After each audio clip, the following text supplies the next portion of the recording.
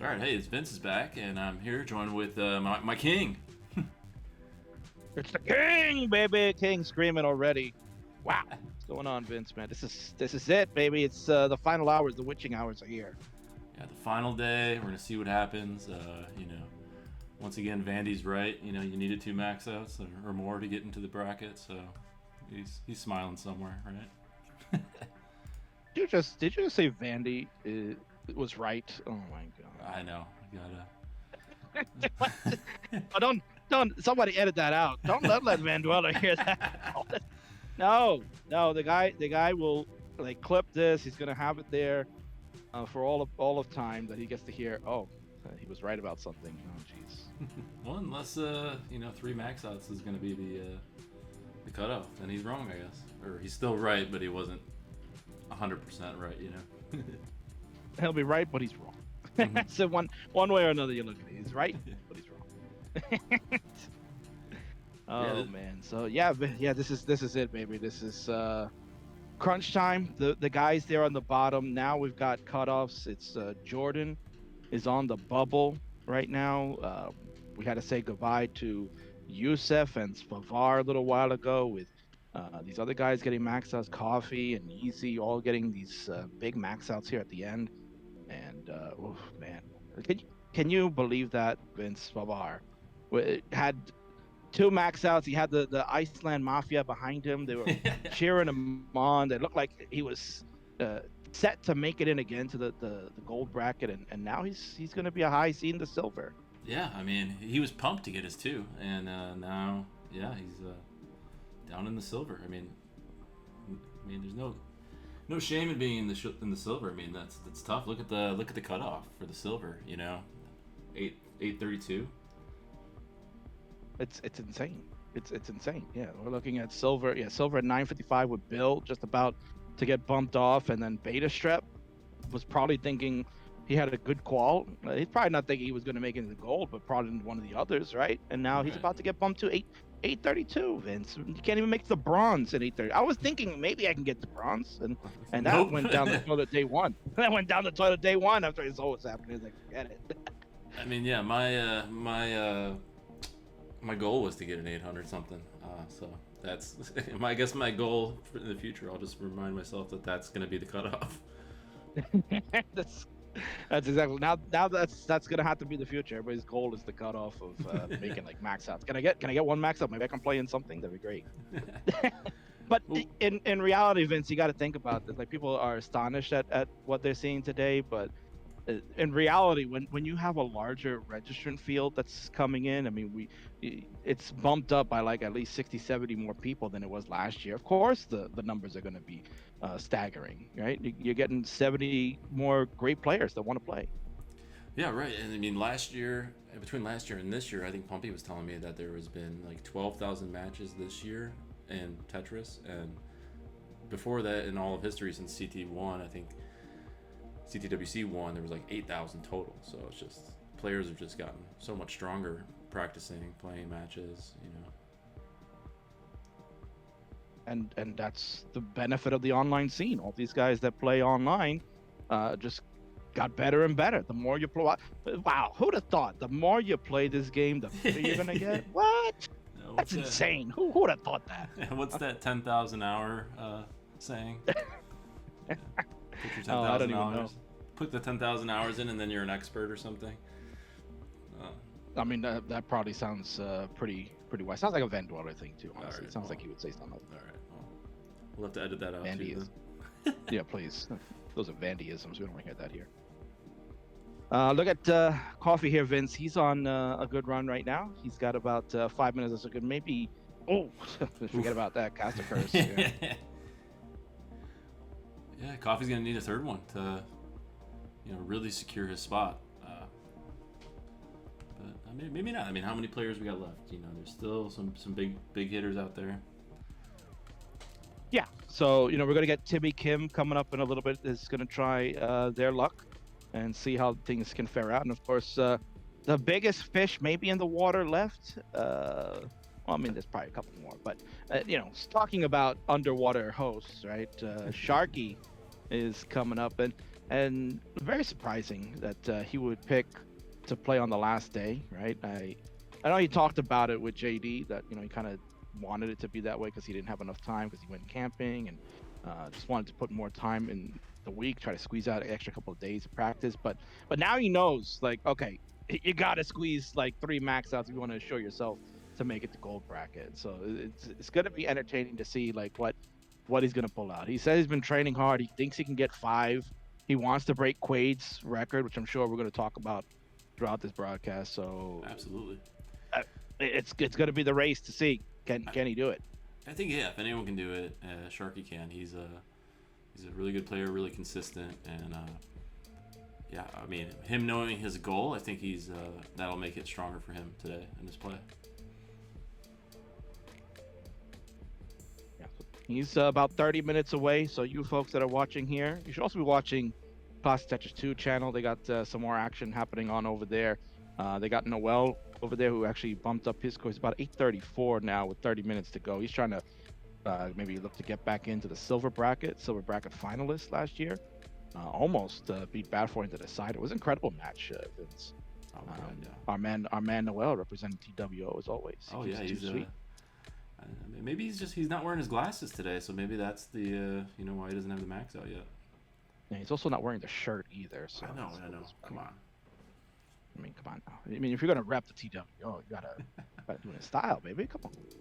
Maybe that's where you went wrong, Vince. I don't think you were wearing the awesome new cool CTWC shirts that are available at the merch store these days. So yeah, I know you got to rep that, but I think maybe a little push from the TWO. I was wearing it yesterday, so I was repping, and it was kind of funny. I was in Columbus last weekend, and Megan was wearing the TWO shirt, and somebody at the convention came up to her and started singing some NWO stuff. Yeah. I know somebody else that would sing some NWO stuff. He's very well versed in the world of professional wrestling. He just joined us too, right, Evans? We got a special guest. I believe is Chris Bidwell in here lurking, or what's going on, Chris? What? Am I on? Well, what is up? Hold on, Chris. So, buddy. Oh my God, I got a headache. My stomach is queasy. Yeezy's laptop battery died. His clock died. Everybody's trying to make this as hard as possible, but I don't care. I'm having the time of my life. How are you guys doing? Doing great. Having a good time myself. So much Tetris, I can't handle it. No, I really can't. I've got 6 streams up at once. Then I got the CT streams over on the side. But my God, what a day. So the question is, of course, where's the cutoff going to be? Are we going to hit 3? I think there's a high possibility, yeah. Yeah, like we were just talking, you got Sharky on deck in about 15 minutes or so. We'll be coming on. You got Matt Martin still to go. We've got Huffaluffagus will be closing out the night. So those are definitely contenders to start pushing more people out. So if we take those guys, man, I mean, think about this, Chris, right? Players that are synonymous with CTWC, like Jeff and Alex Kerr, not even going to make it into a bronze. They're out. Svavar, 2 max outs, thinking he had it locked up. He's in the silver now. This is insane. This is nuts. And the number 1 versus the number 64, whatever that ends up being, that's no gimme anymore. That's just, you might as well just throw scatter shot to anybody in that top 64. There's going to be some upsets in these first couple rounds. There's going to be some top 8 players getting knocked out after 2 games, I think, come bracket time. Yeah, it's about consistency, who's going to, get the right RNG and, put up the big scores. But yeah, you're right. Even player 64 is going to be a strong player. I mean, that's why we have the double elim is, the RNG of the piece sequences are going to be huge. And, it is going to be best of 5 double elim, so you would hope that the consistent players get the advantage of that, but you just don't know until it actually happens. Yeah, so currently, we're looking at these 3 guys are looking at the bubble as the night progresses. So Jordan is currently the man on the bubble in the hot seat. You got to think that is going to be in a lot of trouble with Sharky and Huff still to come. DMJ, who had a very nice qual. You know, it was a couple of potential opportunities to get maybe like a third max out. Didn't happen. Ends up with the two. Is sitting at 63, so most certainly he's going to be in the hot seat too. And then the man from Europe, Mr. Pal himself, Adam MTS, could be maybe the last seed to stay alive. We'll see. Sitting at 62. Oh man, crazy. I mean, Coffee. We got Coffee here on his last game, and he's a max out player, so he might be one of the players that gets a 3 here. To bump. Like everyone my down. boy Tim, I just set him up. He's got the Chris Tang strats of having the stuffies at his side while he's playing. Maybe that helps him keep his controller up higher than like sinking down too low in his lap, or maybe it just looks cute. I don't know, but either way, a good strat. I mean, yeah, it could work for both ways. Yeah, and that's the thing too, is that people have to remember that some of these players have to kind of revise their positions or groups in order to stay within the regulations, the rules, to have hands visible at all times. So maybe some players like to keep their hands very low. Like I know that I had to keep my hands a little higher than I normally would play. I like to keep them very low. Yeah. But you gotta have within frame, so that's part of the Yeah. rules. So maybe that affects some players more than others. This year I had Maddie, who was having difficulty keeping her hands up, and I recommended having a pillow in her lap. That seemed to work. Of course, the most famous example was Cheesy last year, who was, instead of holding a pillow or whatever, he decided to play the controller like a guitar, and he became internet famous because of that grip. So it worked out for him. Got to the top 8 with that. So sometimes you change up your thing. He had a trash call up till the very end, but he pulled it out and shocked the world. So you got to think about these things beforehand, and also have your laptop battery charged before you do your qual. And Imagine not having it plugged. Imagine not having it plugged in the first place. I mean, come on. Well, it's nuts because like my job is I'm a software trainer, so like I go onto these Zoom calls with these people, and the first thing I look for is that little battery logo in the corner, and I tell these people to plug their laptop in because I don't want to lose them in the middle of a Zoom call.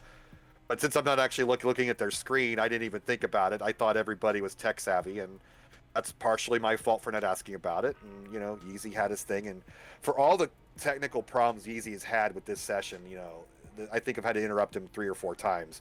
He's still killing it. How many maxes does he have right now? He's got 4. Is he on this screen? Yeah, he's on this screen. So he's got 4 maxes. So he's guaranteed gold bracket, championship bracket, if you will. No intercontinental for Yeezy. Yeah. And what a run, despite all the distractions. He's had to change his computer out because he couldn't plug in his other laptop along with all the USB cords coming out of it because, modern computer design. But what a run there by my man Yeezy. Oh man, Coffee on his last game here, and some little dicey situation here. Ooh, he's 2 away with 223, but man, what a terrible board. Does he have 29 game? Not that high up. Not that I know of. Oof. Ah, Oh boy. He's fighting though. jeez, a 967. That doesn't even improve his kicker. Bummer. Oh Lord. I'm gonna go full Vandy crazy laugh there. My God.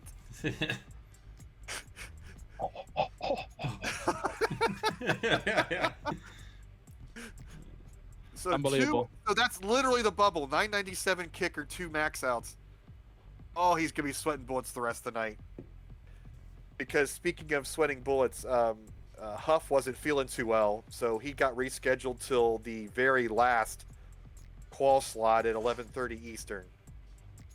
And another player got scheduled after that, so I'm going to kind of be the catch-all if there's any others that need quals late at night this evening, because I guess the official end time is 7 a.m. UTC, but there were no judge slots available. That was deliberate, so we could make sure we have open slots. So I'm pretty much pulling an all-nighter tonight, then I'm watching VODs all day tomorrow. And I wouldn't have it any other way. What's your birthday week, It's my birthday week. Yeah, I'm feeling every bit of my 45 years right now, I'll tell you. You're celebrating in style, Bidwell. It's been a phenomenal week. It's been phenomenal. I was on the CT2 channel with my LATAM brethren over there. We had some good chats, so we were kind of talking about some maybe surprises of the week. There's several players that are not common household names in the world of Classic Tetris that had outstanding qualifiers. For example, Moha or Moja, however you would pronounce that, young super tapper from Germany, had an impressive qualification. Surprised me, along with some other surprises were Aaron getting 8 max outs. I knew Aaron was going to be very good, but getting 8 in the 2-hour sitting was truly a beautiful sight to see. And then, think about it. We started the week out with Hydrant as number 1. He was much holding that spot right to Friday, I guess. So he got his wish. You got to say his name up there at number 1 for a number of days, but then everybody else just came in and obliterated it now. Yeah, I think that's what's Sharky great. is itching to go. He's like, how about now? How about now? He's scheduled for 8:30 Eastern, so I will give him a 5-minute head start. But my man wants to go, so I will jump out of here soon. But everybody, thanks for spamming my emotes. Best judge. I don't know if I should be embarrassed or proud of it, but I appreciate it. Everybody's snarking about the situation from this morning, and I will go into that a little bit later. I want to get a good 10-minute block to discuss how that decision was made, but we want to keep that as public as possible, and I'd be glad to discuss it with you guys rather than try to explain it in a chat. Excellent, Bidwell. Best judge of the year. So the LATAM thing, though, man, my boy, was it Zach who got the level 9 start as a lark and got his second ever max out without? That was bad AF. I love that. Now everybody's doing the level 9 starts, and it ain't working out so well, but I think that's going to be finally the move that kills the level 9 start antiquated rule from CTWC. Oh, it's fine. I guess we'll see. I don't know. Maybe. I don't know. Listen, most of the pro players are going to start in the 18s, but some of these other players that would love to compete. We've seen a wide variety of different skill sets, so I think having the level 9s make it entertaining to at least watch and see. Maybe people hit PBs.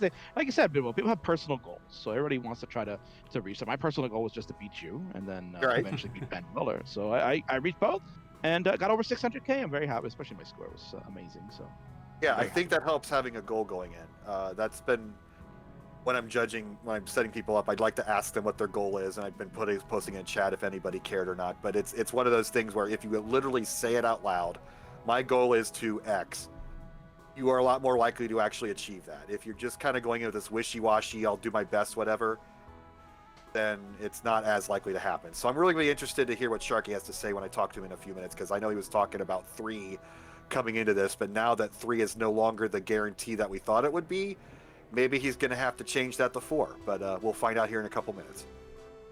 All right, so we'll see you back here in a little bit, Bidwell. I know you're going to get him set up, so yep, we're waiting for you, and then you're going to be you're going to be under fire. People in the chat going to be yes, talking to you. Yeah. He's going to get later. Oh boy. Chris Bidwell explains all. I can't shut up. All right, I'll be back. We'll see you, Ben.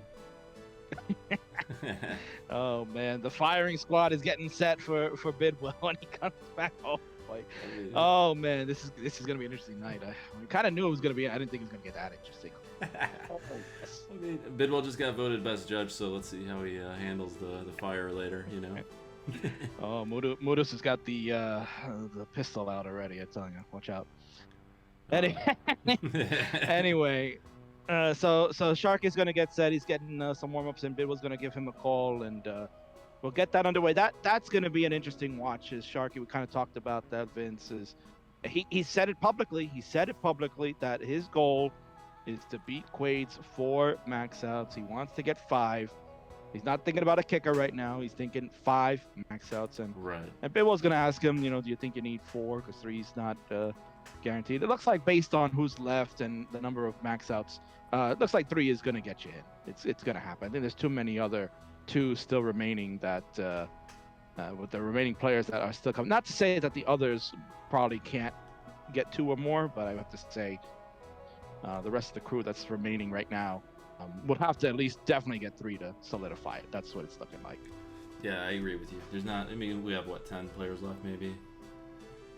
Yeah, and then we had like something like 4. I think we got like about 3 or 4 that were not on the list that we have no time. So I guess they will not be participating. But Yeah, some of them, had the wrong setup, or may have thought, something else. they thought it was modern. Maybe they thought it was modern Tetris. Yeah. Right. It's like, I can't just plug this into my HDMI. I can't play it on my computer. But It has classic mode.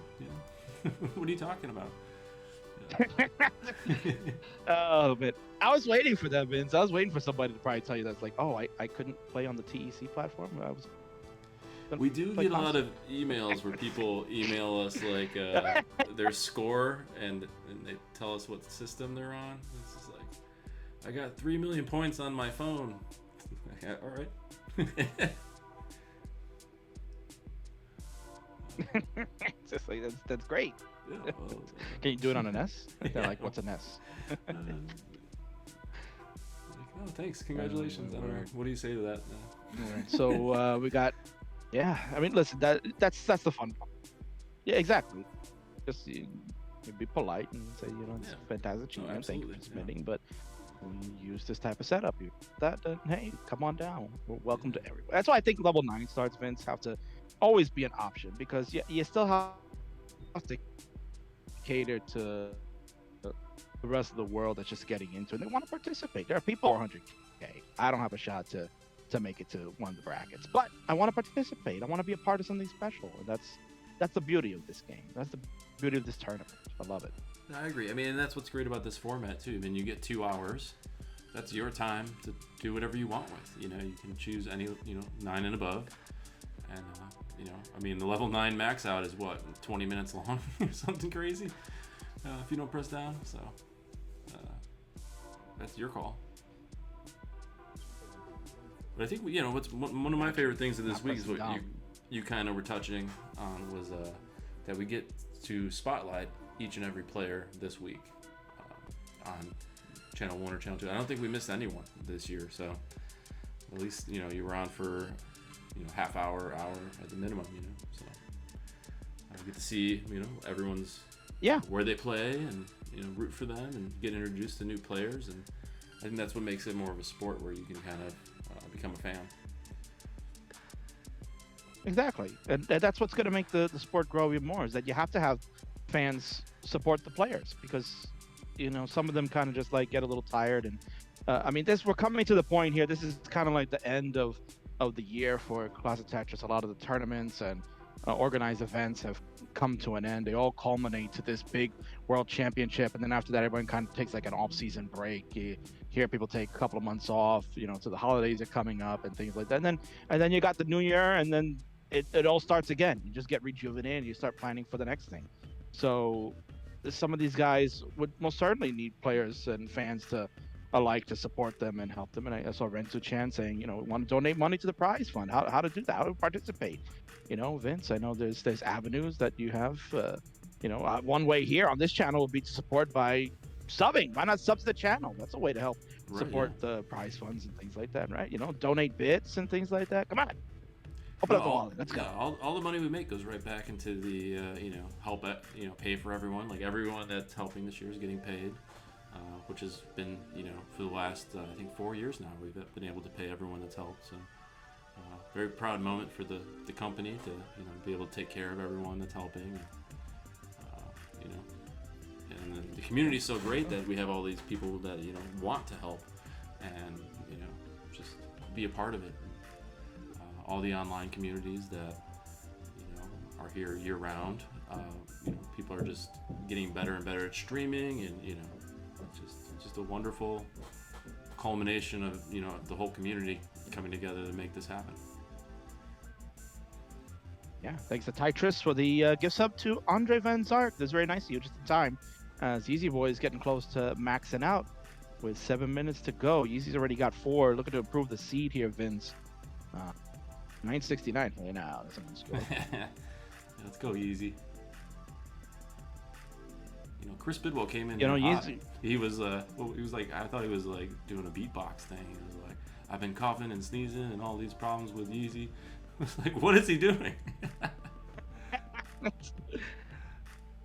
Well, maybe he spent a lot of time out near the 8 mile. Hey, come on, man. Easy. Oh no. But still has time. We still got time. 976. Improves the kicker though. Improves the kicker. Stats guys, get on the job. Improve that kicker for Yeezy. We'll see if Come that on. increases the position. We know it's the last day. Come on. Oh man, Drag your feet, stats guys. Sharky's got a countdown going to his 2-hour mark here. Oh, that's nice. He thinks it's gonna take 4 minutes to get verified. Oh, that's cute. not maybe with any other judge it might be 4 minutes or less. Not with Bidwell. Bidwell puts you through the ringer right Oh my god, yeah. Bidwell's tough. Was he? Did you was say he, that, Vince? He was your judge, right? No, I had T-Rad. T-Rad was a sweetheart. Made it very easy for the king. Oh, T-Red's the best. No, I heard. Yeah, no, I heard your story the other day when you were talking about going through the ringer with Bidwell. Sounds a lot of fun. Remind me never to play Hatris. That's the game. Oh, do not play Hatris. We jokingly were gonna have Bidwell and I were gonna host a April Fool's Day Hatris World Championship on the CTWC channel, but just seemed like it wasn't gonna be worth it. It's just such a horrible game to watch, even. Oof. Yeah, but I bought a Hatris cartridge, and Nintendo games aren't cheap anymore. I think it was like $25 or something crazy for a terrible game. I go to the retro store. Yeah, I go to the retro store pretty often to get like controllers and stuff from time to time. And controllers aren't too bad. They're like $10. It's fine, whatever. But then I go look at the cartridges. I'm like, let's see, was there any games here that I would be interested in getting? I see like they got Legend of Zelda. It's like $60. I'm like, bro, that's even more than when I bought it back in 1986. Right. Like, come on. I mean, it's all used and beat up. It's all $60. Give me a break. Yeah, I'm not paying that. No, just to try to attempt speed runs of a game that I never tried to even speed run ever. I'm like, barely even be able to finish it within like a month. This is too hard. Yeah, luckily Tetris carts are usually cheap. I mean, millions sold, so. Exactly. But they've been creeping up. They used to be like $2, and now they're $5, $10. Yeah, the last one I bought was about $10. So. Yeah, but it's fine. That's to me that's reasonable, right? For a 1989 cartridge from Nintendo for $10. $10 is fine, man. That's reasonable. Can't complain. All right, so yeah, Mira's trying to go maybe some 19 starts, either to kind of get out of the lull here, or just say, you know what, I'm running out of time. Maybe 37 minutes, 19 starts. I can save a few extra minutes. This is exciting. We're watching Bidwell troll Sharky right now, probably. He's going to be like, stack really terrible and now get 5,000 points. Yeah. Look what he's got him doing all over to the right. And you know he's got to dig into Sharky, too. You know that, because they were co-commentators last year at Silver, so of course, Bidwell's been like, listen, I'm going to put you to the ringer, kid. I'm going to make this easy for you.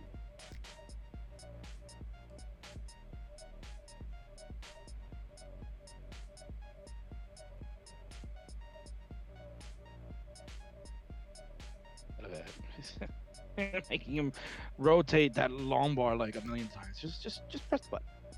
Just press it. No big deal. Just press it like 100 times. I mean, maybe he's like trying to, take his time so that he doesn't have to answer questions in the chat here.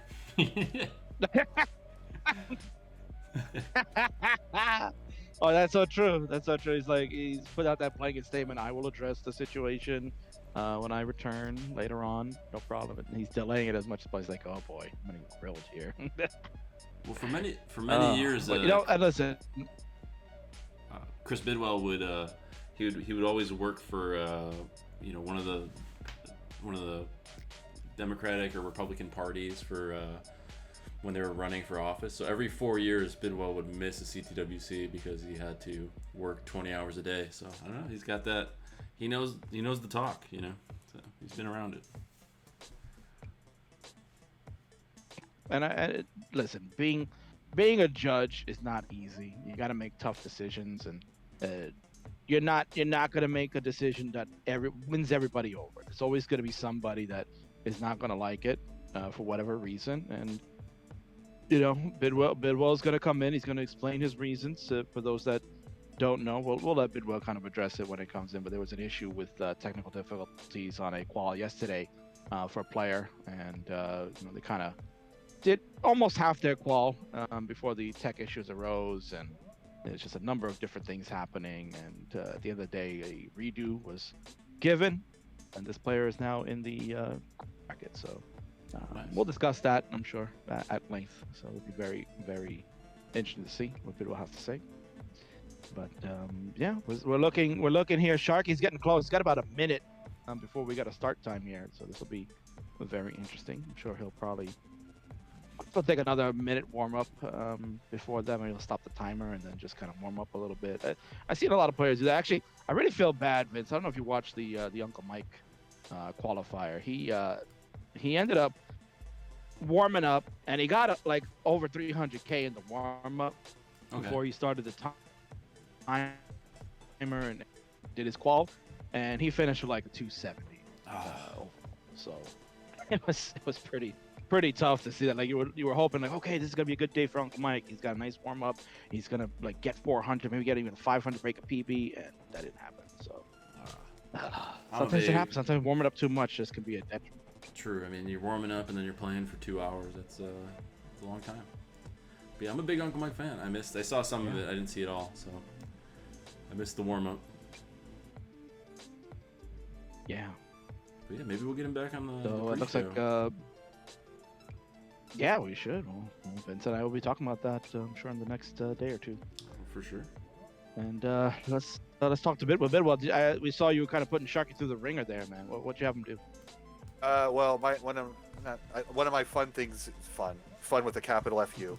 One of my fun things to do is to, is to make people play Hatris. You know, you're familiar with the Alexei Pizhizinov not classic Hatris. You stack up hats on vertical columns, and then when you stack up enough hats, the hats go away. So I have players take same pieces and stack them up in vertical columns. So that's a fun, dumb way to prove that you're playing live, because no one on God's green earth would ever play Tetris like that on purpose. So I had him do that, and then I had him get to a certain scoring point, and then he had him top out, and then I have him say something snarky in the player entry. So with Sharky, I had to have him use the Hyper Jolt, which is, he has said is now called Fake Das. But back in 2019, when he was on camera, Arda said, "Look at him jolting," and then me being the clever boy that I am, by saying that, I mean I'm not actually clever. You just add hyper to anything in front of a word in Tetris, and it's a Hyper Jolt. So that was a fun thing for a couple years, and now it's a 2-year-old meme. So don't give away your secrets now, Bidwell. I know. No, just put hyper in front of everything. That's still a thing right now. You got to put rolling isn't really as fun. Like hyper rolling. What do we do with the term rolling for the memes? I don't know. Maybe you get a chance to think about that tomorrow, Bidwell. We got we had the very busy week with Paul. Monday. Boring.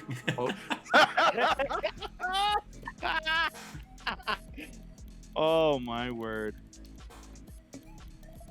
But yeah, so we got Huff and Hydra will finish the best of 91 series. Bidwell, they like, oh, we don't mind. Bidwell is busy, and obviously it was getting late. I was kind of tired, so I didn't stream. Oh, cool, awesome. And we'll get it tomorrow night. So I'm sure we'll have level 20. Yeah, after watching about 30 VODs tomorrow, I will be ready for more Tetris. And I'm not kidding. That's not sarcasm. I'm really excited to go through all these VODs tomorrow. I'll watch them all in double speed, but I might have to watch Quade's in real time, because him and DeLuca were having a hell of a time chatting with one another during their run, and I didn't get to catch very much of it when they were actually playing, but that should be a treat. But I'll save that for like my last VOD to watch and catch the whole thing, and then I will be ready for best of 91. Nice. So I can't wait. Yeah. The Quade's qualifier was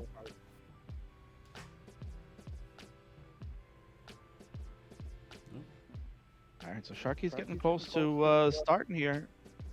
Yeah, he got the Terminator timer. I love the font choice. I gave him a little grief because he had like the regular timer. It's like Sharky's way too cool to be using that standard Google stopwatch thing. So I'm glad he made that upgrade. He's a smart young man. He's got his sight. He's got his sights set. Bidwell, he said it numerous times. Said it on stream here when he was hosting one of the quals. He said his goal is to beat Quaid. He wants to be the #1 dasher. He wants that world record. All right, do we have any players to bring in here? Let's see. I believe we have Looks like 20 minutes away from a couple of. Yeah. Got his 2 maxes. Well, maybe that's right because he had to reset his console so many times. But 4. Wow. Is that an updated kicker as well? I see on there 976. Well, I'll find out eventually. Wings asking me if I have to watch the entire VOD. I would not have time for that. I watch the top scores, so I watch every max out, every kicker, and if there's issues, I do have the streams up live. So like with the case of Yeezy with his timer going on, that sort of thing, I will watch those transitions and make sure we're all in the up and up. But generally, if it's a smooth run, then I just have to watch the top scores.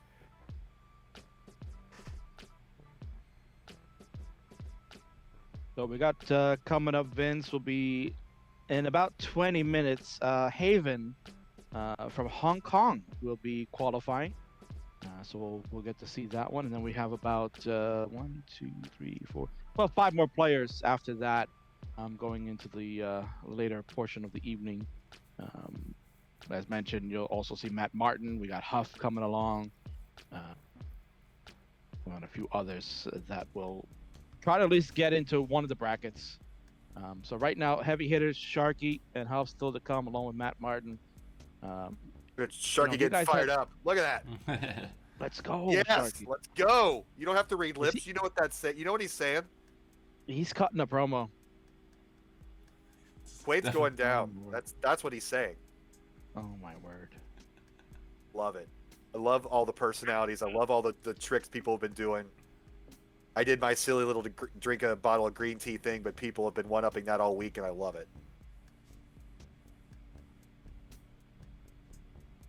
So here we go. And King with the ultimate promo, getting the 669. Like, I mean, that's just fate. That just had to happen. I was getting a little fatigued and worried that I wasn't going to meet my goal. I was struggling to get to 500 about that point, and it just happens. You just need one good game, right? Chris? All it takes is one good game. Right. Now, King, was that pre-recorded or what? What happened? How did that happen? Yeah, it was pre-recorded. I made sure I had the VHS ready to go. And yeah, it was probably one of my best games ever. I was so proud of that. What a moment. That's what's great about Tetris. It's yes, you have rivals, but it really is man versus game, man versus RNG, and it allows us to cheer each other on. Like, the game is freaking hard. So anytime somebody gets a personal accomplishment in this game, it's really easy for everybody else to cheer everybody on. Oh, nice little spin from Sharky with the L. I'm surprised he actually wants to continue playing this out. Yeah, I would have probably just topped out by now. Yeah. I think your first game, you got to get those jitters out, even if it, game 4 or 5, you're resetting this. But I think to get started, play it out, see how it goes.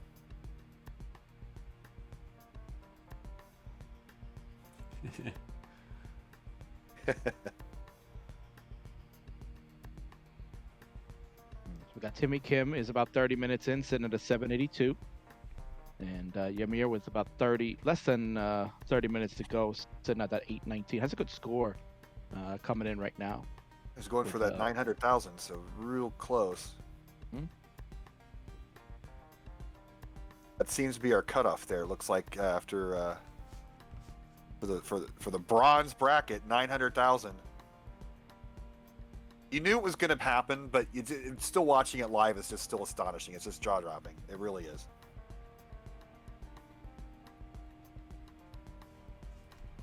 I'm enjoying everything of this entire week. Vince and I were talking about how great this week has been. It's just been so much fun to just sit and watch all these quals. Like we talked about that last year, and it was such a breath of fresh air to get to see everybody. Get a chance to be spotlighted here. And like Vince said, I mean, you got so many more players that were added to the pool, and pretty much, we're pretty sure we got just about everybody on either this channel or on Classic Tetris 2. So a lot of hard work for all involved, everybody, part of the staff, and those that helped get on to restream on the other channels and stuff like that. So the big shout outs to those guys. And everybody got their 15 minutes of fame and then some. So it was fun. We got to see a lot of great Tetris.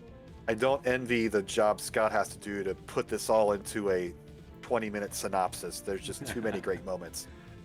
But he's going to do a phenomenal job, and I can't wait to see that one. I'm sure Wingfire's got like VOD timestamps for Scout. He'll just send it to me. Yeah. I was wondering the same thing as Vandy. My name and Chris's name are very large, but your name, Mr. Lannis, is slightly smaller. Yeah, I don't know how's that even the case? Two font point difference, and Vandy notices that. Oh. Eagle, nothing gets past him. He's just. I saw it, and I was like, oh, maybe someone will fix it, because I don't know who made it. Did you shrink your own font? Is that your preference? No, you know what happened? It's probably because originally in there it had me as George the King in quotes, Alana. It's like if I was Jerry the King Lawler or something. So it was in there originally, and that just seemed very silly. So get away with it. Uh-oh. Bidwell, you might have a job here. Looks like Sharky's having issues. Yep. He can't even believe it. He's like, what? What?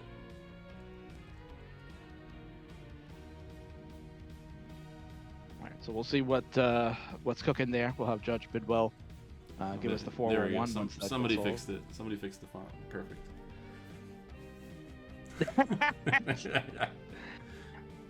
Look at that. It's like reading fine print.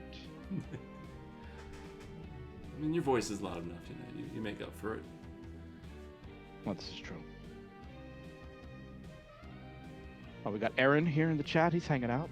What's up, Aaron? Mentioned, is eight max outs. Phenomenal, man. Is one of the King's Fave fives, without question. Yeah, I mean, I'm a big Aaron fan. I mean, we were on the same team in Sharky's Classic Tetris Gauntlet, so we got to hang out on voice chats a lot. Nice. While we were. Do you guys have like team practices or anything like that? There was a couple go to Max Out Club and let's play type days.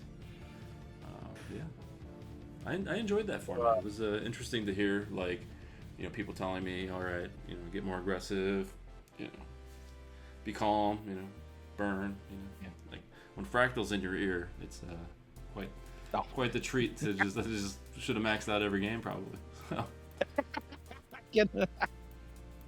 Oh man, and I have actually questions for you about that, Vince. I'll get to you. So Bidwell's back. Bidwell, you want to give us a status report? What happened? Oh yeah, Sharky's TV died.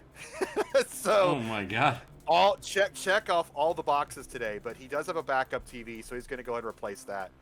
I'm sure that's going to be thrilling action there in the top right-hand portion of your screen as he replaces a CRT. But we will get him in. He got his one game in. It'll be like 156 left on the clock. That one game will count. Wow, what a 1990. I don't know what year Sharky's TV was built, but yeah, wow. Good thing he had a backup. Yeah. I mean, well, maybe he's got like a storage area like Bidwell. Bidwell has plenty of Yeah. boxes. I've seen it firsthand. All right, so he looks like he's back. So I'm going to get him running again, but just give you an update, and I'll be back. You got it. All right. So there you go, folks. That's the update. Sharky TV issues. So it's getting the backup one put together, and then Bidwell will go through another verification process, and then we'll figure out have a reset of a timer or continue on. We'll find out. I'm sure we'll get all the details shortly. So Vince, let me ask you, because Van and I had the privilege of watching and calling your qualifier, right? Right. A few days ago, and we were very impressed with your gameplay. You stuck through pretty much going to transition like every time, and felt like that night could have been max out night. So a lot of us were thinking like, what have you put in a lot of time? Obviously, we know that you've really gone in joining the online Tetris scene because you've been participating in Van CTM and you have been in Classic Tetris League now a couple of seasons, moving up the ranks now. You'll be a Division 3 player when we return, perhaps in November or whenever you're ready to come back. So, like, how much time have you really been putting in the game now? I mean, yeah, last year I decided I was gonna, max out. Maybe I was like, I gotta put the time in, So maybe around like after the tournament last year, I started, playing more on my own without streaming, and then I got my, 985 on, I think it was New Year's Eve last year, and I was like, all right, I gotta start streaming. I want to get this recorded. I also want to, join. I had been playing in CTM, those first couple, months to just. I was like, I want to get some more matches in, So yeah, I've just built up this like consistency of just getting, 600-700, nearly every game. But yeah, the max out for me, I think is coming. But yeah, it's just putting the two games together, So when the 18 gets good, the 19 gets bad. So it's been a struggle, but yeah, I'm excited to max out, and thanks for seeing it firsthand. And, glad I could put on a good show. Yeah, we were both very impressed of how well you were going there, and I think it was a real treat, and that's what I was telling Van. Like, he was surprised to hear that you're making up Division 3. He's like, what? How is Vince going to Division 3?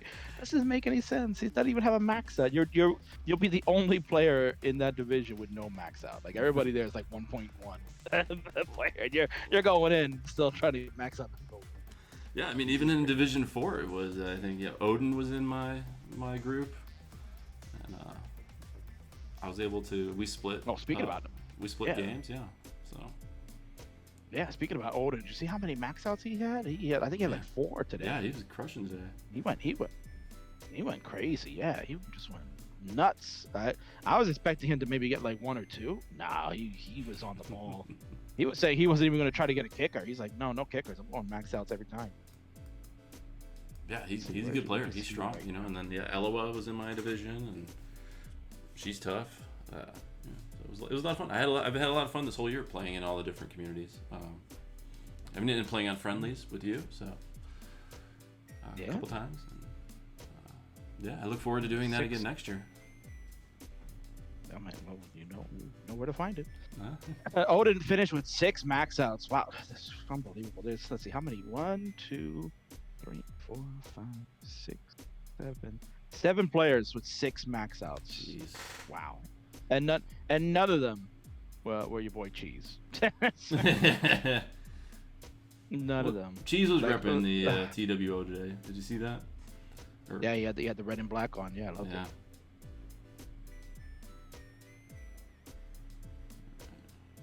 So definitely, it's been a while. It's just been very wild. I mean, a lot of people wouldn't think of needing this many max outs to get in. You would think 2 should be more than enough to get you in to play this tournament, but the gold bracket is very, very difficult. So you can see right there, small Jordan is on the bubble. Sharky's going to look to try to pop the bubble on Jordan and try to move into that nice gold bracket. So we'll see how that works out. And Beta Strep, a familiar name in the online scene, is on the bubble to be bursted, not even playing any tournament with an 832. Man, crazy. Yeah, if you look at the scoreboard right now, a lot of the players with 2 max outs are, there's 5 of them in the 990s, which is crazy. And then 2 970s, 3 970s. So just 1 away from max out. So it's kind of 3 max outs anyway, Yeah. If you think about it. All right. So are these the only? We just got rated. Are these the only 3 players right now? We got the Classic Tetris 2. Yeah, they're calling it a night. I'd like to thank our friends over there. It's been a LATAM night on Classic Tetris 2. It's hosted by Johan in the majority portion of the day. We had Pumpy earlier this morning, so shout outs to both guys for holding the fort. Thanks a lot, guys. And yeah, Vince, we're just waiting on Haven. Should be starting up in about 5 minutes from now, and then we'll get a couple more guys, but I think we'll be able to sprinkle people here and there throughout. So I don't think we have to get crazy with like 9-player scenes. We'll be fine. We'll just, Yeah, you guys want to watch? Everybody will be on. Don't you worry. You want to watch my computer melt? We can do that. You know? Yeah, thank you, Johan and company, for picking up the slack there and taking on CT2. It's much appreciated. Yep, they did a great job over there. So shout out to all those guys helping out, all the guest commentators keeping Johan company. You're all the best. Thanks so much. Well, yeah, is Haven warming up right now? We can put him on there if he's warming up. Why not? Let's see. Yeah, why not? Fill the box. It's gonna be filled anyway, so go ahead for it, Vince. Haven's live. Let's go. Haven of the Sea. Yeah, formerly was known as From Haven's Bedroom, which was a very strange Twitch handle. Yeah, it's like, what? From Haven's Bedroom. I had that for like a good year, and then I guess kind of changed it after they won the CTWC Hong Kong tournament, I believe. I think that's how they have their qual taken care of. Yeah. Yeah, that was basically like the first IRL event, right, Vince? When we kind of were trying to get out of this pandemic situation, they were really like the first ones to go and do something. It was the first one this year. Yeah, I think it was in maybe March, February, something like that. Yeah, so kind of gave a lot of other people hope that we could do something and show that things are done in a safe manner and people follow protocols. That hey, we could do this. Yeah, but what happened? What happened to America? Don't get me started with some of these states, please. Yeah. Yeah. Hopefully next year we're in person. If not, there's gonna be a handful or maybe 2 handfuls of live qualifiers around the world. That's the plan. There's already some coming in, so I know there was a couple this year in the United States, and looked like a lot of people had a lot of fun going. It was like the first time they got to meet each other and play Tetris with each other, so it was fun to watch. You know. So. Of course, who can forget Blank's garage qualifier? And then the dorm room. and the dorm room, right? It's amazing. Just oh man, bless his heart though. I'm a big Blank fan, so I can tell. But at least he's trying. He said he's trying to get like. Apparently he's like head of in his college that he's like the head of action puzzles. So he's like responsible for anything under that realm. So basically Tetris fell into that category somehow. And so he said he's trying to like spread the word and get people involved on his campus. And when he was doing the Blank during qualifier, he went out with his buddies and they like cut up like 500 pieces of Tetris. I think they like did them in teas, I think it was, of like just advertising his event to come down and play and stuff like that. So I mean he's ambitious. You got to give him that. He's very ambitious. So hopefully he's a go-getter for sure. Yeah, hopefully he can put that to good use in his future endeavors in life. So good for him. Good for him. What's pretty funny about that is I got an email from the college that was telling me, I don't know how they got the email, but they were like, you're not allowed to put these advertisements up. You need to get official whatever stamps on them or whatever. So I sent it to him, and he was like, yeah, we didn't have enough time, so we just did it. It's like, okay. But, I don't know how they got my email, or they got, just one of the Tetris emails. They like went to the website and just emailed us. All right. Well, either that or they just like were saying they probably interrogated the kid. They got those they put him in a room and they got like that blinking light, right? They got him like strapped to a chair and he's like it's 100 degrees, and they're just grilling him in smoky room. It's like, who told you you could put these flyers up? Yeah. Vince Clemente. Like the I can basement imagine of that. like the Skull and Crossbones or whatever. Yeah. Oh man, like that. Yeah, that really hot spotlight just shine, and the whole room is dark. It's just only shining down on, and they're just like grilling him and stuff like that. Who told you to put these up? You know, listen. These universities, they don't play around, man. I know firsthand. You try to put something up like on campus grounds, woo, they shoot you down immediately. They hunt you down now. It's like you can't do anything. You can't advertise or nothing. Yeah, you can't tell. We're doing a cool thing. We're playing Tetris, you know. Yeah, It was pretty funny. There's probably some, you know, the dean or whatever, just ripping them all down in anger because he didn't get to approve it or whatever. No, Hector coming in with the truth here, I guess, Vince. It says the college wants you to go back because you have overdue books. Oh God. Paid. Yeah. I'll be right on that. Library Yeah. books. No. Yeah. What's your return policy on textbooks? Oh, you're not allowed to return anything, man. That's the truth. You go right. Yeah, it's the truth, man. Yeah, no, you can't return anything these days. Oh man. I always felt like textbooks were like the biggest scam because they would just like change one spelling error and make it a new version the next year, and it was not allowed or something. Yeah, no, you're not wrong about that, Vince. Yeah. No, that's the see, that's hot take for those that want to hear it, but yeah, the book industry is really kind of shot itself in the foot, especially in the college textbook market, because that's the biggest problem. Is greed. The greed went into the real far deep end, probably, within the last 20 years, I would say. Like, it was fine back in the day. They were still expensive regardless, but, there was a marketplace for how things would work, and you just get them at the store, and that was it.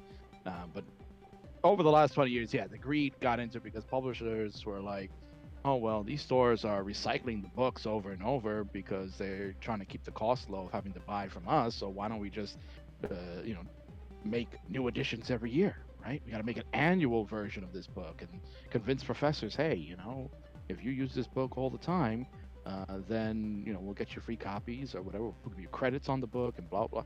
It's a whole big business that ended up shooting itself in the foot to the point that now, like, the industry is, like, struggling and having to go now into a digital format in order to cut costs, and you see that, man. I mean, like, how often do you really see like a bookstore out there now, right? Like they're kind of starting to fade. They're turning into the realm of the video store, right? That's kind of like the next thing that's probably gonna end up phasing out at some point. That's why all these stores now are trying to build something within to have like coffee shops set up, or like, now there's like sections for gaming and picking up the slack of what Toys R Us used to have back in the day, just to get people into the stores, and that's the reality. That's what's happening now.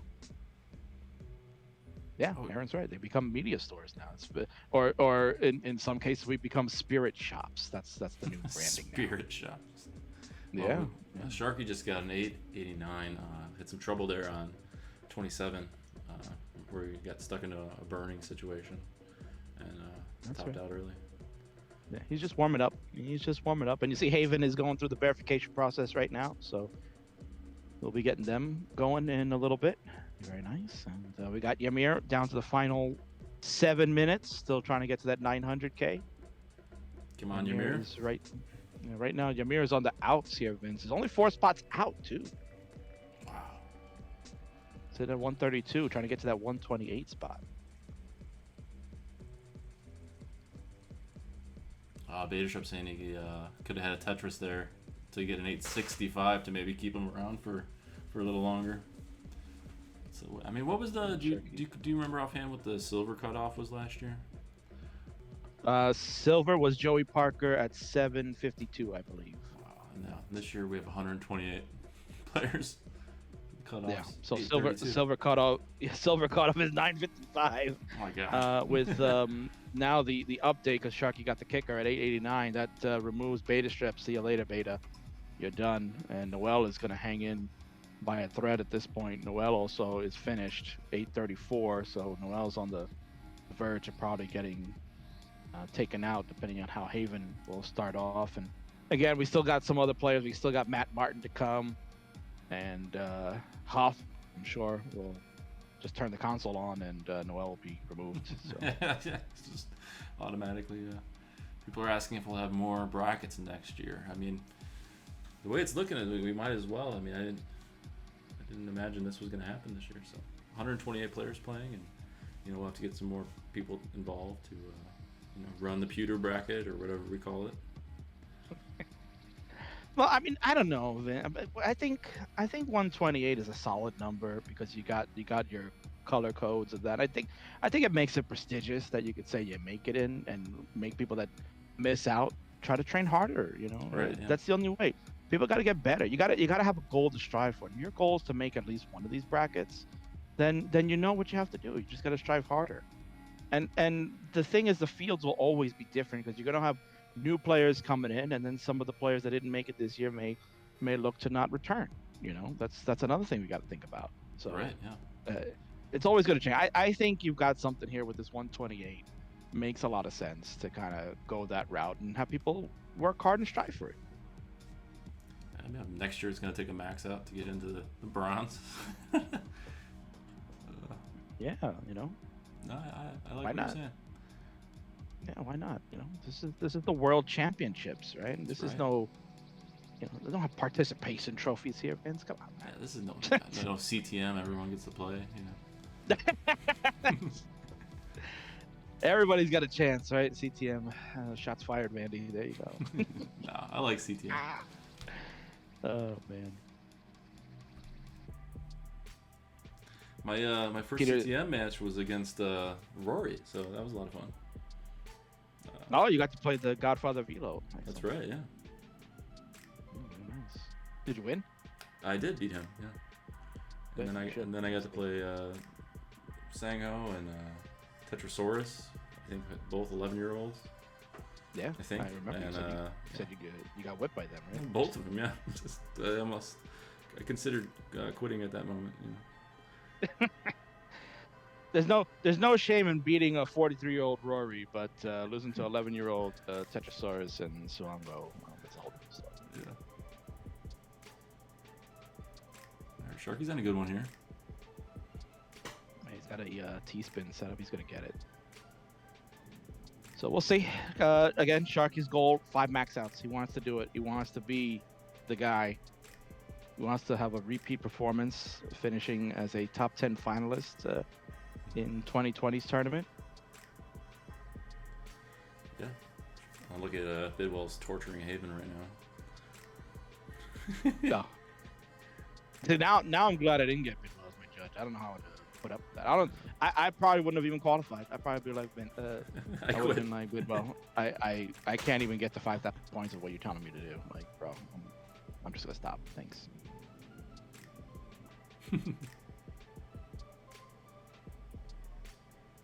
Voted best judge. I mean, what an honor. I think Bidwell did the most verifying of players. It was like 90 something, so like more than half. So he's got a lot of videos to watch tomorrow. Well, he says he's gonna watch them on 2 times speed, so I guess he's got an extra day off. It's still 90 hours. The whole week. Oh my word! He's not getting any sleep, and then he's gonna come hang out with me for the best of 91. Oh, he's gonna be loving that, sure.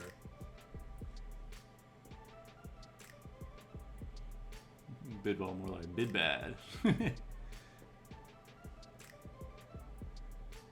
But I'm sure he's gonna be loving what we got cooking here, Vince, on Friday, right? We're gonna be kicking off World Championships. Yeah, the kickoff party, baby. I can't wait. Better to host it up.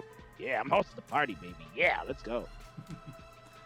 We got Aaron asking when qualifiers should be submitted. You guys got to submit them right away. I mean, we're trying. Brackets are next Saturday and Sunday, so we gotta get the schedule up and let people know when they're playing. Yeah, come on, Aaron. Stop pulling around. Get it in. Just get it in now.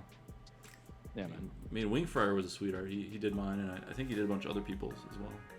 I'm probably do like half the qualifiers. It's just like send everybody here. You go. Here you go. Here's your timestamps. There you go. So, like you said, Vince, just a lot of good people, helping around, just getting things. Makes life easier for everybody. Now we got Tank saying he's hacking the Fisher Price 2 for the kickoff party while watching this. Uh-oh. He's got a secret weapon. Boy. He's always got something up his sleeve. I love it. Oof, Sharky was hoping all those long bars come in brutal. This is gonna be tough. Mm. Oh no. No! He can't get that to you. Oh, he's still smiling though, so. That's a good thing. All right. So Sharky, plenty of time still. He's just kind of getting going here. Well, Yamir's on. Looks like it's gonna be last game now, Vince. So this is it. Last game. Got to be the best game. Let's go, Ymir. Time. Run it out. Look at that. An 8-19 is 133rd place. Oh my gosh. In 2019, Vince, what would 819 get you? In 2019, what did that got? It would have got you like, I don't know, probably a 17th seed or something. Yeah, you're playing round 0, but at least you're in the tournament. Right. Well, I mean, I'm wondering, like next year, if say things are in person. I mean, obviously these scores aren't going to be happening in person because you won't have as much time, right, to get the max outs and the added pressure of not playing on your own setup and. So I'm interested to see what happens if we can do that. Hopefully we can do it. I mean, and hopefully everyone can make it out. Yeah.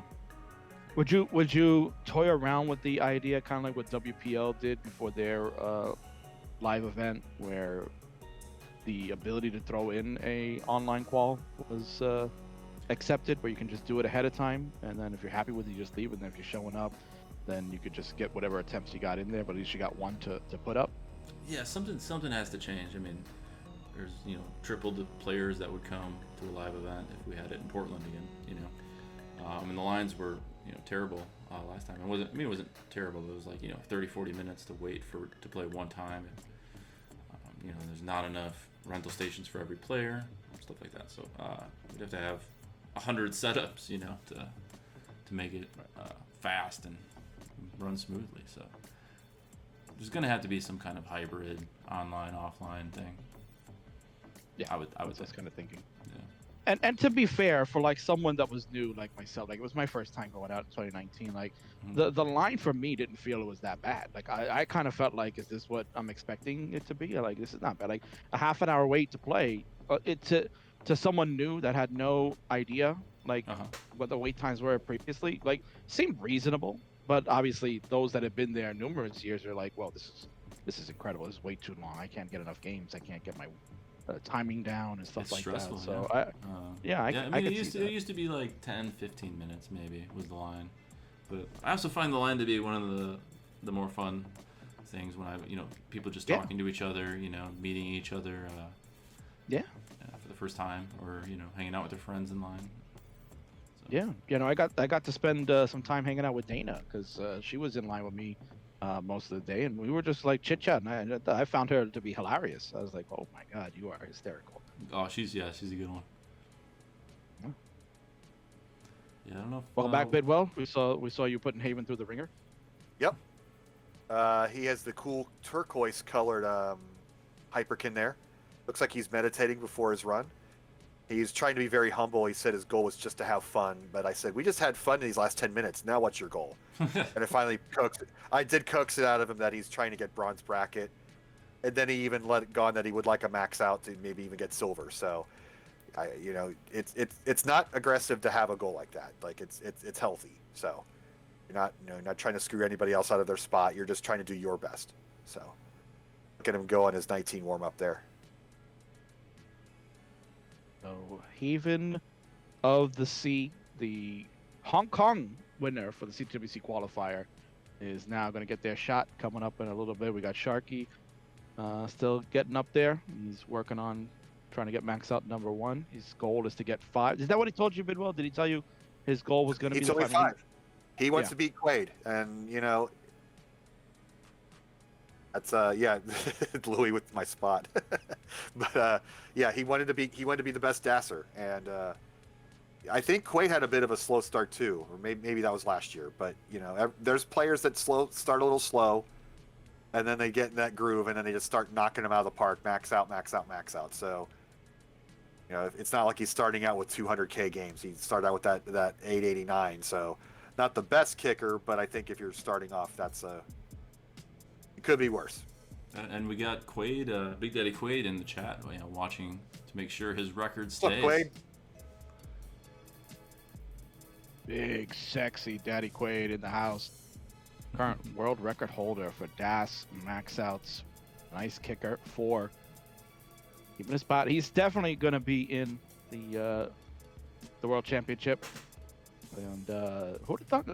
Honestly, who'd have thunk it, guys? You know, right? That probably Quaid, who's always been such a character, has been a very good player, but over the last 2 CTWCs, I think has been probably the best DAS player. I mean, Sharky obviously has definitely got the chops to say that is arguable statement. But I've seen enough Quaid. I've seen enough of him play. He's been on the Friendlies show. He's the current Friendlies champion, right? He's just been out of sight. Like I haven't seen him in the previous years, but you know, the last few years now watching this guy has just been tremendous. Chat's asking for him to be on commentary. Did he want to talk tonight? I'll step out. I'll step out for Quaid. Vince is in charge. It's your call, dude. Well, Bidwell, you got to get grilled first before you go in. I gotta get grilled. And you opened up that can of worms. The chat has already got the pitchforks out for you. All right. Do we want to talk about it? I got a good 15 minutes. Yeah, might as well. While Vince figures if Big Sexy's going to come join us. Go ahead, Bidwell. Let's talk. I kind of gave the chat a summary of what happened, but if you'd like to go into full detail, please. All right, so I will go in my version. I woke up yesterday morning. Yesterday was my day off. I had my second job at the game store, so I wasn't going to do any judging yesterday, so I just turned it on just for fun. And it's because, you know, Green Tea and Corian were all going to get in their qualifiers all at the same time. So they had this great moment, Team Japan, 3 players all there doing their best. And then I see this game in the corner where the internet goes out, and then it gets back up, and then the internet goes out. And Chris Forrest is juggling 55 jobs. God bless the man. He probably needed a couple less juggling balls to deal with at that particular moment. So I offered to take over that spot for him because it probably would have had to have been a cancellated. That probably would have had to be a vacated qualifier. So I did not see the entirety of his first 50 minutes of run, but once that was canceled and rescheduled, I conferred with the other judges about whether or not that should just be nullified completely, get a complete restart, and it was agreed that giving the complete restart then and there was the right move to do. So that was how the decision was made. It wasn't one person just going out of his way. It wasn't because, oh, he's going to be of a terrible qual. We don't expect him to do well. We just wanted him to have a clear 2 hours to do it right the first time. And I understand that some people are upset with that, and I don't think that there was a single answer that's going to make everybody happy. But he did have a tremendous run this morning. I got up at 4:30 a.m. to facilitate that. And yeah, that's it. As a judge, we make judgments, and that is our job. That's literally in the job description. And we want to be as accommodating as possible without being egregious. And I don't believe that was egregious. So I understand that some people might be upset, and you know, if he does end up making the gold bracket, there might be somebody on the bubble there that didn't quite get there. But I don't know. At the moment when that was happening, when he was going on tilt and Chris Forrest was going on tilt and openly arguing on stream, I just think the best thing to do is just to break it off completely and start fresh the next day, and that's the way we decide to handle that. So thanks for your concerns, and you know, I understand. So any All right, the floor is open to the chat to come yeah come in with that. But come grilled me. So listen, Chris, I mean, no one wants to be in that type of spot, right? I can see from the point of view that you're putting together that it's a tough call to make. It's like whatever you're going to choose, one way or another, it's never going to be like the best solution, right? No. Because regardless of what you pick, like obviously you've gone to the one end where we're just going to redo it, right? Just redo the qual because let's start fresh and everybody is calm and we dissolve a potential issue that can arise, right? But on Right. the other hand, there are the people that believe that, well, listen, his first 50 or so minutes were fine. So why cannot you just count that? Because there is precedent in other tournaments where things like that happen, where, okay, the first portion of that qualifier is going to be valid. So now give them the remaining portion of the time that they would be allotted to finish, right? So Right. you're gonna have both of those arguments to make that decision. And clearly, no matter which one you would have chosen, someone was gonna feel, well, it's not right to do that, right? Or they're not happy with the solution being provided. So it's a very Right. tough decision.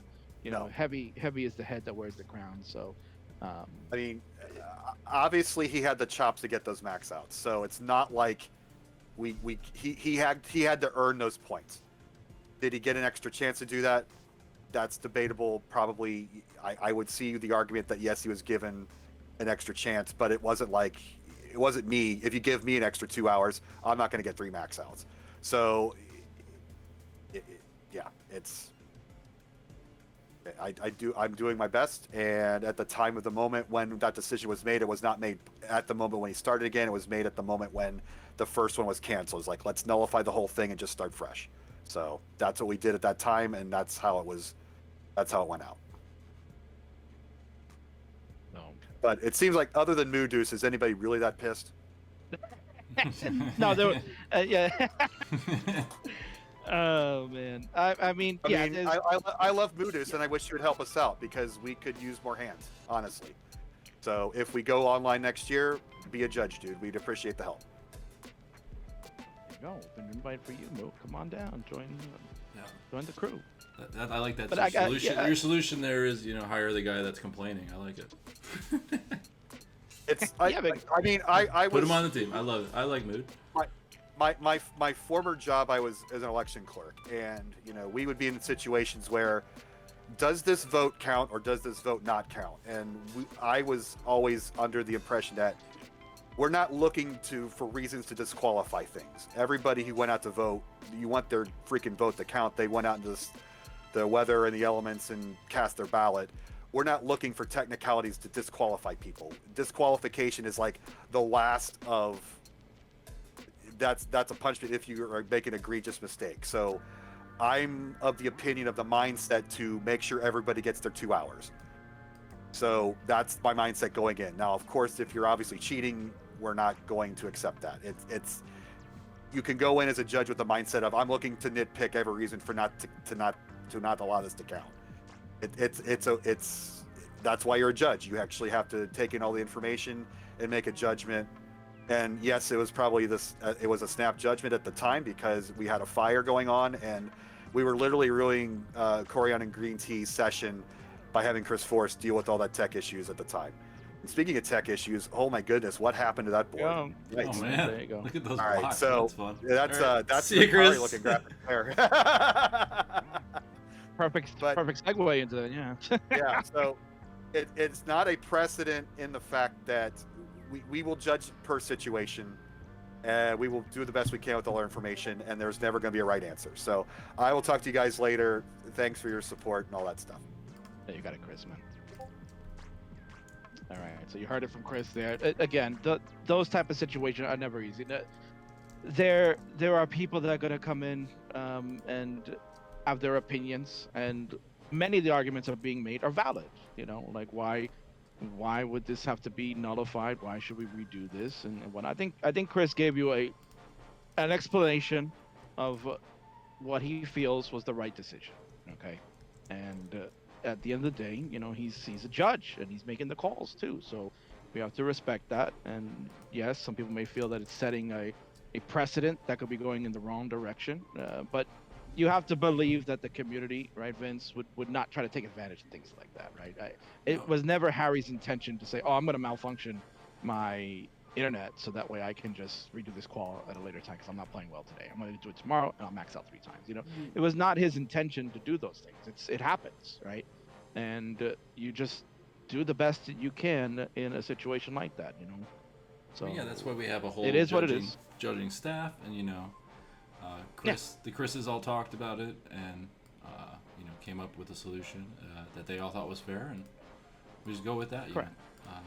Yeah, and it is what it is. I mean, we've seen it a number of times in sports, Vince, that people that are in coaching position or the refereeing positions, you're a judge or whatever, you're referee, umpire, or whatnot. You make a bad call sometimes, or in their mind, it's the right call, right? And the decision being made is going to be viewed on all different parties, whether you agree with it or not. That's where the debate's going to be. But you're hoping that what is happening today will then help with the decisions being made tomorrow. You know. Right. And I like what Bidwell had said. You know, hey, listen, for those that have an opinion on this, well, maybe you should be a part of the team and help us out, because it's not like we're gonna dismiss your argument, but maybe if you're on the team to help advise as to why these decisions are not valid, then join the team, be a part of it, help out. I like that. Yeah, Chris is all about that. I mean, you got to hear everyone's opinion and make an informed decision based on what everyone's thinking. So yeah, people are thinking differently. You got to listen to them. Mm-hmm. Exactly. So, and of course, perfect timing that we have an issue with Haven. So now he's got to go over and fix that. It just, oh man, perfect storm. So pick up storms here. We got Sharky still going, still stuck at this 889. So really, he's gonna have to come on strong in the remaining time. Can't really see Sharky. Let me see if I can go to the other. Looks like Sharky's got about a little under 90 minutes to go. So he's gonna have to start pumping out max outs if he wants to beat Quade's number now. So we'll see how that goes. Timmy Kim is already about over an hour in. He's got about another 48 minutes left. Still sitting at 782. Earliest games were the best games. And then we got, in a few minutes, Vince, we get to bring in somebody new. Isn't that great? Oh, I can't wait. Yeah, I mean, closing it out tonight. You know, who's coming up? We're down to our final five. It looks like final five. Fuad Z is coming up next. Fuad is a familiar name in the world of Classic Tetris League. Has been playing there. Has a max out under their resume, so we'll see if they can get one here tonight. And then after that, we're gonna get Peter LaRoe, who was well known from 2019, also known as Munis in the online world. Will be qualifying, and 30 minutes after that, you're gonna get Matt and Mark. I'm excited for Matt. I know he's been putting the hours in this week. I think he did about, or the last couple weeks, doing a bunch of 2-hour quals. You know. So let's see if he brings out his teeth rolling, you know? Yeah, he was talking about it last night on stream. He's like, he was showing how he does it, but he's like, still not confident enough. I'll just do a 1.2 on gas for tonight. No problem. That's easier for me. Yeah, whatever. Yeah. Aaron's asking if we have any top 8 predictions as far as who's going to make the top 8. Yeah, I mean, you know, barring, you know, any major changes that happen tonight, right? I think the guys that you see in the top 10 there, I gotta say at least 2 or 3 of them are gonna make it. Oh, for sure. I mean, how can you discredit the world champion dog, right? You can't. You know, and the most important thing is that everybody in the top 8, you're not gonna play each other until the final 8 if you get through your bracket, because each of them will be a top seed, right? So that's an important factor. So you won't see Dog and Andy. They won't be playing each other in a group. You're not going to see Joseph and Dog in one of the early groups. They would be playing in the top 8, which is what you definitely want to see. So for me, if I had to choose any of the 3, I got to think you're going to see. You know, it's so tough. How can you pick against them? It's way too tough. I mean, the world champion Dog you got to think it's going to make it out. It's just so good. You've got Fractal, who's just on another level these days. I mean, he is beyond dangerous. Yeah. And then Andy. I'm a big Andy Fractal is so fan. good. I mean, we got Fractal and Aaron. You know, both those guys are on my my Drywellers gauntlet team. So So I mean, gotta root for my guys. You know, I think you gotta root for your guys. I think our team's sticking together. I don't know how it works exactly, but I did vote to keep the squad together. You know, it's like. Yeah. And you know, and of course JD, 2-time champion. How could you dismiss him? But you know, he's sitting right now at number 3. so he'll be in a nice seed. But who's he going to end up playing? Because you go down the list, Vince, of the players that are in making it to the bottom portion of the 64. So currently JD is number 3. If the standings stay the way they are, he'd play Adam MTS in the first round. Right. Oh my gosh. Yeah. In group play, and Adam, everybody knows is like the hero of PAL. He won the Kingsman Invitational Tournament PAL World Cup, very prestigious event. He's an amazing player. He knows DAS very well. He's very strong, and you never know. You never know what happens, and it's a double elimination too. So maybe if Adam gets beat by JD, maybe he comes back in the second chance bracket and comes back, and who knows? Maybe he comes back stronger to beat JD in a later round. We don't know. Right. Yeah. So yeah, I don't know where you'd want to be. I mean, it just seems like no matter where you are, you're gonna have a tough road. But I'm sure, yeah, once the the groups of the 8 come out, there might be, you can look at them and be like, oh, maybe that one's a little easier for whatever player, but we'll see. I don't think so this year. I think No. out the gate you're gonna have a hard match.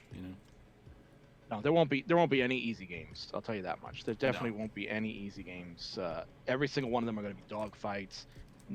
No easy wins for anybody. I don't care what you say. Everybody's making the top 64 earned it, and it's going to be amazing to watch. I mean, so. yeah, essentially you had to get 3 max outs to get in there. No one's in there that doesn't deserve to be.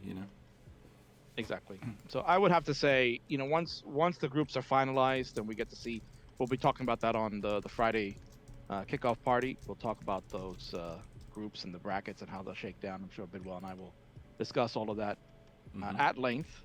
But yeah, I can't wait. I just let's get through tonight. Let's watch and see what's happening. Sharky kind of struggling here with a mess. I'm surprised he just doesn't even end this game. I mean, if you're trying to get 5 max, he hasn't even won on the board. You got to just like end this right now.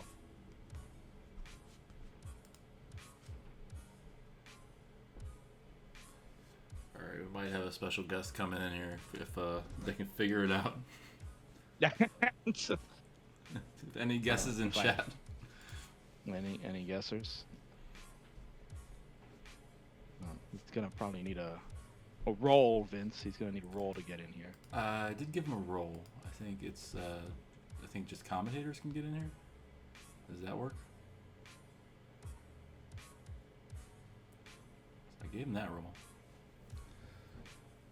Is there a different one? Can he find his way in here? Well, yeah, I think he said he just downloaded it. So he's that's nice. That's real nice of him. He's going out of his way to get at it.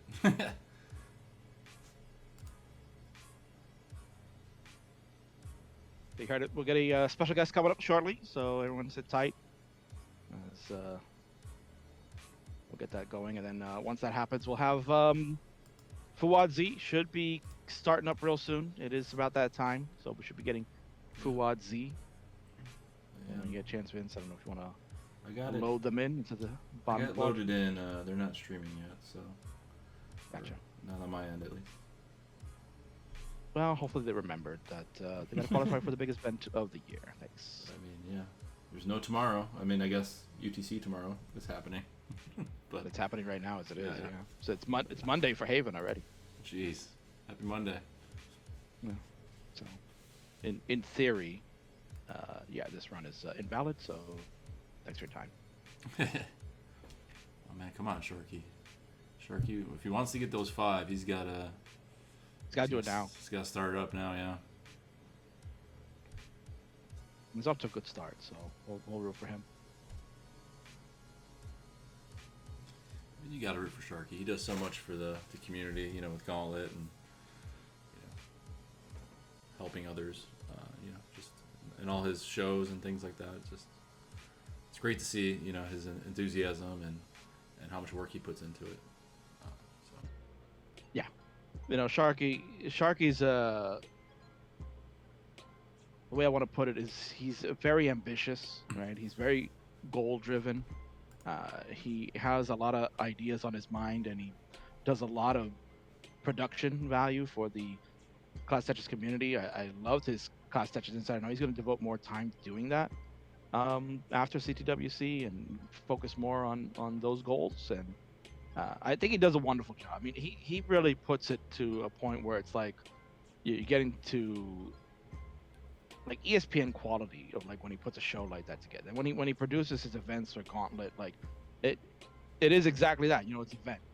And I envy that ability he has, that he's be able to put that pr- production value and time into it. Like obviously, Vince, you and I are grown adults. We have priorities. We have things that we got to take care of. You got to make sure Meg the Egg is happy, so you can't be Right, yeah. sitting around playing with Photoshop all day long to make these beautiful overlays and things like that. Right? You got to teach her how to play Tetris. So Yeah. Yeah, but yeah, Sharky does. Yeah, he puts the time in, and he gets people on his staff and stuff like that. So it's just really impressive how it's come along. Yeah. And I can't wait for the next Gauntlet season. Yeah, you looking to participate as well, Vince? Oh yeah. Yeah, I'm kind of on the fence right now because I felt like in the season that I was like one of the players that kind of squeaked on by because there was like a threshold. There was a threshold of how of who would be in what. So like your platinum tier player need to be like 750 or above, and I kind of just sneaked in with like the 800 at the time. And I didn't realize like I was going to be playing like pretty much max out players as part of a platinum division. I'm like, what? Oh I was like, yeah. I can barely like pull a 300k game consistently, and you want me to play max out players? Then come on, give me a break. But I felt like as the season kind of moved along, we were playing more games that I felt stronger, felt like I got better, and I'm starting to rethink. I was not going to return, but I'm pretty much on the fence that I'll be back for next season. Yeah, you should do it. I mean, I don't think we got to play each other. And It was close. Yeah, it's very close. We were going to do it. we were both It's, the same rank, so I mean, I don't know what happened here? Somebody's touching who stuff else? in the bracket Who else is on the bracket? Oh boy. or in the standings. Something's happening. Yeah.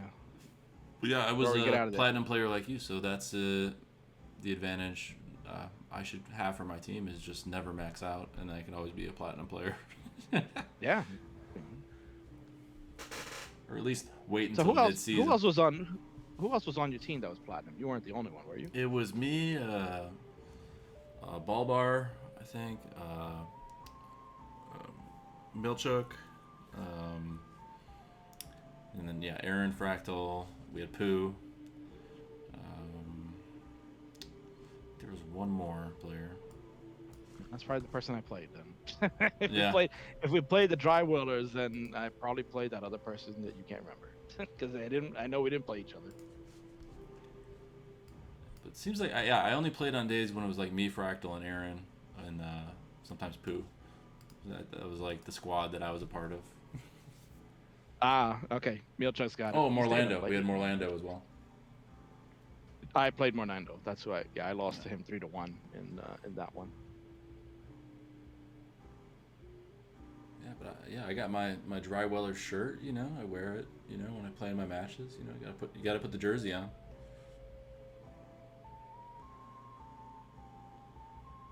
Oh, welcome back, Mr. Chris Bidwell. Oh, hey, not Quaid. Sorry, chat. Not quite. I think Quaid's trying to figure it out. I think I need about 15 PBRs, even though I don't drink. But we're good. Hartfeld his webcam is dead, so he's got to figure out how to use his phone, and it's going to take a while. So he's going to get pushed to the back of the line at midnight Eastern time. Oh, Fuad. Oh, okay. Yep. Gotcha. This is that's not why shocking. that's why we've got all that give time so we can accommodate. Right. How are we all doing? How's Sharky doing? Oh man, Sharky's still looking for the first max. Come on, man. Yeah, he had a little run going while Vince and I were chatting away, and then it just kind of poofed. So he is I don't know. He's gonna start feeling the pressure now. I mean, Yeah. at this point, we're getting close to like an hour in for his qual, so it's got to be go time now. It's go. I think the 5 max outs are starting to Nah, just get on the board. Just get one, and then you feel, you get that. Yeah, it's that first one. When you're for playing sure. football, you get that first down. You finally like, the offense actually works as designed. Let's do it now.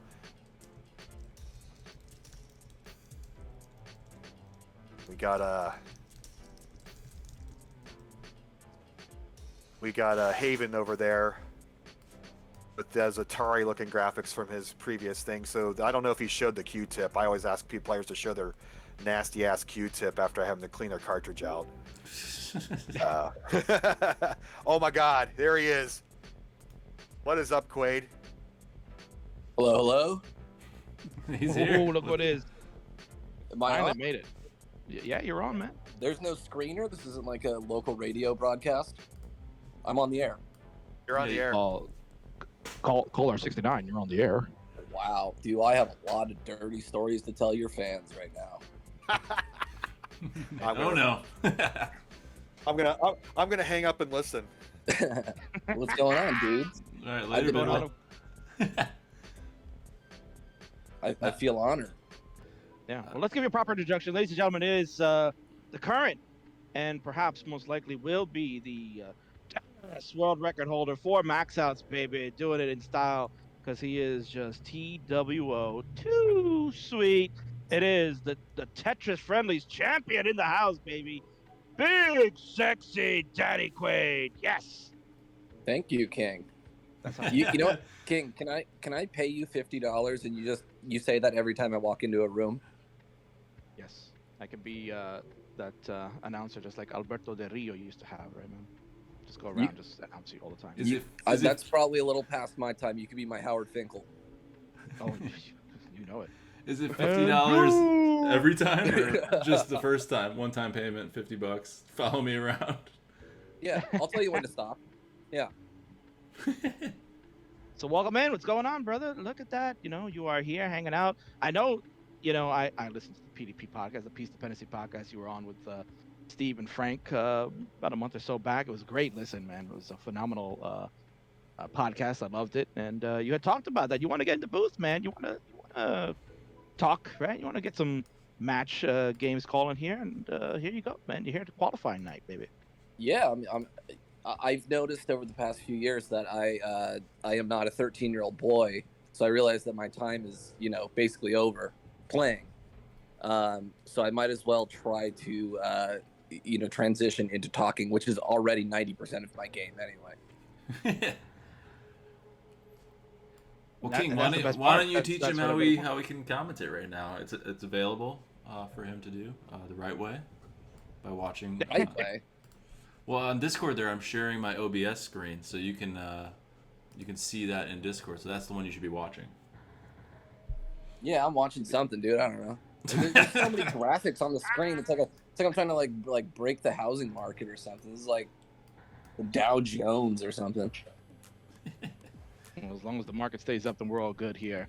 Yeah. So what's up with you guys, man? I'm sorry just to crash your thing, but I jump into these things for like 12 seconds at a time, and just so happened that this past time, someone mentioned something about me, so I thought it was serendipitous, and I had to call you. Well, you did the right thing, brother. This is the time and the place to be here. We're watching the last of the qualifiers. We're watching these guys try to make their dream come true, try to join you here in the World Championships, the top 64 golden bracket. They're trying to do it. And yeah, man, Sharky's trying to chase you. He's trying to chase down 5. Right now he's sitting at 889. He's got about a little over an hour left to go. So it's going to be kind of tough for him. He doesn't have any yet? He doesn't have any yet. Nope. He's just chumming the water, baby. Who's the biggest shark now, baby? Is the guy baby. in the chat. There you go. Come on, baby. I got gills, baby. That's how long I've been in the water. Now you've been swimming with big sharks too for a number of years, man. Everybody knows that you are a legend in the Classic Tetris scene. You've been doing it for so many years. But to me, I feel like the last 2+ years here, man, I think your game has been risen to another level. I've seen some of the the games in the past at the old CTWCs, and obviously, that's kind of where most people would have seen you play. But you started getting involved in some online action. You obviously streamed with Steve, previously regularly before you had the new job and stuff like that, or change of hours in the job. And to be honest, man, I've started calling a number of your matches too, and I think your game has been taken to another level. Is there anything that's changed for you since I guess the World Championships back in 2018, or like, are you just doing your thing, man? First of all, I'm gonna pay you $75 to follow me around because you were so complimentary of me. You've earned it. No, I think I've gotten better. I don't know. I'm glad that you think I've gotten better, because me sitting next to PZ at home really doesn't give me any, strength or any believability to that I'm actually getting better. But yeah, man, I've just been playing a lot. I don't think anything's changed. I think the only change is I'm sitting next to Steve. I mean, better than anybody, that mojo, it works, dude. It gets in your bloodstream. Man, you got Tiny Dancer going. Woo. Yeah, man. Elton John, dude. He works wonders, dude. There ain't no stopping him. So, but yeah, I just feel like, just watching you play in the friendlies that we've been doing, and the qualifying sessions, and the times you're hanging out with Steve, like, you are just like killing it, man. Like, a lot of people probably might not, they love the Quaid character, right? They love what you bring. And I know you talked about that on PDP, where you were talking about that wrestling vibe, that you want to make it entertaining to the sport and get people to be interested and whatnot. And I just think, like, it's been taken to the next level. Like, you really have brought that persona of, talking it up and like saying, I'm the best in the world and I'm gonna prove it, and you bring it every time, and I think you've shown time and time again that you're hanging your own, and look what you've done. 4 max outs, right? You're gonna be in this golden bracket, as where others have fallen, like Jeff, Alex Kerr. They're not gonna be in any of the brackets. They weren't able to Really? So Books had one of his better qualifier at a high 900K. He's kind of like down in the waters of the silver bracket. So it's like, my Books? What?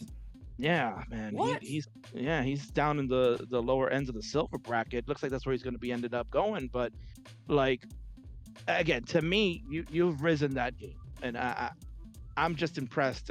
And a lot of people are going to be rooting for you, man. A lot of people are going to be rooting for you to take on all these young guys and the young guns, and they're going to be people probably saying, "Oh, I don't know if he's going to be able to make it through to the bracket."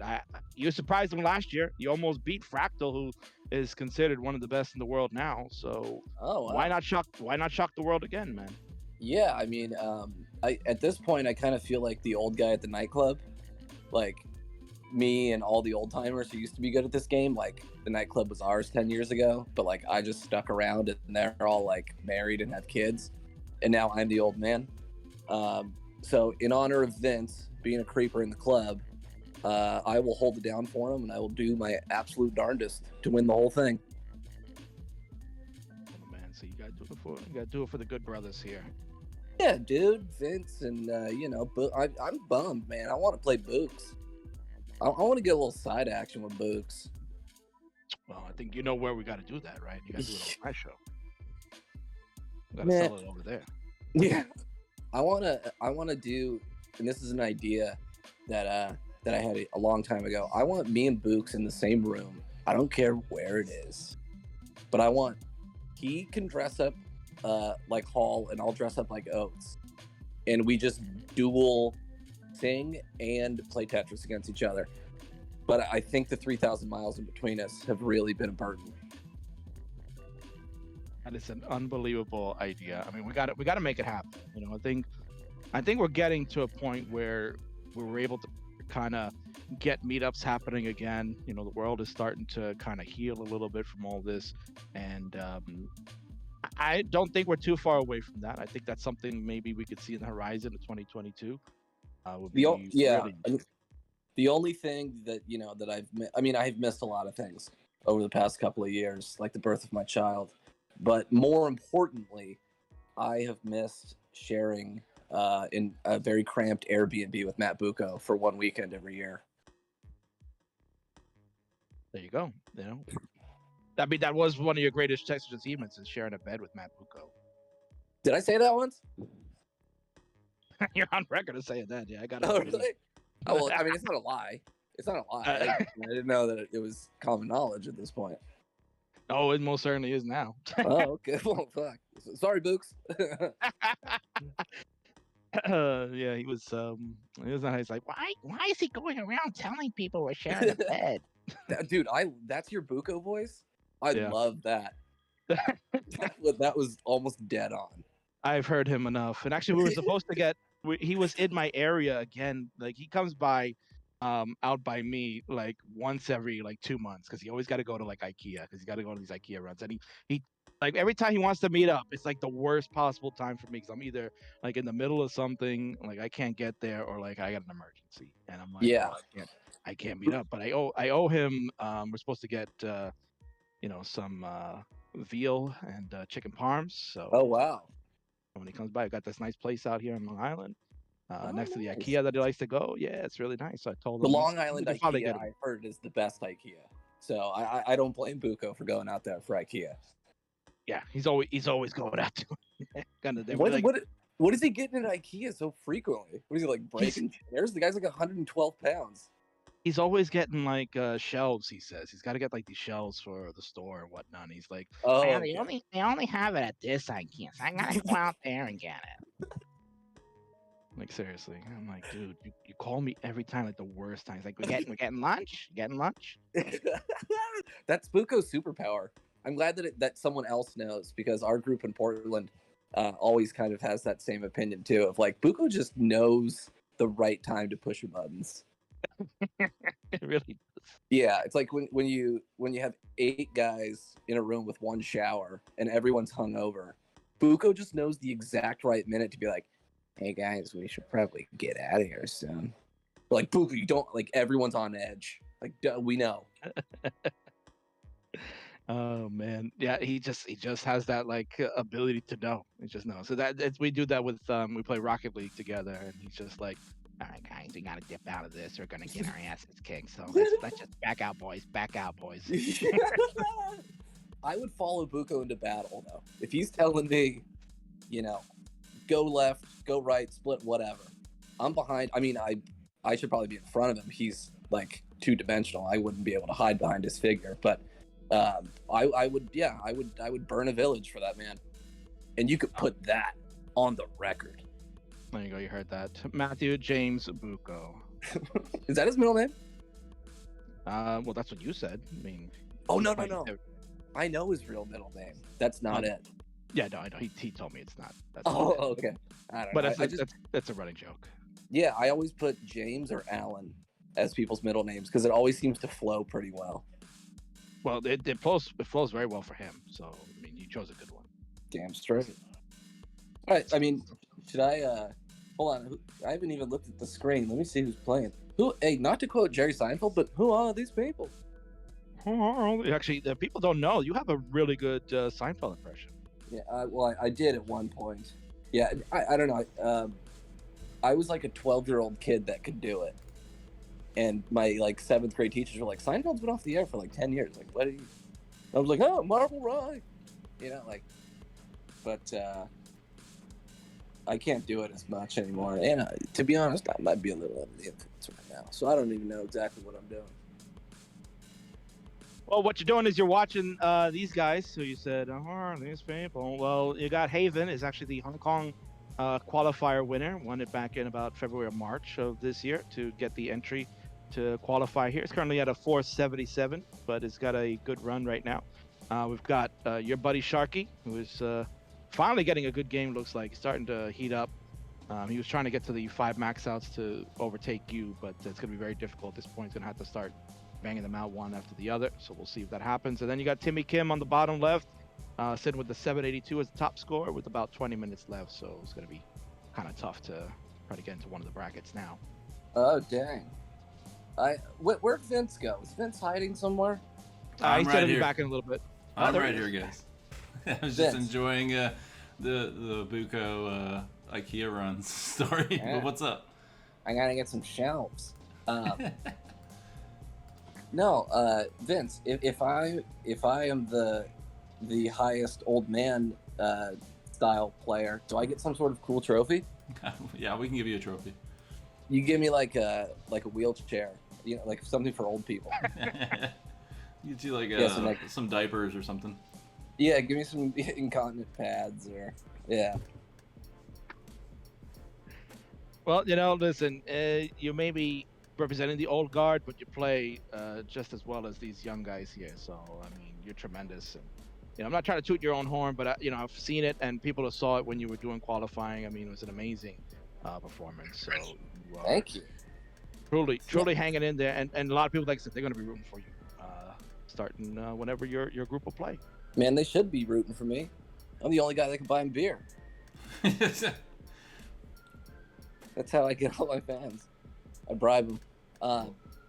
No, I told Steve before I played the other day. I played like the night before for the first time in like a few weeks, and I texted him. I'm like, hey, like I felt pretty good. Maybe I'll get like 1 or 2. And he just like sent me a text that was like 2 is not good enough. I was like, oh, like for the first time in my life, like Steve is putting pressure on me, and I felt it. Well, he's like your Don King, He's got pimp you out. He really is. Yeah, I like.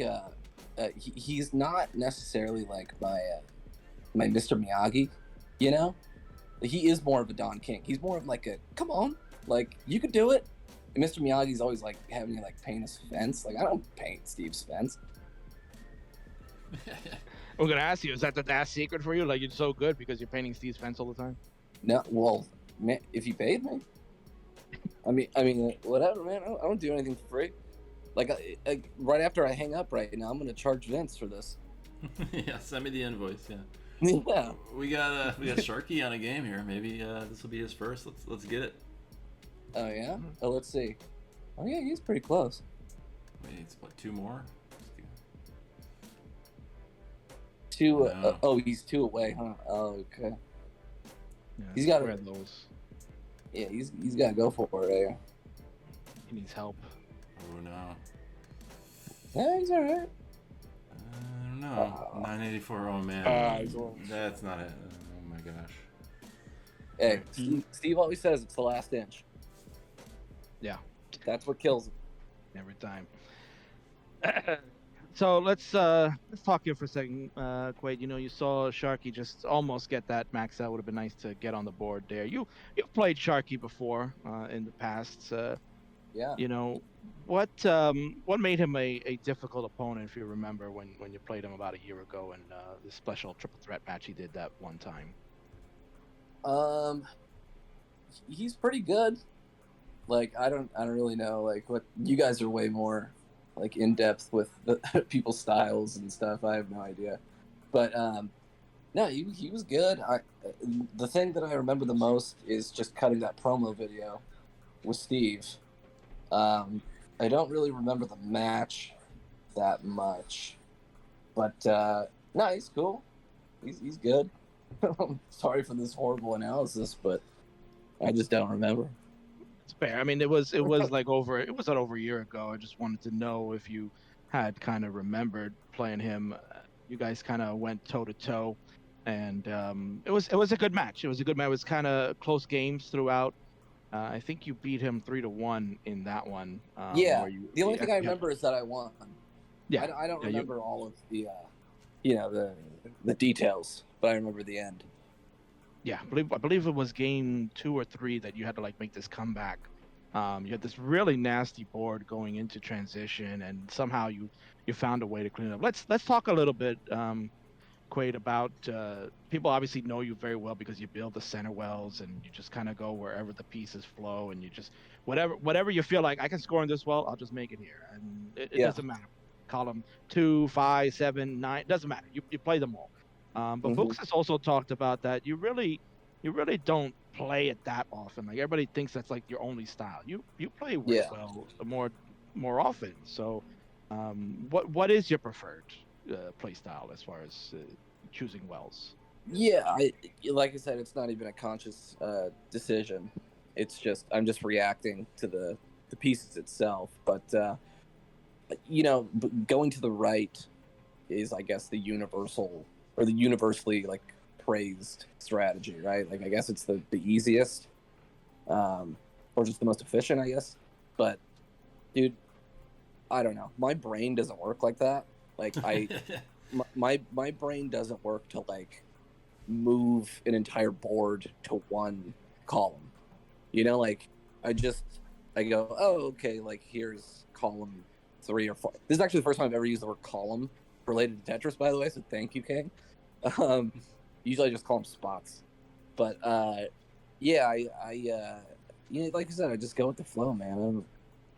I would feel like if I just like strictly went to the right, I would be burning like twice as much. So that's what I'm trying to avoid. Well, I remember back, Jonas had mentioned, or like kind of, commented on your games on his channel or in a video, that you were wasting too many lines doing the center wall, and you kind of like tried to then change your game up a little bit. Is that still? Do you still think of that every time you play? Not every time. I think that would be a little chaotic. Mm-hmm. But I'm thinking about some other things, Vince. I got a lot on my mind. I do remember what you're talking about. That was when I played at that tournament in Pomona.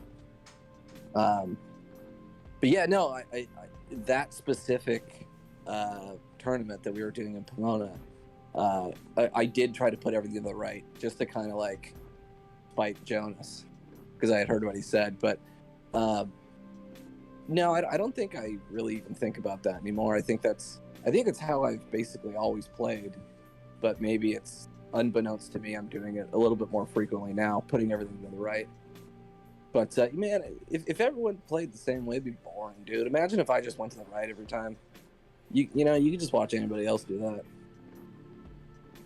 Yeah, and I think that's what drives a lot of the people to be enamored with your gameplay, is that they see that it's an unorthodox. Bidwell has talked about that he loves watching you play. Like, he'll put everything down just to see, like, oh, Quaid is playing tonight, I'm gonna watch. So, like, he among a number of fans will always want to take a look at, because you never know what to expect. Like, you're watching, and the thing is that, like, you don't get really that aggressive either. Like, when to take the right burn. When it's like, okay, this is not working out for me, I'm gonna switch over to this one and change things up. Like, very rarely do we see you like just trying to play all the way at the top and then try to figure it out. So to you, it's just being more conscious of where the pieces are falling, what part of the board you're in, and then just work it out. That's what it sounds like. Yeah, basically. Like, I've always said, like, in the past, like, Tetris is like the absolute perfect video game to like showcase the way someone thinks. Like, it's like a little look into someone's brain of like, oh, this is how these people like deal with problems, or how they like their problem solving abilities, obviously. But it's great because the more I watch these people play, I go, oh, okay, so I'm the weird one. Oh, great, okay. Yeah, what does that say about the way you solve problems? Yeah, it's just like it used to just be like me and like 40 other dudes, and I was like, whatever, like, I'm the only one out of 40, and now it's like hundreds and hundreds of people. I'm like, oh, they all understand it except me. Okay, all right, maybe everyone was right, maybe I'm the weird one. But yeah, so to follow that up, if my play style is any indication of my actual decision making in real life, it makes sense that I'm eating a cold veggie burger in the dark right now. That makes total sense, yeah. Vince, I haven't seen you in a while. Where you been? I don't know, you gotta come over, hang out, yeah. Why do I gotta come to you? Alright, fine, I'll come to you. When's our basketball team? Halfway. Let's get our basketball team going again. Absolutely not. I've retired. That's one sport I've retired from. I've fully embraced the not doing anything because I'm in my 30s now. So I'm just gonna be a fat guy. I've decided I'm just gonna be a fat guy. Oh, good. Join the club, man. King, you got a new member. Yeah, man, come on. Dude, this is the heaviest I've ever been, man. I'm almost 200 pounds. Wait, but how tall are you again? 6'1". Oh, there you go. You can. I think you can get away with that. Yeah. Yeah, bro. How tall is the king? Well, I'd love to be 6'1" and 200 pounds. Trust me. Vince, you're like fucking 6'8", bro. Does everyone know that you can like hit your head on most fucking? Oh, sorry, I'm swearing a lot. Vince, you're tall. That's what I was getting at. I'm 6'4". Yeah. You know, I'm right at the cusp of having to go to the big and tall store. Oh, you don't have to? I don't have to. Yeah. I mean, for some things like ties, I probably should because I end up getting like the one that doesn't quite make it into the other loop thing. But I don't wear ties very often, so. Yeah, I was gonna say, when was the last time you put a tie? Yeah, It's been a while. Yeah. Hey, but how's your fishing game, dude? Oh yeah, I love fishing. Yeah, you fish a lot? No, I don't. Hey, but you went out a while ago, right? You actually caught something.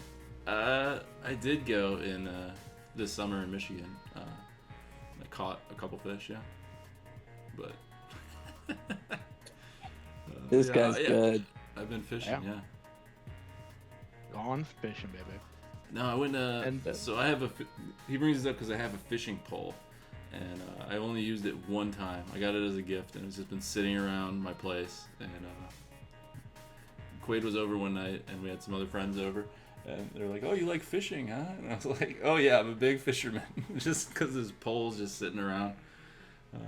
But I did take it out, and I've never fished on the ocean, but I live right near it, and one of Megan's friends had their son wanted to go fishing, and I have a fishing pole, and I was like, yeah, we can go. And I was like, I have no, and he caught like this like half shark, half manta ray thing, and I was like, I don't know what that is. What's going on? So. Dude, that was the first thing he caught? Yeah, Was the only thing. He caught a mutant fish? He caught, yeah, it was, I forget what they call it, but it was like the body of a shark, but had like a manta ray head. Well, that's from like Greek mythology, dude. That kid took your rod, went back like 3,000 years, and caught like a hydra. Hey guys, you're awesome. Can you add Munis to the stream? Of course, yeah. Thank you, Thank you. Bidwell. I was trying to get into that little segue. I was like, well, Vince was talking about fishing. I was like, well, we're gonna go fish from Munis, but how could you interrupt such a good story there? And Bidwell. King, I'm the ruining one it. interrupting you guys. You guys talk. I will sit here quietly. No, listen, man. You guys talk. People have heard. I'll get this other guy in. People have heard me enough. They won't hear me no more. So, but let's talk about something here. Let's talk about something, bro. So you're here now, right? So I am. you are, I'm going to do a little cross promoting because I got to rep myself. So I you know. are the current Tetris Friendlies champion, brother, right? You did it again. I am. Two-time champion. You beat Matt Martin, who we're going to see. Yeah. He's going to try to qualify in about 30 minutes from now, so we'll see Matt dope. showing up. But we got, I think he's still here in the chat. It's a young buck that is on the leaderboard. He's got 8 max outs, set to number 5. His name is Aaron. And he's this young superstar that's up on the rise. We back in April. He played a match against Miles the Great in what was called a Money in the Bank match. You know about this, right? You like that, right? You like that concept? Yeah, I like right? that a lot. So these guys had to play each other. The winner got the Money in the Bank briefcase, and it's got inside the briefcase a little contract that says I can play the champion anytime I want, whenever I want. And he started calling your name out, bro. He started saying, Really? "Hey, I want to play Quaid. This is the time. Let's go." So I was like, "Ooh." okay. Dude, I take on all challengers. So, you just got to talk to my people, That's the thing. Yeah, you got to line up with Steve, yeah. Yeah. You got to talk to my manager, my agent. I'll talk to Don King about it. We'll set it up. But he's listening. He's listening in right now. You got something to say to him? Quaid, my man. Well, I mean, not to be disrespectful, but I don't even remember what his name is, and you just said it 10 seconds ago. But, so, if he wants to play, dude, whatever. I mean, what's the gimmick gonna be, though? You already got a Money in the Bank. What is it just the title match? It'd be a title match. Yeah, he's got to cash in the briefcase, right? He's gonna cash it in. He's gonna challenge you for the title. Winner take all, best of 5. All right, I'm in. You I'll heard do it. here, folks. Yeah, yeah. Set that thing up. What's his name again? His name is Aaron. It doesn't matter what his name is. Oh my word. Woo, baby, you heard it here. Champ, take on all comers. Let's go, baby. I had to get that one in. You had to, man. Set it up beautiful. Oh shit.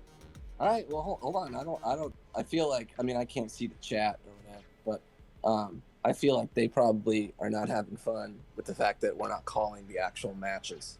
Am I accurate in that thought? Well, that's a good thing because there are no matches happening. This is qualifying. So Whatever this qualifying thing is. so Vince and I and a number of people that have been streaming these things throughout, we've talked about this. Like, this is kind of, it's a different type of atmosphere. This is kind of where we get to chill, and I'm glad you're here because we get to talk to you, right? A lot of people love to hear what you got to say because you're kind of like in a way like the CM Punk these days, right? You people want to hear what you have to say because everything you got on your mind is important, and people pause to hear what your thoughts are, and it's astounding, right? You got people in your hand there, and that's what I'm saying. You want to see people want to see you play. They want to hear what you have to say, like all that good stuff, man. And that's part of this sport in order to get people to care about what you're doing, right? Because like if you weren't the way you are, right? If you weren't that If I wasn't amazing and handsome and smart and great at Tetris, yeah, I know, yeah. Exactly, bro. Exactly. If you weren't any of those things, like people are not gonna give a rat's ass, right? They're gonna be like, oh, it's just this guy, he's a loudmouth, and no one cares, right? But you talk the talk, you walk the walk, and that's what people want, you know. Yeah. And it's a lot of fun. You bring a lot of fun to this game, man. Well, thank you for saying that. I wish that more people would drop everything they're doing to listen to me talk. That were, not in middle school, but because I think it would benefit me in real life if people would listen to me.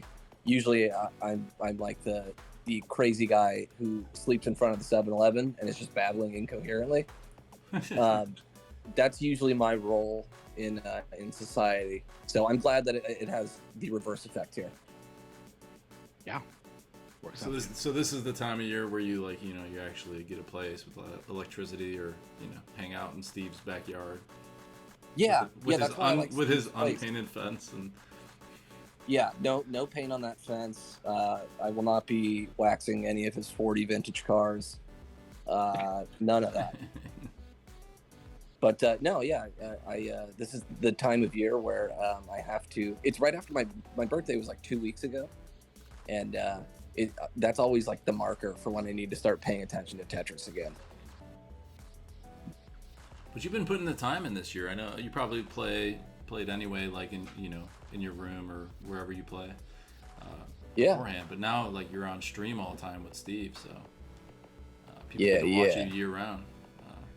They got eyes on when's the stream set up in front of the 7-Eleven gonna happen?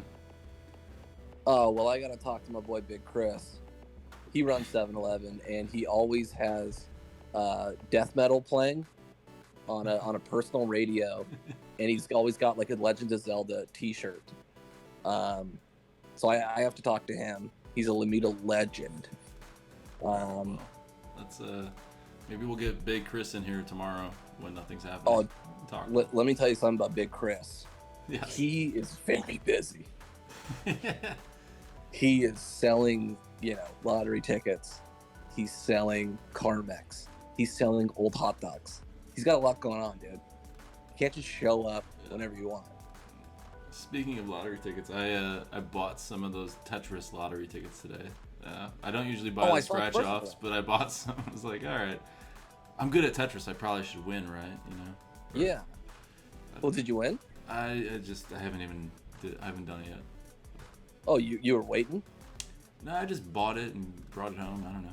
It's just here. Are they like dollar scratchers? How much one are was $3, one was $5. Whoa. Now hold on. I'm no math major, but that's that's $8. Yeah, it's $12. What? Huh? I didn't know you were balling like that, Vince. Spending $12. Throwing my money away. Yeah. Yeah, dude. Hey, can I borrow $12, Vince? Sure. Since you're just throwing it away. Let's see. Maybe I'm a millionaire. You know. I don't know how you play Tetris on a scratch card, but we'll see. Just add it to the invoice. Yeah, there you go. This is like the old Miss Cleo. You know, it's like it's free for the first minute, but then it's $12 a minute. Yeah. So you guys are up to about, I don't know, $100 or so right now. Oh, That's well. all right, Vince. You're okay. Yeah, I'm good for it. Don't worry. All right. I want it in my. But I don't know if What? you remember back in the day. I don't know if you remember if you can remember this back in the day. There used to be you would on TV, like on cable, right? You could watch these like video channels, like a jukebox video type thing, where they would play all these, like it's like MTV, but you'd have to pay to watch the videos, right? The There was one in like my 99 neighborhood, cents. It was like The Box is what it was called. Channel 4. Yeah. The Box. Yeah, The ours was called the jukebox, right? But it's the same concept. So it'd be like you could watch any music video, just like what MTV would have on the day, but then like you could just, instead of having to wait for them to appear, because like they would just randomly show up on the show, you could just dial in for 99 cents and like type in the number that is associated with, and you just watch a music video, right? So then as a kid, I was like, oh, that's so cool. Let me just dial. I want to watch Sir Mix-a-Lot Big Butts, right, or whatever. So you Of dial course. that in, and then you'd watch the video, right? And then they had like all these other ones, like back at the time was like Madonna, because MTV wasn't playing the Justify My Love, but they had it on the jukebox. You say, oh, I want to watch. Why don't have it on the TV? So you dial that. So one month I was doing that like crazy, and then my mother was like calling me, screaming, it's like, get over here! What is this $500 for the jukebox? And I was like, oh, I didn't know I racked up that much. It was The King. Oh my God. yeah, the king $500 got on called a out for that. Jesus, So yeah. I don't know if you ever had anything like that, but it's kind of the thing. No, I had the internet, dude. So I don't have that. Now, King, why didn't you just like order it and then like record it with your VHS and then not spend any money? Yeah. Because I already spent all that money on ordering it on the jukebox and not recording. Vince, this advice would have been great 30 years ago. All right. Exactly, bro. Exactly. 10-year-old me is probably kicking himself saying, why didn't you tell me that earlier? So what happened? So how King? Did you get grounded or what happened? Yeah, what Oh, yeah. happened? Oh yeah, I got totally grounded and was told never to look at that channel ever again. That Madonna Satanist channel. Mm-hmm. Can't trust her. Nope. Can't watch her. You should write to Madonna, like tweet at her and tell her this story. You- I want Madonna to shout the king out. I'll tell her, you owe me $500, please. Yeah, and tell her that Guy Ritchie is not related to me, but he should be. Well, His geez, idea you- was- Do you Geez, get the Timmy. that from people? Do you get that from people that like, say, oh, are you related to this guy? I got it a few times when I was in college. Mostly they just yell at me that I'm a young Vince Vaughn. I could see that. Yeah. I used to get Johnny Knoxville, and now that I'm older and fatter, I get Vince Vaughn. I could totally see the Vince one. Yeah, it's cool. People think he's great or something. I don't know. I think He's pretty- Vince kind of looks like Vince Vaughn. And his name is Vince. No, not with that Yeah, stash. I mean these days. Vince Vaughn's from well. Chicago, so I think. Or Yeah, you're Illinois, both- at least. Yeah, and you're both giants. Yeah. As I say, yeah, he's a towering man. Was he like 6'5", I think? You know, now that I think of it, I've never seen Vince Vaughn and Vince Clemente in the same room. You know, I ran into Vince Vaughn in a record store, and I walked by him, and I just said, "Yo, what's up, Vince?" And I just kept walking. That's all. Vince, are you sure that it wasn't just a mirror? that It you're could have been a talking to mirror. It yourself? could have been a mirror. Yeah. Well, either way, you talk to Vince. I mean, it's kind of funny, the Vince Vaughn shtick. It was funny for like 10 minutes, you know, like maybe 1 or 2 movies, and now Yeah. it's just like, all right, you did it. Everyone understands what you're gonna do. You're just gonna talk a lot. Yeah. Yeah, like And Old School was great. And then, Yeah, yeah. I couldn't even tell you the last movie I saw with Vince Vaughn It's in just it. like, yeah, oh, you're still doing that same thing. Cool. Yeah. Remember when he was in Psycho? Did you guys ever see that remake of Psycho? I did, yeah. Yeah. What was going on with that thing? It's just a bad decision. I mean, you Yeah. can't blame him. You can't blame him because he was hired to do the film, but the director is the one who said, "I'm going to do an exact replica." Yeah, it's like a of- shot for shot, right? Exactly. Word for word, shot for shot. No change. You're just changing the actors, and it's in color. That was the only difference. Bro, I've never heard of a bigger copy and paste movie of all time. Exactly. It's just like, let's do it again. Yeah, like imagine if I walked into like a production company, I was like, listen, I got this great idea. It's called Star Wars: A New Hope. Now we're gonna use George Lucas's script, and it's gonna be the same thing. I would have $100 billion in the bank right now. Stop telling everyone your ideas. I know. Pat Benning, trademark this. They're gonna steal it. Meanwhile, we're looking to see if Sharky can steal one here. Look at him go. No one's listening to this. No one's stealing my idea. Nah. Whoa, someone on Hinge just liked me. Everyone, pause. Oh jeez. Is it a goth lady? No, I wish. You know, look, here's a legitimate idea that I had. Well, probably not legitimate, but I want to make a dating app, but it's just for goth girls, and the only male counterpart is me. So Yeah. when they log on, they're only seeing just you. Who else do they need to see? We should do it in the reverse, right? You should have the app work for you, right? And then you can just swipe through and say, yep, nope, yep. Well, no, I'm already going to be doing that, but for them, I don't want them to have any more options than me. I think you just need to make like a Craigslist post, Yep. Oh, hey now. All right. Sharky's on one here. He needs.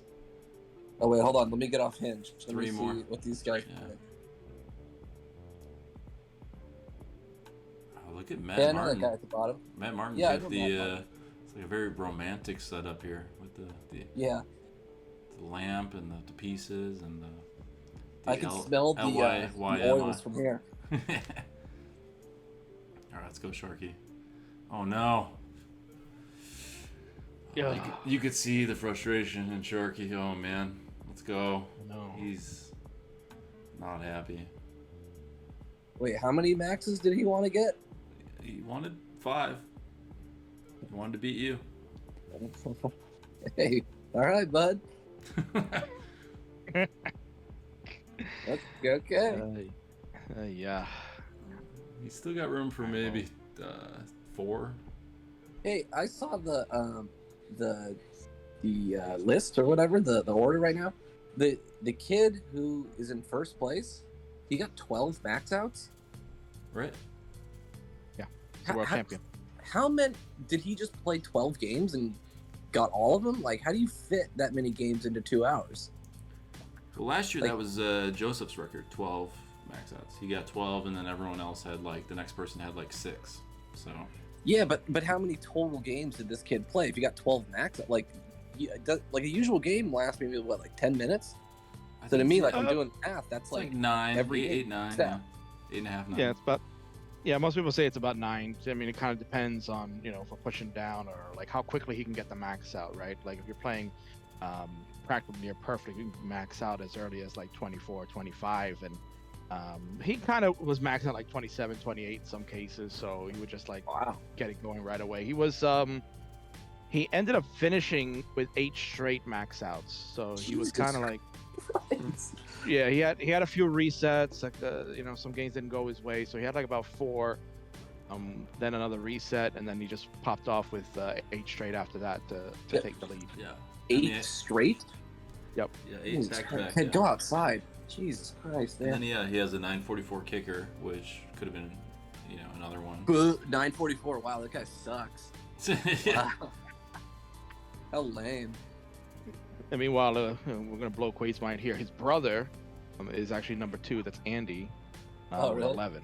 Yeah, they're brothers. Oh, they're brothers? Yeah. Man, that house has got to smell something funky. Now you talk about your brother quite often, right? He is not as accomplished as you are, correct? That's the understatement of the century. In all facets. Like, how often does he even play today, like casually or? Yeah, he plays all the time. We And- we play together pretty often. He's more into Dr. Mario at this Oh, point. really? Yeah. Okay. He told me he wants to play in the tournament next year. All right. Yeah, that'd be cool. Yeah, let's go. and I'd like to see it because anytime he gets mad at a Nintendo game, it brings me joy. So let's put him in it. Does he get upset? Does he like break controllers? Does he like No. smash TVs? No, it's I don't know. I love when I can tell that someone's brain is like exploding, but they're not like outwardly showing it, and that's what it is. I talked to your brother yesterday, and he was telling me that he wants to come play Dr. Mario with me at some point. Yeah, you're pretty good, right? Mm-hmm. I don't How practice did you enough. do? How did you do in the tournament? I lost in the first round, so that's how good I am. Loser. Yeah, no. What are you even doing here, dude? We're letting you talk. Didn't you have like a high seed too, Vince? I thought I saw you. I were, did. Like, I got pretty lucky with my seeding. The way it works, there's not really like see how we do qualifying here is like max out the scores. There's not really in versus mode. There's really no absolute fair way to like figure out who's the best without everyone playing everyone or something like that. So Bidwell's got a solution where you just do it in pools of 6 players, I think it was. So you just play everyone in your pool one game, and based on your record, you get points, and then you can do another pool if you want. So I got a lucky pool, and I got the 3rd seed, and I lost in the first round. So Dang, dude. I heard Packy won it, right? yeah, return of the pack. Dude, it's my dude. 1 second. Return That's right, of yeah, the right. pack. Yeah. Up the world. Yeah, I want to do that one with Books too. No, but that's cool. I wanna play. You ever played North and South? Oh, that's a great game. Yeah. Dude, me and Steve were in a little like North and South vortex for a while, and dude, it is so good. It's a good game. Are there any North and South tournaments? Yeah, probably not. Then can I claim myself as the champion? Yeah, you go for it. I'm the champ, bro. I mean, honestly, you can claim anything these days. Doesn't matter. Nobody's fact checking, so it's good. Yeah. I'm all right. I did it. I set up the tournament. No one showed up. All right, Whoops. you're the winner. Fractal was I'd like- asking earlier if you remember playing him No. last year. Who is that? Fractal, you played him last year. I think Did he? Was he the one that knocked me out? I think so. Yes. Yeah. Okay. Yeah, you guys went to a decider in the second chance bracket where you had an amazing game 4 to come back to beat him, and then you kind of had like a semi-early top out in the decider. That Oh like, yeah. I do you were remember so that. yeah, you were so pissed about that. You're on the brink of beating him too. It would have been amazing. Yeah, I remember that. That was a long day. Yeah. I mean So let's talk about these tournaments are long. What do you think? Like, did you feel more like de-energized after playing last year in the online event, or like when you play at the live event? Like, which one like really tired you out more? Oh, sitting at home, because I'm pretty like I can't sit still for a long time. So sitting on Steve's couch all day is really hard. But when I'm in person and I can yell and move around and talk to people, it makes the time go by faster. It's a lot more fun. So is this gonna be something different maybe that you do this year? Because you're gonna probably have to be sitting around again for a while. So is something you're gonna like plan to do to change that up, or like take a walk around Steve's like yard or whatever? Like what are you gonna do? Well, I mean, there was a few ideas that I had for Steve, but now that as of right now, we don't know when we're gonna play. So depending on what day that is, we might figure something out. My original idea, and I'll say it here only because we're not going to do it, but my original idea was to buy an inflatable hot tub and put it in his backyard, because Steve could set up his stream in his backyard, and I was going to play from the hot tub. But I don't think we have the resources now, so it'll be a lot less exciting than that. But maybe I'll like take a few laps around the house or something. Amazing. It's an amazing idea, Vince. Would that been okay? And make sure that would be okay, right? He's playing from hot. I mean, if you, I guess you know, the rules don't say hot tubs are not allowed. So yeah, I don't have to play on land. Yeah. You know? Yeah. He just has to show his face and hands. That's it. Yeah. Is this a land-only tournament, Vince? Or No. Yeah, you can do it from space or water, boats. Don't whatever. discriminate against all these mermaids, man. They want to play.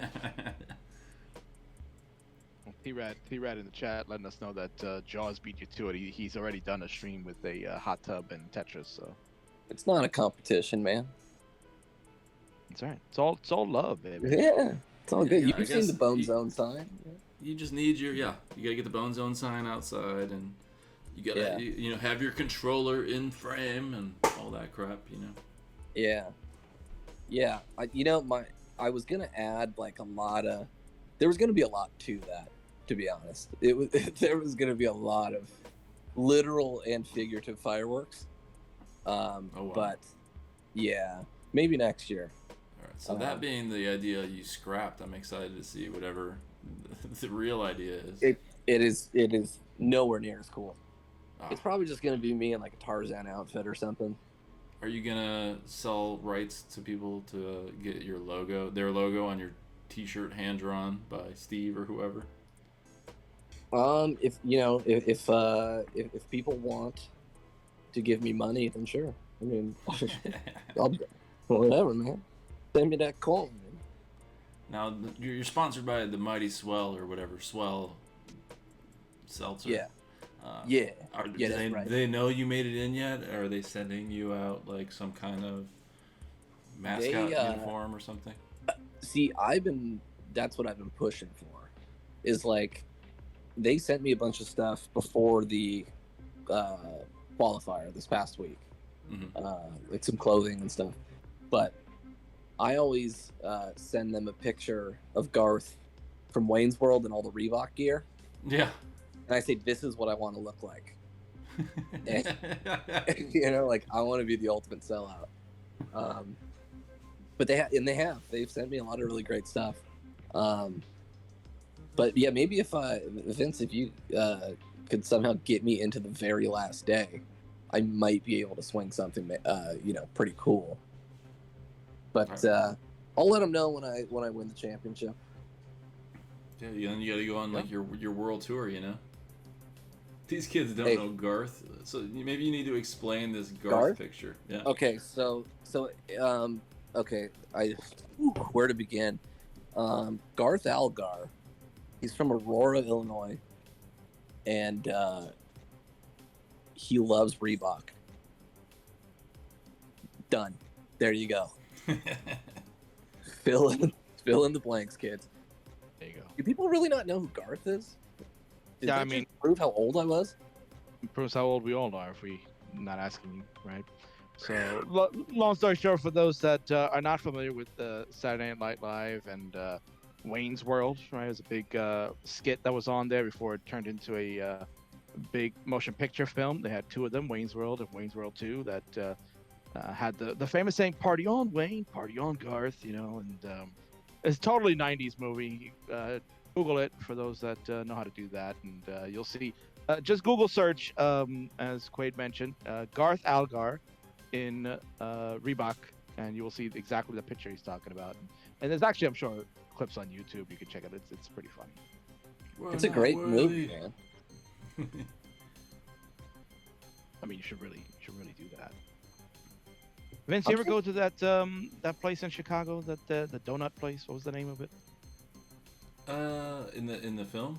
There's a Makitas, right? Stan Makitas. Is that like a real Isn't that a real place? I don't know if it's around anymore. I've never gone. Aurora, yeah, I grew up maybe like an hour away from Aurora. So I have seen that.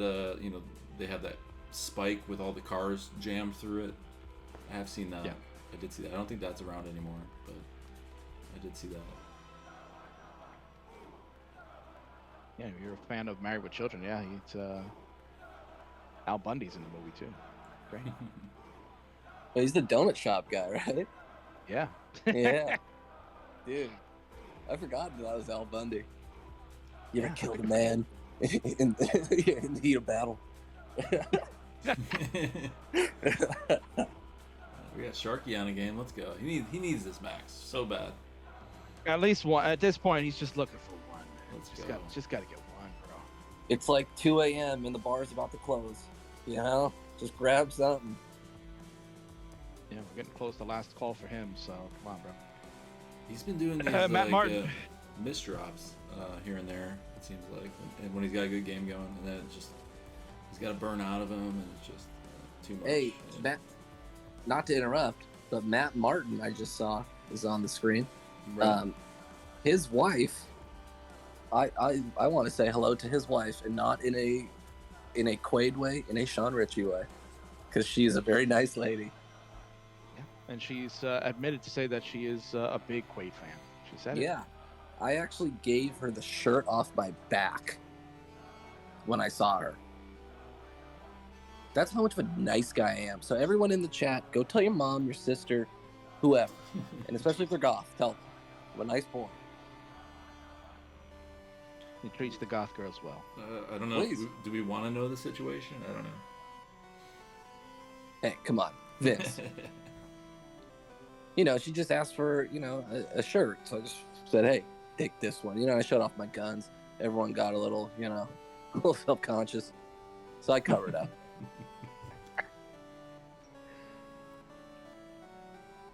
You see that kind of excitement you bring.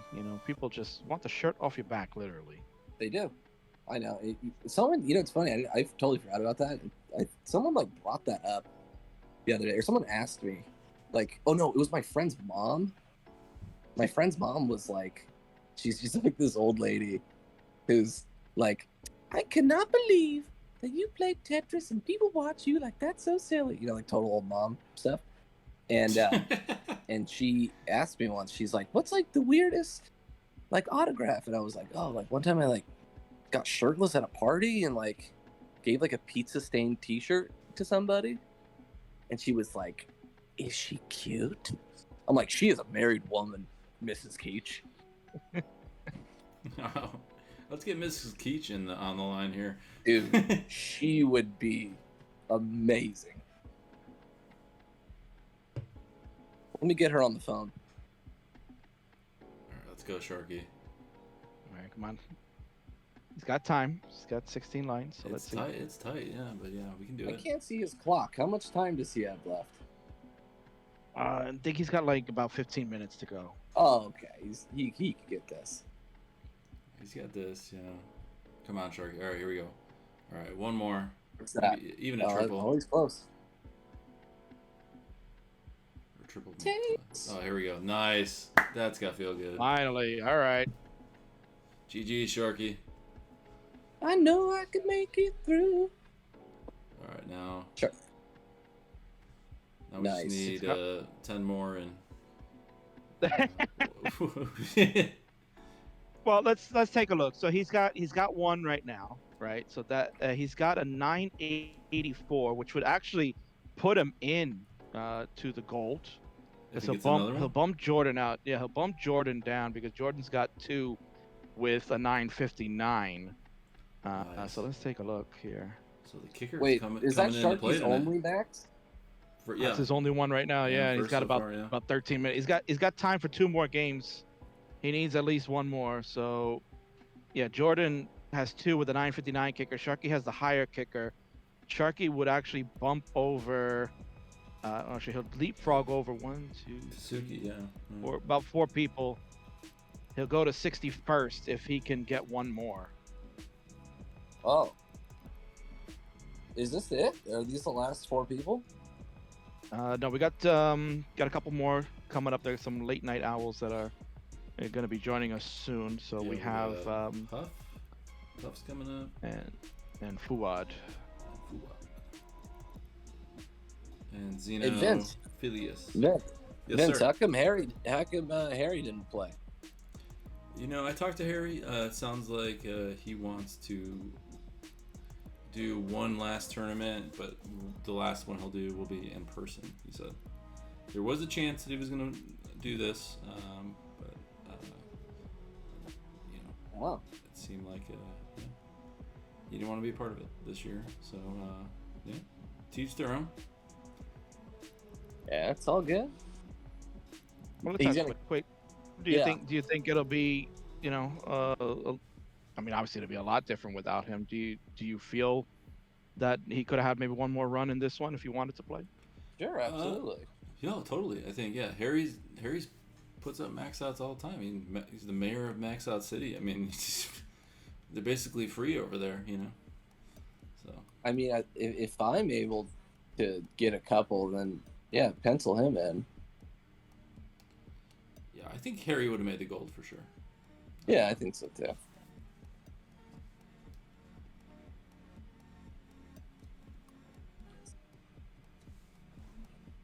So Matt is going his verification process. Bidwell is really. I mean, look at what Bidwell makes these guys do here.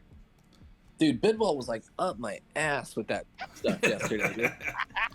Jesus Christ, dude. He's like, put on type B and get these pieces and spin. I'm like, do you think I'm gonna cheat, bro? Like, I'm like the last guy in this thing that cares that much to cheat.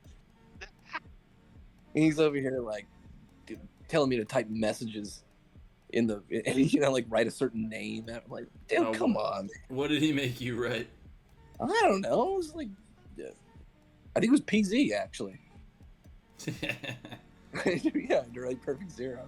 you showed up yesterday, and people didn't know in chat that Ryan is the first person to man. get the unbeatable record of perfect zero in a match. Vince, Yes, that sir. was so good. Like, okay, so like I said, I this is the longest I've ever been in a Tetris stream right now. But yeah, I turned it on, and then like within 10 seconds, he came up, and I was like, oh my god, and just the fact that people who don't know him have the exact same opinion of the people who have known him the longest is just beautiful to me. Ryan's a good man. I love me some Ryan. But yeah, perfect zero. PZ. I like that people didn't like his announcing that one year. I think that's funny. Because like either like do they not get it? You know, like did people just not understand what he was doing? Yeah, I mean, it depend. You know, people have a different take on how humor is brought about. You know, satire can be done. It's a different age, a different generation. You know, so it doesn't click for people right away as to like what is being done. Maybe like if it was being done 20 or so years ago, I think probably would have caught on bigger. But like it's. I mean, I don't want to sound like some grumpy old man, but at the end of the day, it's like the comedians of yesterday would never survive today's group, right? Oh no! Like yeah. think about like the guys like Richard Pryor, Roddy Dangerfield, even Sam Kinison. Forget Sam Kinison will be like Public Enemy #1 for his shtick that he would have done. Stuff that he did back in the '80s. If he did it today, my God, he would be. Yeah. Let's not He'd be compare Ryan to lynched. any of those people because that's Yeah. doing all of those comedians a disservice.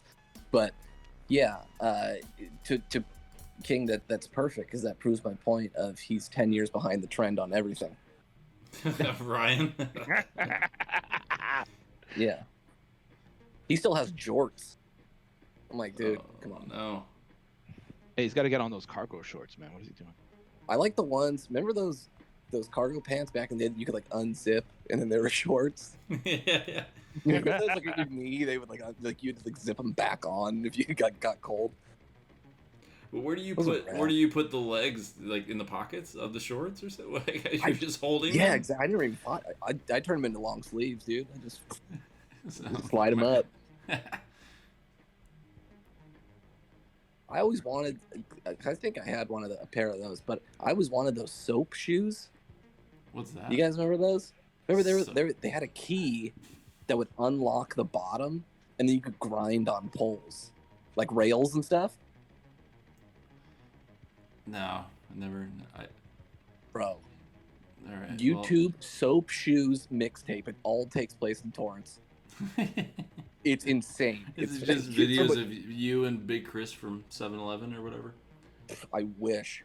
That's gonna be our wedding video. Me and him grinding in a few different ways all over South Torrance. But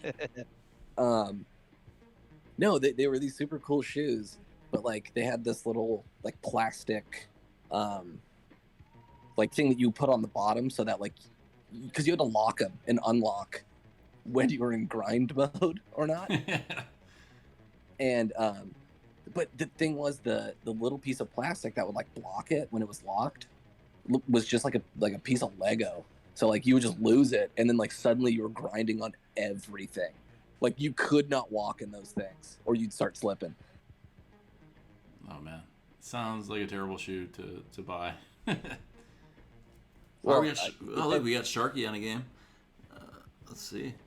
He's got room for 3 maxes, so he's gonna have to back to back get 3 here. Yeah, maybe that was his plan the whole time. I call that the Tom Amansky, the back to back to back. Is that a reference too old for these kids too? Yeah, well, certainly. Man, he made that kid throw dead center from center field, bro, and it hit at that trash can. That's the greatest commercial of all time. Oh, nice. He gets the long bar. All right, he needs them all here. Yeah.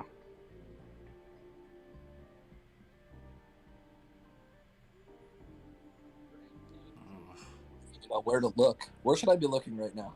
Sharky. Okay, gotcha. He needs help. Oh Oh, that's- man, Sharky. Oh, no.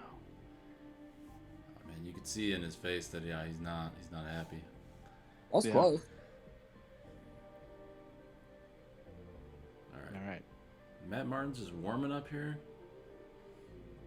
Yeah, Matt's warming up. Sharky's down to most likely the final game. He's got 4 minutes left. He's sitting in silver right now at 71.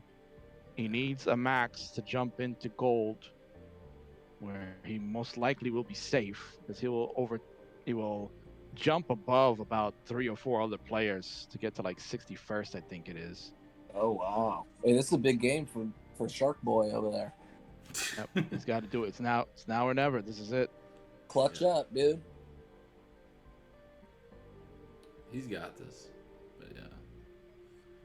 He knows he needs this one. I don't know. Hopefully the nerves don't get to him. Yeah. Do people? Here's a question I'd like to know. Yeah. For people who do play, do they get nervous when they play? Oh, I was Like just in about part to of- ask you that question. I was about to ask you that question. Have you ever Oh, been really? nervous? No, never. No. There's no reason to be nervous. Especially like in the early days when we didn't have the same pieces. Like, you know, it was like bowling to me. Like I might have been bowling next to somebody, but I was like, I could only focus on what I'm doing. So we got people in chat saying that Matt's wearing his Jonas Neubauer shirt. I don't know if he got it from Jonas or what, but I think it's in the same vein of a Neubauer. yeah. And then he's got the LYM, love you, miss you. I forget the rest. I don't know. Yeah, love you, miss you, mean it. Mean it, yeah. What does that mean? That's the LYMYMI heart. Oh, I thought that was like Roman numerals. Yeah, it's Yeah, the that's how many max- 2023rd. Yeah. That's how many max outs he was planning on getting. Yes. He's setting the bar high. I like it. Wonder if Quaid remembers playing Matt not too long ago. He played back in the summer You remember that one? Yeah, I do. He beat me. No, you beat him. I beat him. Then I don't remember. Yeah, you beat him. Oh, who did I lose to? You've only lost to Josh Tolles, honestly. Oh yeah, Josh. That's who it was.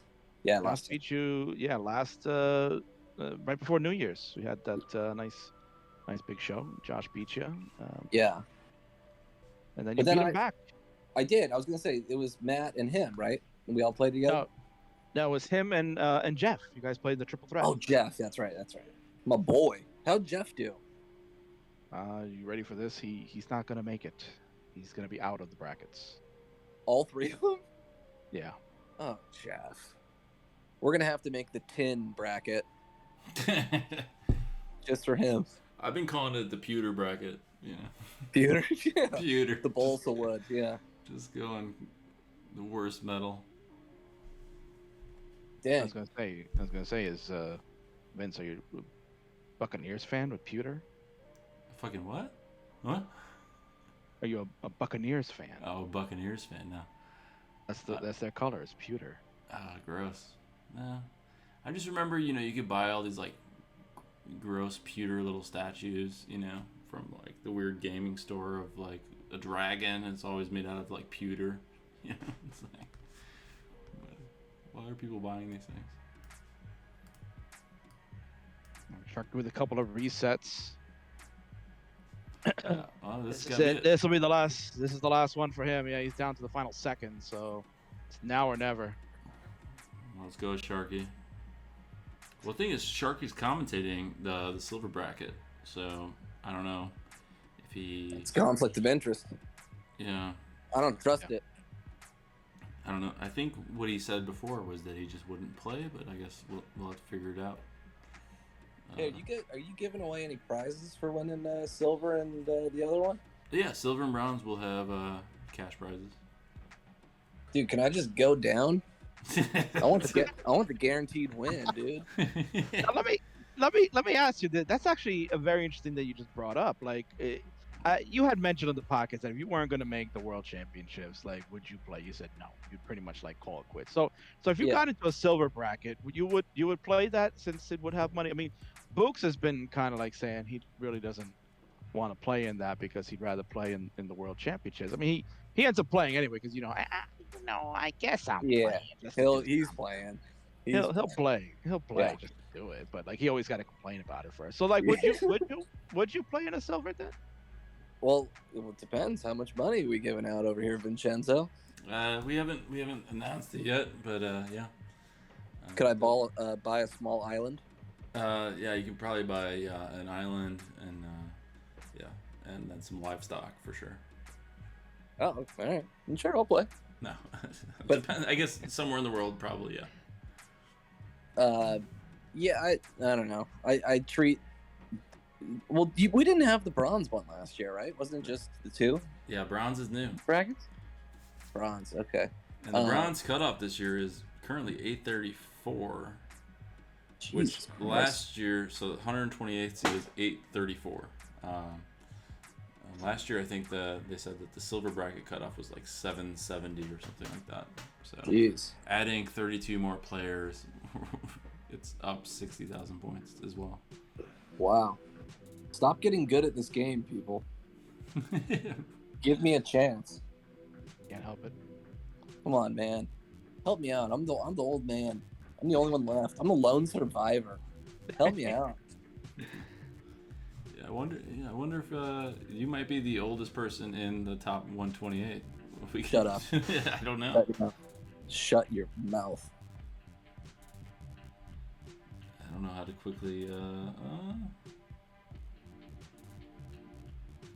see. We got Ben Mullins in there.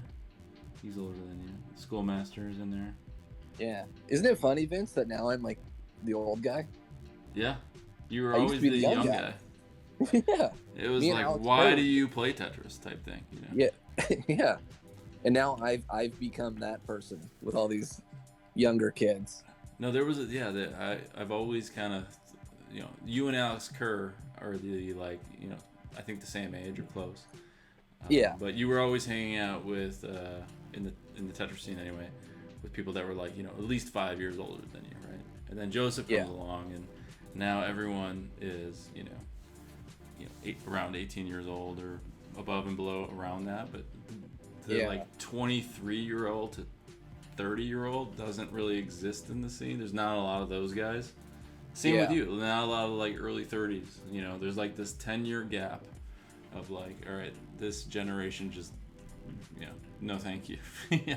Well, now I'd say it's a 20-year gap. Yeah, I'm the one that bridges that gap, but I'd say it's like what, all like 15, 16-year-olds and then like 37-year-olds. Yeah. And then I'm in the middle. But a lot closer to the 37-year-olds. Yeah. Yeah. Of course, Riz chat was going nuts that they're talking about Corion is in the bracket. Of course, Oh yeah, Corian. Yeah. Oh yeah. cannot forget about him. It's My dude. elder statesman is an elder statesman, but I mean, not long ago, even though he was older, I mean, he was considered, you know, one of the newcomers back in the day when you were on the rise there. Yeah. Yeah. I've been in it since day one. Yeah. You know? Come at me. Vince, I want a plaque, bro. I got perfect attendance. You do have perfect attendance. Yeah. Who else, Vince? Who else has got perfect attendance? All right. Well, we got Buko. Yeah.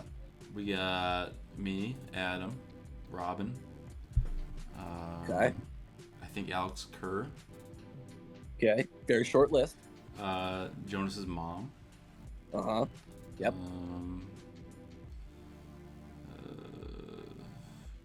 Tang. That sounds like a great group to get into a hot tub.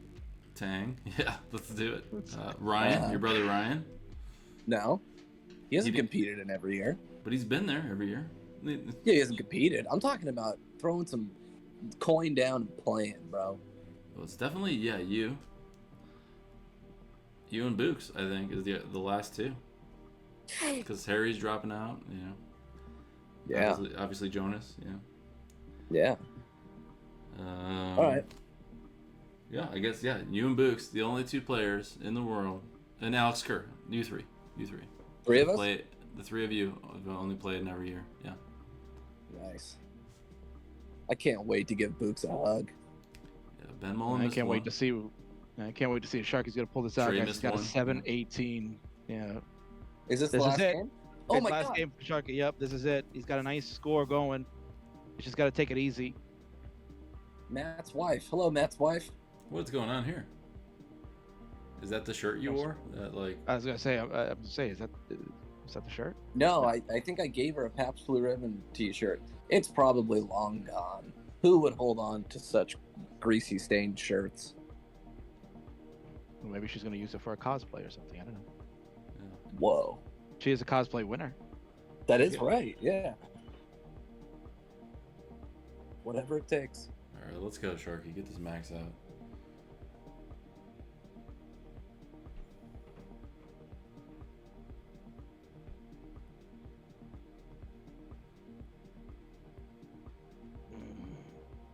Come on, give him the long bar. Nice. Oh, Sharky. No. And now. Oh no. Oh man, he went all in for that. Hey, Oh. now. Hey, look, that's my shirt. Guys, that's my shirt. There it is. He. Yeah. And you were saying that was thrown out. Oh, she's got the shirt. Wow. Thank you. She probably had to take it out of the frame for that moment. I would probably, you know, like when you go to prison and they throw that like decontamination powder on it. I hope she did that with that shirt. Just for her own safety. Man, All Sharky. right, Oh so man, GG's. That was tough. a tough one. He had a very high transition and just didn't get the pieces to work out the way he wanted them, and that's it. So he'll finish with the 1 max, the 984 kicker, and that'll leave him at 71 for now in the silver bracket. As Vince mentioned, he'll be pretty much calling the silver. So, you know, Yeah, sure we don't know. talk Maybe, about that, maybe but, we'll talk about it. Maybe he'll take his name out of there and let someone else play, or you know, someone will get a buy. Yeah. We'll figure it out. And the long bars will figure it out. Don't worry. Yeah. Hey, he wanted 5. He did, yeah. 1 to 5, yes. He wanted 5, and he got 1. Yes, sir. All right. Vince, where's my belt? You gotta talk to the king. He's the belt guy. I don't give out briefcases or belts or whatever. Well, I think you should immediately change your disposition towards those things because I want a belt. You can have my old belt. Thanks, I'll dude. go to the Target and No, I want one of your belts. Okay, yeah, all right. I'll give you one. Thank you. Sharpie marker it or whatever. DAS world record holder. We can try to work something out. I can talk to man Josh Tolles. He made a friendlies belt, so maybe we can get one. Oh, did he? Yep. Yeah, after he beat you, he came on the next day because he had to play Matt Martin on the second night of the Super Show, and he made his own friendlies belt, and he wore it on stream so that he was the champ. It was amazing, beautiful replica. But shouldn't that be my belt because I'm the champ? All right, you gotta talk to Josh, I guess. We'll work it out. Bro, I didn't know that I should have had a belt. This is news to me. I mean, he went out and made his own belts, Yeah, and I took it. I mean, where is it? All right, well, all right. So maybe just go out and make your own belt. Congratulations. All right. I'll set you up with 3D printers. Yeah. Okay. Can't wait. Oh man. So there you go, Vince. That's the end of that. We are here. It is 11 o'clock on the East Coast, 8 p.m. for Vince and Quaid on the West. We have Zeno is up now. Should be going through verification process, perhaps with Bidwell. If you want to bring him in, Vince. This might be one of the last times before you guys can't see this for a whole year. Bidwell putting everyone through the ringer. Yeah. Yeah, be prepared to show your student ID, your passport, your social security card, place of residence. Bidwell doesn't mess around.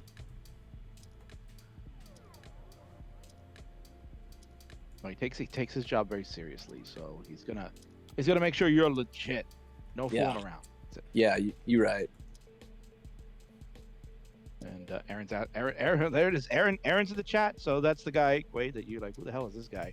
He's the money in the bank briefcase holder. He's here. He's hanging out. He's calling your name out. He says, I want to play you. He's asking, where's Huff? Huff will be starting in 30 minutes. He had to delay his scheduled time. So we will get Huff in 30 minutes. So stay tuned for that. And also there was a asking about Fuad Z, who was supposed to start like about 2 hours ago. They are going to start at in about an hour from now. Nice. So stay tuned for that too. Vince is gonna have to have a late night session here. Hey, that's all right.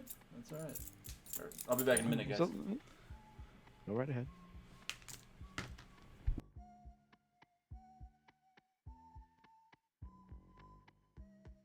So Quaid, talk to me. When are we gonna see you back in the Bone Zone outside of the World Championships? Clearly, because I know you'll be there at the Bone Zone for that. But are we getting back to a regular schedule? I know you guys are Tuesday, Thursdays, but things have changed for you schedule-wise. You guys going to get to back on a schedule again that we'll see you in the house? Yeah. We're Steve and we're gonna get together soon and hopefully get our schedules lined up. But after the tournament, we should be back to normal. 2, maybe, at least 2 days a week. But I've missed a lot of time. There's a bunch of people, like I showed up on Tuesday and there's people in the chat talking and like Steve was like the best friend. I'm like, I don't even know who that is. Like that's how long I've been gone. So hopefully, we'll get back after the tournament's done. We'll get back on track. Well, I mean, in fairness, Steve is like a dog, like a puppy dog. He's friends with everybody, man. He is. He's the nicest man I've ever met. Yeah. Well, tied with Chris Brady. Oh yeah, CB. He's a good dude too. He actually had a good qualifier too. Did he? Just good. Yeah, it was just short of a max out. I think he got a little higher than Books. He got like a 989. So any other year, like right, if we were at live event 989, gets him like a high top like 10 seed probably. Yeah, totally. But this year he can barely crack the gold. So. Yeah, it's all right. Once he gets back in person, Nice to change it, he'll be all right. my man.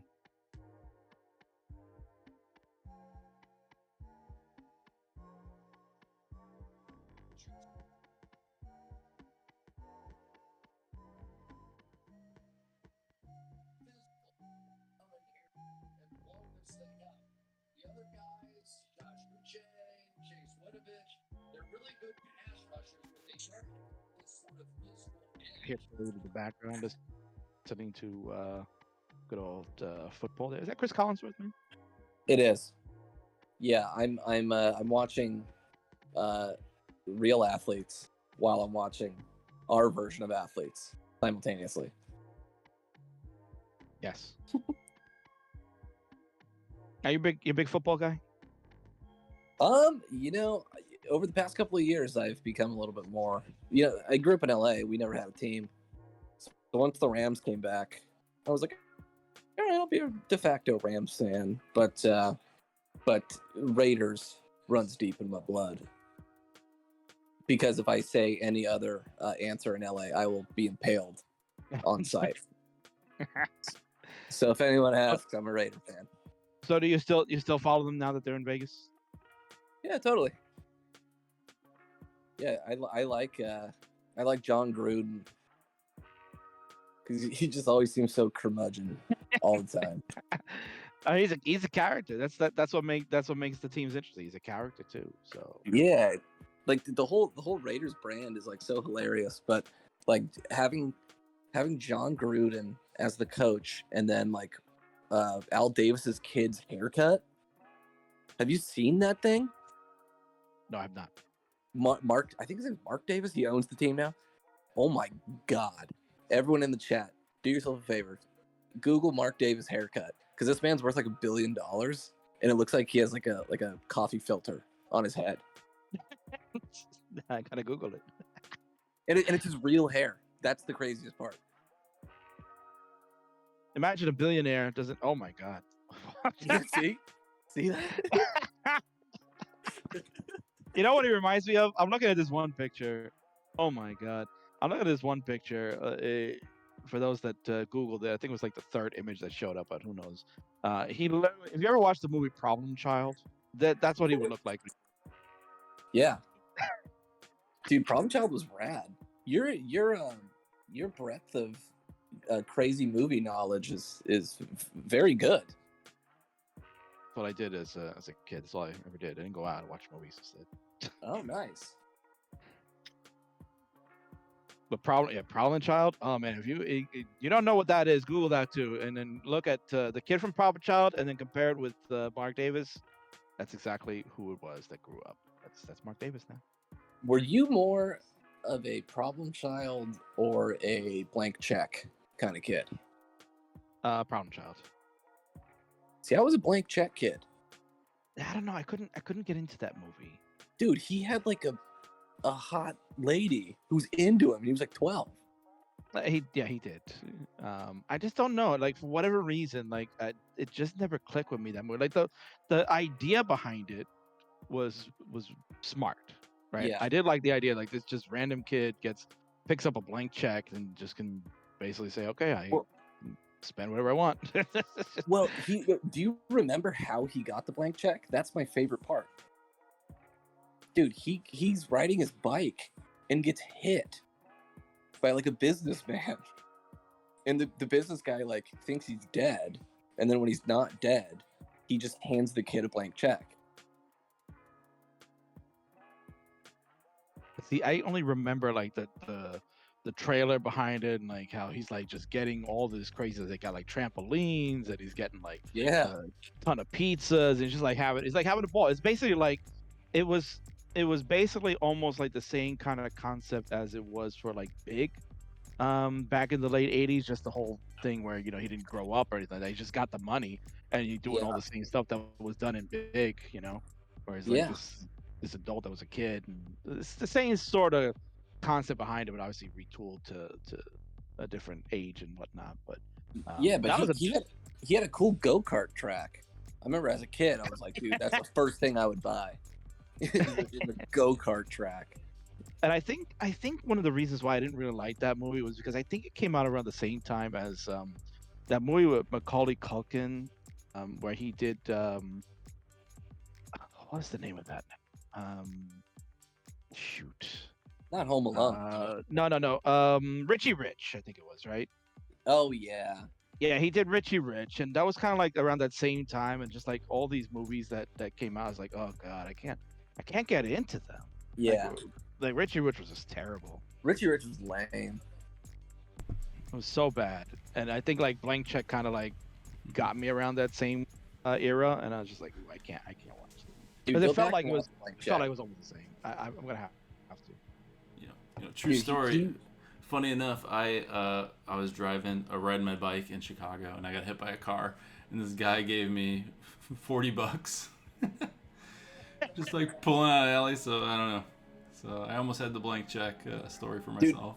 Vince, I'm not even exaggerating right now. That exact thing happened to me in Torrance when I was like 13. He's like, don't tell your mom and dad. Here's $40. Dude, Shh. it was great. It was crazy because I was on a bike, and I went through like a crosswalk when a guy should have stopped. It was like a stop sign, and he just didn't stop and just drilled me right, like hard. Yeah.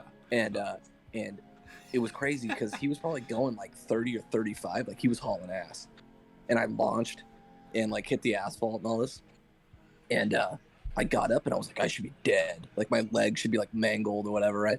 But I was totally fine. Uh-huh. And then my second thought was, I need to go get money from this man. So I ran. You're like, I saw that movie. I know what happens when you get hit by a car. I'm not even joking. My friends were like, are you okay? And I like stood up and I was like, okay, like my feet work, my legs aren't broken. And then I was like, I'm going to make sure I get something from this guy. So I ran the 100 feet or whatever to his van, and he was like this super pissed off, like old dude. And I was like, I'm calling the cops. And he just like pulled out his wallet. And I remember he was like flipping through cash in his wallet. And I was like, just give me all of it. And so it was the first time where like a boy had been hit on a bike, and then it turned into him mugging an old man. I was like, everything you got, put it in the bag. Don't look at me. Yeah. You hit me. I'm going to tell my dad, and he's going to come beat you up, and it's on. Yeah. Yeah. So What did you just spend give that me money all the- on? I think I spent my money on like packs of like 1997 Fleer basketball cards, you know, when like Chris some Webber Detlef was Schrempf. a rookie. Yeah. Anthony Hardaway. Yeah. Yeah, my life savings right there. Yeah.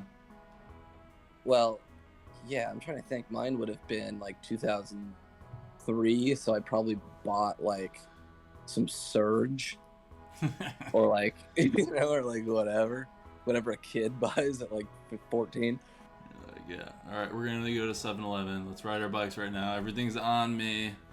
Get in all the candy bars you want. Let's go. Yeah, I'm gonna go talk to Big Chris, and he's gonna turn down his Lamb of God so that he could take our order, and we're gonna get every old taquito that's been rotating in here for hours. Taquitos are nice. I always like taquitos. You like the 7-Eleven ones, King? Yes, I do. King, do you have like a death wish or something? What are you eating 7-Eleven taquitos for, bro? Because they're delicious. I like them. Good. Especially the taco and cheese one. They're very good. You gotta get it with you gotta get some ranch sauce with it though. It tastes better. Dude, this guy I used to work with, his favorite food was hot dogs. Okay, it's a strike one, right? But he only liked the hot dogs at 7-Eleven. What? So on break from our job, he would go to 7-Eleven and come back, and he would eat like 2 of those giant hot dogs.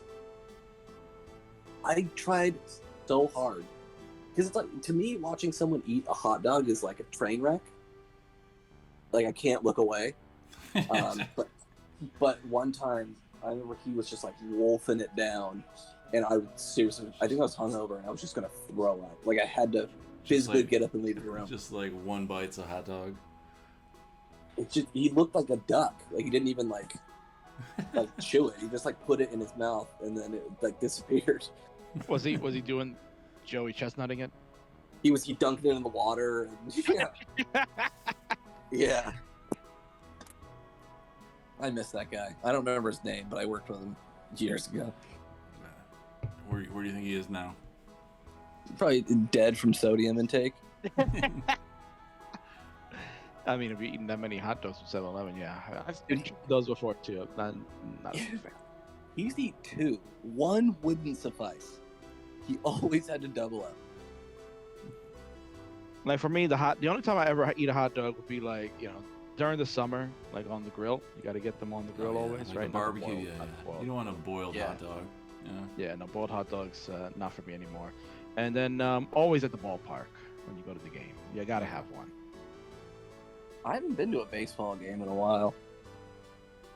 I was one. Yeah, I was at one last Sunday with Chris Bidwell in Cincinnati. Oh yeah?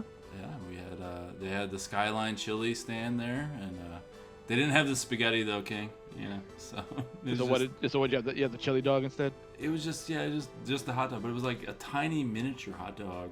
Yeah. They call them conies. Yeah. Yeah, what is this? It's not a proper hot dog. Well, it's what they call them hot dogs. Yeah. So yeah, they call them conies with basically encompassed in shredded cheese. So And I bought Wait. one. I bought one for the birthday boy, Chris Bidwell. So Wait, so they're mini hot dogs? it's like a miniature Yeah. hot dog, and they like pour a bunch of like liquidy chili on top of it, and Uh-huh. then just like a handful of shredded cheese. Oh. So it's just instant diarrhea. Yeah. So Got it. Because with a normal hot dog, it takes a while for you to finish it. But if you want diarrhea now, you get the half-size one. 2 bites. well, the best You're part of the ready story to is, I got to go on a plane after that game. So Ew. Did you do it? Did you do it on the plane? I did not do it on the plane. Dude, I did it once. I felt so bad. That's like the biggest no-no to me on a plane. I would rather have somebody like clip their toenails on the flight than to blow up the bathroom. But I unfortunately was that guy. oh man. Yeah. I apologize to the guy sitting in the chair next to the bathroom. That's how bad it was. Well, Yeah, because you're probably thinking the guy sitting at closest to the bathroom is probably like thinking, oh man, this is the best seat because I could just like get up and I don't have to go like pass through everybody. This is great. Now he's got to endure like a 3-hour or 4-hour flight. Oh, dude. With, you mess up the bathroom. Triple that. I was flying from Amsterdam to LA. So I went in there, like we took off, and then the second the seatbelt sign went off, I sprinted like I have never sprinted in my entire life. And I felt so bad. But yeah, I apologized to the guy. I'm like, and I didn't even think he spoke English. I was just like, I'm sorry. And he was just like, huh? And I was like pointing to the bathroom. I was like, well, you're supposed to point to your and he butt was just when that like, happens. Sproken Deutsche? I'm like, I don't know. Okay, bye. I tried. Matt with a good first game out of the gate, 976. Game 1. Mm-hmm. So he's got his kicker. Pretty much guarantees him a silver spot at this point. It does indeed. Yeah. Oh man, Maestro Number on the 80, cutting 89. block here. He in the DILF tournament, he came in as my son. So I got much love for Maestro. Yeah, Maestro's a good dude. I got to meet them in Ohio at the Nice. WPL event. And the funny thing is that was mainly an emulator keyboard player, so I know how Quaid feels about those guys. I convinced them to be like, hey, you're very good, but you're gonna have to switch over if you want to play in the World Championships, man. You got to get set up the right way. You got to get the hardware and all this stuff, and did it. They went out and said, you know what, you're right. I want to be playing in the World Championships, and got out, went and bought all the stuff and the hardware, and is retrained and relearned to play on a controller, and look at that, just on the cusp of being taken off with the bronze. Hung out this long, very nice. I mean, not everyone has Steve DeLuca to just figure everything out for them, you know. Yeah, of course. So, He's listening to good old what's his face? yeah, the Chris Collinsworth. Chris Collinsworth, yeah. Yeah. Could you imagine if It's we a good got Chris Collinsworth in here doing some Tetris commentary? That'd be amazing. Yeah, like, You want me to ask Chris? Yeah, Yeah, in all the sports figures, like who is your guys' commentator of choice if they made the move to Classic Tetris commentating? Vince, I thought you'd never ask. But King, I'm gonna let you answer first because I have the ultimate right answer. That's fine. So I mean, there's so many to choose from, Vince. But if I had to pick one, would be someone very similar to my style, I guess, and it would have to be, I'm actually gonna go not with the world of professional wrestling because obviously I love that. And there's so many guys. Maybe I like have Jim Ross with the call like, "My God, he's chopped out. He's chopped out." That'd be amazing. But I'm gonna go with the world of football, soccer, right? We call it football international. Andres Cantor, right? The great Spanish announcer, very famous for the goal. That whole thing. So I would love it. I would love it. Do you think he could just go boom for like 10 minutes? Boom! Oh my God. Yeah. Yeah, you'd have to get the oxygen tanks out for him. Yeah, Who you got, Big Sexy? Go ahead. Hey, the greatest sports announcer of all time is the one, the only, Bill Walton. If Total Bill Lakers Walton, choice, yeah. If Bill Walton decided to switch over and start calling Tetris matches, first of all, I would retire on the spot in order to call the matches with him. And we would learn a lot about John Muir. Oh my word, that'd be amazing. Throw it down the well. Throw it down. That was the 8th worst pass I've ever seen. Dude, my dad, when I was a kid, Bill Walton was signing autographs at this like card shop, and my dad had to work, so being the responsible adult that he had me and my brother go stand in line for an autograph for him. But then we ended up getting our own. But I remember just being like, this old man's really tall. Honestly, Yeah. I love Bill Walton. I think he was very underrated. Like he should have been like on most of the main broadcasts for the most part. He usually would be. You'd find him on the 3-man booths a lot, which I didn't really like. I prefer him just with the your play-by-play guy. But yeah, he was really one of my favorites. He's the man. He still does some college football games, or the college basketball games. I mean, I gotta listen. dude, there was like 2 or 3 years ago, me and Rye went to a UCLA basketball game, and Bill Walton just so happened to be calling the game, and me and Rye like snuck down, so we were only like a couple rows behind Bill Walton, and before the game started, I was like, all right, I gotta go to the bathroom. So like I walked down to the court, and there was like a bathroom behind the court. And I went in, and I had my pen with me, you know what I'm saying? And I ain't writing on the wall, if you catch my drift.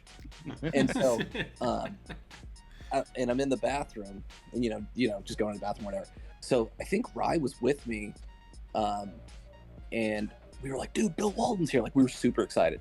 So then I'm like washing my hands, and there was still like, you know, an aroma in the air, and in comes Bill Walton, and I was like, oh my God. Just instinctively I was like, Bill, and he just turned and looked at me and he went, that's me, and then just walked straight into the stall and handled his business. Oh, he went in the stall. You know what that means, yeah. Well, he's a big man. I don't especially with his knees, I don't think he can crouch down to a normal urinal.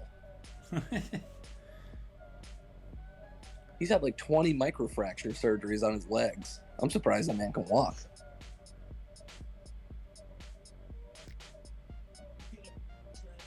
we're gonna get Huff in here soon, everyone. Yeah, just relax. He's getting verified. He's live, yes, but he's getting verified. You still see, we got some players here. Haven is starting to wrap it up in about 7 minutes, so we'll get Huff on, and yeah, relax. Don't worry. I think Huff is showing Bidwell as W2 right now. So Well, Bidwell's give him a few minutes. just getting worse and worse. Voted best judge for I don't know why. Yeah. He was my judge. Yeah. Did he do a lot? He he did the the main most. guy? He did the most. I yeah. did. I know Steve was a judge, so I'm a little partial to him. Yeah, well, we can't have Steve judge you. That would not be fair. Why not? I don't know. It's just we gotta keep it fair across the board. Do you make those brothers? Do they play at the same time, or do you make them go like at separate times? They went. I think they went at separate times, but yeah, they both have their own setup, so they could have done whatever they wanted. Oh, they don't share. Oh man, see, I want to see it like a death match, where like two people beat the crap out of each other to get the controller. Which pretty crazy last year, and I guess convenient is the championship ended at their house, and luckily they both had their own setup somehow. Could you imagine if like they didn't have their own setup? Yeah, that'd be Each, awesome. it was been like, all right, well, I guess we'll come back next week or something. Jeez. Or one Well, at who a won? time. Was it the older brother or the younger one? Younger one won. Dog is younger than Andy. But I think Andy is got a better ELO right now than Dog. It's been the ELO ranking or whatever. I will probably don't pretend I that know is. what that means. Yeah. Yeah, totally. LFO, my favorite group. Yeah. Electric Light Orchestra. I love them. Yeah. They need to come back.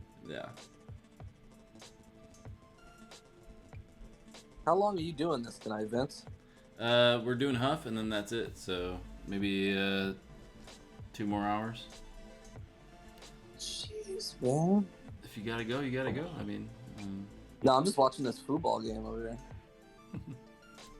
it's just watching football and blathering. Yeah. I got 2 minutes left. Once this game's over, I'm gonna let you guys get back to being professionals. Nice.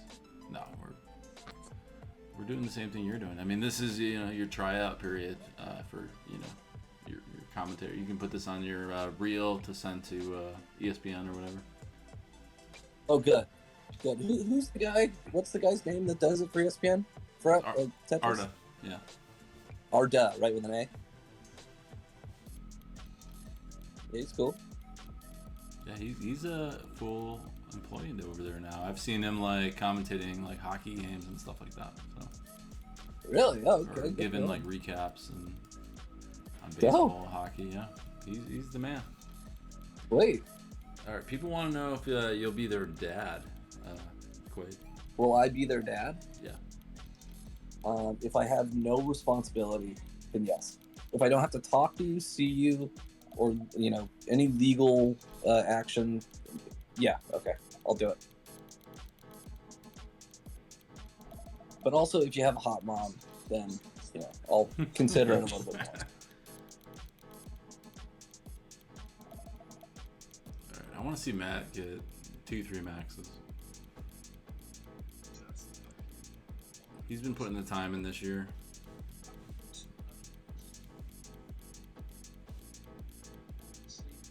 He's from Oklahoma? I guess, yeah, he's repping Oklahoma. Wow. All right, that explains the shirt. That's the Jonas throwback shirt. Mm.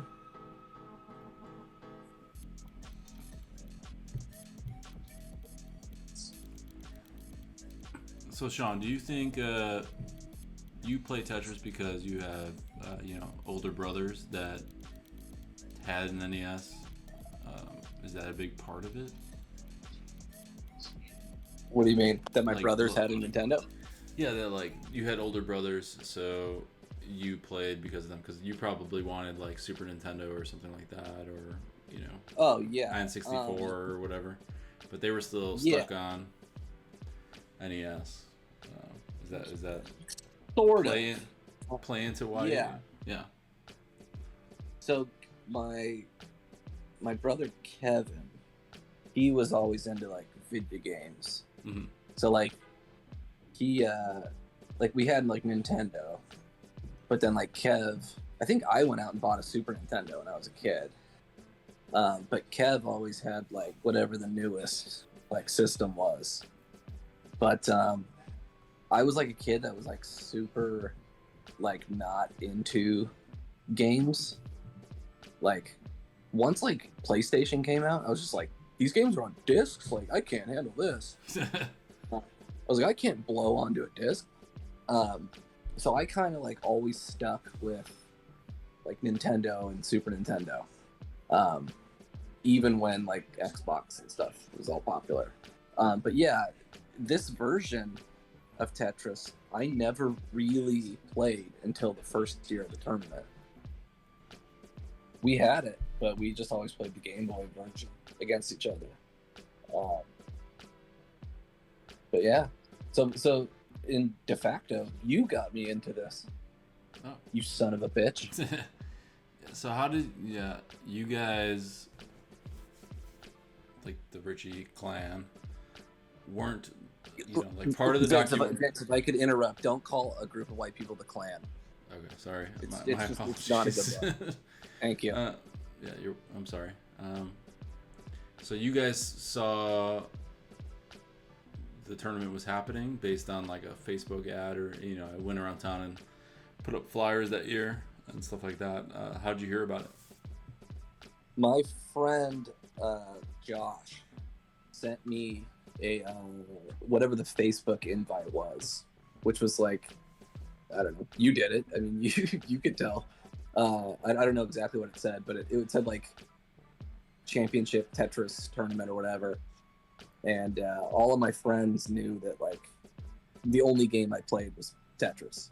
Mm-hmm. So my friend Josh sent it to me and was like, "Hey, you're good at this. You should go." And then I told my brother Rye, who was also into it, and we were like, "Oh, we'll probably just show up and win." Like we were like that confident. Mm-hmm. And then we did not win. But yeah, we went, and yeah, Josh gave us the thing, and we went, and then we were instantly hooked. Hey, I have a question about Sure. that first year. Sure. Do you have all of the footage of the tournament? Like, do you still have it? Oh yeah. I gotta hear what me and Rye were doing in that crowd. Because there's like a video out there where you can sort of hear us heckling, and it's pretty good, but I want to know what you're sitting on. All right. Well, yeah, I'll have to dig through it and I'll let you know. Maybe we could watch it one night or something. Hell yeah. And I miss my girl Dana Wilcox. So All right. she just like fell off the face of the earth. Where you at, Dana? She came in 2019. Yeah. And then I drank a beer with her. And I think I think Haven's done. So Can we put in Huff? We can put a Huff in, yeah. Awesome. We got that judge everyone likes. Nobody Yeah, likes it. King's been super quiet. Is he all right? Too many White Claws? I had to step away. Yeah, I think he's snoring. Yeah. I sent Vince a message. I had to step away from it. Yeah, no, I had to come back as soon as I heard Quaid say, "Hell yeah!" Gave me a perfect segue because that's who's on the bubble right now. Bidwell. He's. Is he gonna holding on. self-commentate on bronze? Well, we got Huff coming in, so chances are, I think that bubble's gonna burst. Pop. He's about to pop that bubble. I mean, Huff just can't get he's- more than 840 and in 2 hours. I mean, we'll see what happens. I think he's Yeah, got a I chance. think Huff's got a pretty good shot at that. I'm gonna message him and let him know he's good to go. Oh, and he's repping Oh, TWO. Look at that. Sure. Go Huff. Oh, yes. Sure, homie. Yeah. He knows what's up. He's too sweet over there. And after Huff, we've got one player left, And that's the end. and that would be the end. So I'm going to set him up after Muniz is done. So we will have 4 players all throughout. So we don't want to take away any screen time for everybody for the rest of the night. All right, who do we got going on next? Is that VOD? VOD, yep. VOD? Yes. Kathleen has unfortunately had to drop, so she did not get her equipment settled. So we'll be sucks. sure to refund her and hope she comes next year. You know. Send her a copy of the home game and some rice roni. Indeed. Oh, it's tough. Yeah, so this is the one. Bidwell and I got to see the rolling in, live and in person in Ohio. It's the WPL champion for 2020 Classic Tetris, and it's a hell of a roller. This is currently involved in the best of 91 series with Hydrogen Dude in a level 29 starts that Bidwell and I have been calling a couple times. We'll call the final one tomorrow, which I'll be excited. So most certainly, Bidwell, we'll get the chance to talk about these guys' qualifiers and everything under the sun. Yeah, so I mean, obviously Hydrant getting 8. So if Huff gets 8, they can have some premier smack talk for their 91 match tomorrow. Because Hydrant's been kind of owning Huff in the 91, but I mean it's level 29 starts. That's exhibition stuff. That's not really real competitive juices there. So this is Huff's chance to one-up him. Exactly. Now I gotta ask Quaid something. Was pretty funny in the Bone Zone when he was qualifying. That question was posted. I believe a fan asked him, "Would you be looking to do rolling at some point, or have you ever tried rolling?" And Steve kind of answered the question very, very well. Quaid, you want to talk about that, brother? I'll be honest, I don't even know what rolling is. Yeah. I just see, like, honestly, I've never watched someone do it, but Steve tried to explain it to me as you just tap the back of the controller a lot, and I was like, that's not where the buttons are. So, like, I don't fully understand it. Well, Steve didn't fully understand the question either, because I believe he was talking about rolling something else, but... Oh, that's right. Oh, yeah. Legal now, yeah. Yeah, because Steve uses a roller. Oh, yeah. Okay, now I remember. Of course he remembers now. But I thought that was a hell of a question and an amazing answer. You were actually the one that was like, no, Steve, I think he's talking about like, rolling in the game, bro. Yeah. Yes. See, Steve just, I don't blame him. His brain just goes immediately to what's in his hands at the time. Yeah. For 1 second, I had a moment of clarity. And wait a second. They're talking about that tap thing. I thought it was amazing. Oh man, because Steve's very in tune to what's going on online. He's got his stream nights he does with the shredder. What do you think about that shredder? Oh, it's rad, dude. It's so cool. It's so funny because like once you place a thought into Steve's brain, it becomes reality. Like I think we joked around once in the stream and was like, "Oh, you should play like a guitar," and he was like, "I should make a guitar," and then like a week later, he's like, "Look what I made!" I'm like, "Oh my god!" Like, I hope that I never say like, we should make like some mustard gas, because Steve's gonna be like, I got every ingredient. Oh my word! That's some breaking news, guys. Oh, go ahead, finish up. No, go ahead. Yeah, breaking news. We got yet another new player is going to start in about an hour. One Beastin Shen is going to qualify and be our last player, unless I get any more. Oh my word! Yeah, I love it, man. Speaking about WPL, so a man can max out. He can put up some numbers, so that'll be fun. That'll be a fun way to end the night. Yeah, he just hit me up. Yeah, and I was like, "Oh, hit up Bidwell, see if he can do it for you, and get him in." I mean, he's part of the staff. I'm sure he just wants to throw down a score. So. Chad's asking about Kathleen. Unfortunately, she had to drop.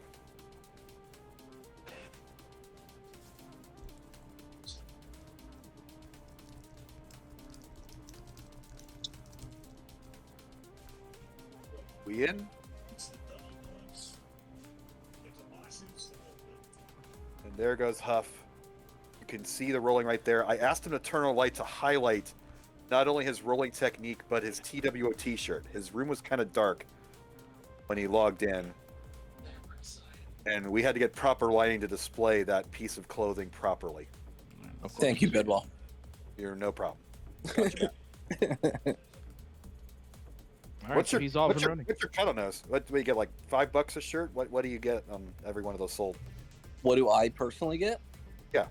The satisfaction that there's a new member out there. Ah, yeah. Yeah. Well, King, what do you get? I don't know. Were you creating? Did you create the TWO? I kind of remember maybe the King creating it. Yeah, I mean, we can talk. What's the talk story? About the origins of the TWO. I know Steve kind of talked about that on the podcast as well. So, long story short, the origin comes down to Quaid and Steve were streaming, and we were all hanging out as usual before the things were called the Bone Zone, everything you know today. And they were vibing, they were hanging out, and they were talking about wrestling, which of course the King knows very well. It comes from that background as a major fan. And they were talking about all the good stuff, good times. They were talking about the Macho Man and oh, yeah, brother. They were talking about all that good stuff. We were talking about NWO, which was the biggest faction back in the mid to late 90s that kind of changed wrestling, and it was good. So they were talking about, we should rock out and make our own faction, things like that. That'd be really cool. We did something like that in Tetris and stuff like that. So clearly it just came to my mind, simple, TWO, Tetris World Order. It just rolls right off, and they're like, yo, that's a great idea. And next thing you know, the brainchild became reality, and Steve started printing up graphic and put them on T-shirts and whatnot. There was a few other individuals involved in the process of making that happen, but at the end of the day, it became like Steve's baby, and yeah, my contribution was just adding to the name of it. Yeah. See, once again, you put a thought in Steve's head, and then 2 weeks later, something happens with it. Yeah. But yeah, TWO, man, it's the best. I got all these cool shirts. I don't even know what shirt I want to wear when I play. It's just too many to choose from. I know, I think I'm just gonna go classic black and white. I mean, that's the way to go. I mean, you can always rep the red and black attack like Huff right there, of course. That's the wolf pack. I like that colorway. That is. It's very nice. Yeah, it's funny. I wore. Steve has TWO face masks. Yes. And I wore one to a work event months and months ago, and I worked with this woman, Cleopatra, and I walked up and she saw the TWO. She's like, I thought that said NWA. So, I was like, no, Cleo, it's way less cool than NWA. It's a Tetris thing. Egyptian queens knowing their old school rap. I like it. I don't mess with Miss Cleopatra, dude. She was no. Yeah. She came to my birthday and got me all sorts of effed up. All right, well, no F-ups here. Martin, look at this monster score, 690 at 139 lines. Holy shnikes. Is Matt Martin breathing? I haven't seen that man move since he's fucking playing.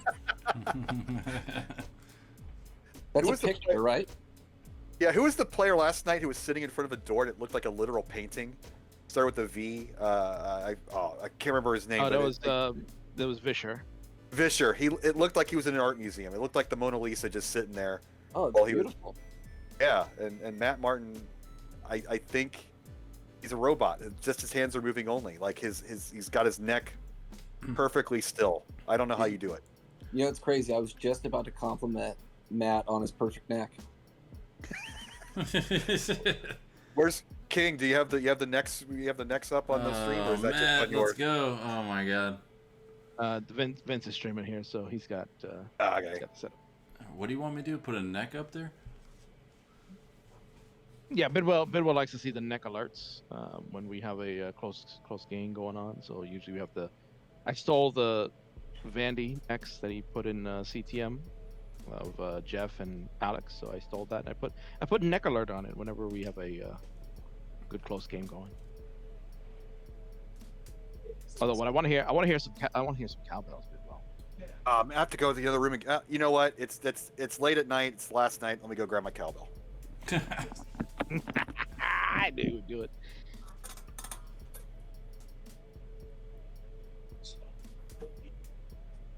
I'm pretty stoked. Beast and Shen gonna throw his name in the ring like that. Yeah, he's part of the staff. He's just throwing it in there, and Yeah. See if he can hold his own, right? He wants to see if he can hold his own. Tom, we just saw, I don't know how many handshakes and hugs you got after this game with all of your former teammates. What was that like? Pretty surreal, it's an amazing. What is saying that that kicker for Matt could most certainly bring him into 64 if he can get the 2 maxes. Plenty of What other doing up here is really great to get a win in front of our team. I want to say hi to my parents. They're up there in the crowd, my wife, my kids. It's a late night for them, but just Watching this dude in the top left, the TWO guy, he's crushing. Yeah, he's Alphalophagus. He is the 2020 Final Four member. He made it all. He's a semifinalist. He made it all the way, losing to the eventual champion Dog. He took out Jonas and Joseph last year. He's a legend killer. Whoa, dude. Mm. That's why he's in the TWO, baby. That's right. We got them killers over here. Them assassins. He's got that Kevin Nash, Goldberg snapping, streaking, taser weapon. Tetris. Yeah. I think Blade. King and Bidwell, if we were a member of NWO, who would you be? Oh no. Oh, that's easy. It would have been Scott Hall. Scott Hall? Scott Hall all the way. Yeah. Unfortunately, I'd probably be Vincent because I'm terrible and don't really do much. I forgot about Vincent. Oh man. I know Quaid has to be, big sexy, baby. I mean, what's crazy is I wasn't even that big of a fan of Diesel and Kevin Nash, all that. I don't really like big dudes that wrestle. They got like the name though. Oh no, the name is the greatest of all time. But dude, do you guys remember La Parka? Yes. He's my favorite. Besides Macho Man, La Parka is my second favorite wrestler of all time. He wore like that Spirit Halloween skeleton suit. It was terrible, but it was great. Dude, he used to come out and air guitar a steel chair, and he would dance with the chair. Like he was so good. So yeah, if I could pick anybody, I would be La Parka. I mean, Mega Retromans give me grief for picking Vincent, but at least I didn't pick Disco Inferno. Dude, Disco Inferno gets a lot of hate, but he was good in WCW Revenge, that video game. No, yeah. Was there a button combination to make him do the John Travolta move? Little dancing shit. You have to heit up, right, left, down, or some shit. Sorry, excuse me the language. Right, Sorry, Bidwell, I bring out the naughty language and everybody. You're fired, Bidwell. Get out of here. It's for the kids. Come on, Bidwell. You're making bad judgments and being voted the best judge. Oh, I don't know God. what's happening here. Oh no, everything's broken. I'm broken. I'm gonna watch VODs all day tomorrow. Although I'll tell you, I'm gonna watch 30 VODs tomorrow. I'm saving Steve's for the Quaid and Steve's for the very end because I just want to hear you guys do the entire talk of what you talked about that whole time. I am so looking forward to that. That's gonna be my nightcap. Oh, well, I'll let you know right now. It's a bunch of nonsense. Oh, that's what I want. I want to know who's committing crimes locally in the neighborhood, who's what dude is. I caught bits and pieces of it, so I'm really looking forward to all the gossip of Long Beach. Oh, okay. Yeah, I don't remember what we talked about, but I'm sure it's just as stupid as every other conversation we've ever had. Dude, it's what makes you powerful. It's that takes your mind off the focusing too hard. They tell elite athletes to not think. Yeah. Just do. So that's what you got to do. You're just hanging out with your bud and talking, and the magic comes out. that's the environment that I thrive in. Yeah. That's the essence of the bone zone. Yeah, dude. That's why I smell like BZ all the time, dude. I reek of it. the Madonna coffee talk, the coffee table book. Oh yeah, dude. Oh, Vanilla I can't wait. Book, or am I crazy? What was it about the book? Well, because remember she was dating Vanilla Ice at the time. Was he in the book, or was she just dating him? I didn't keep track of who she was dating because didn't she date Dennis Rodman for a while? Oh yeah, that's my guy, Dennis Rodman. I love that guy. Yeah. Oh yeah. Only a Chicago Bull fan would say that. Well, you saw me play. Rodman was NWO. What are you talking about? Yeah, dude. Rodman was rad. Yeah, he was, but you know. Yeah. What are you talking about? Dude, he married Kinda. Carmen Electra, bro. Yeah, that's true. And Oh man, Vince. Yes, sir. Dude. Okay. So for my birthday a couple weeks ago, did Steve Was and Sarah tell Dennis you what- Rodman there? Dude, I invited him to show up, but he was busy. But did Steve or Sarah tell you what they got me for my birthday? No. Holy F.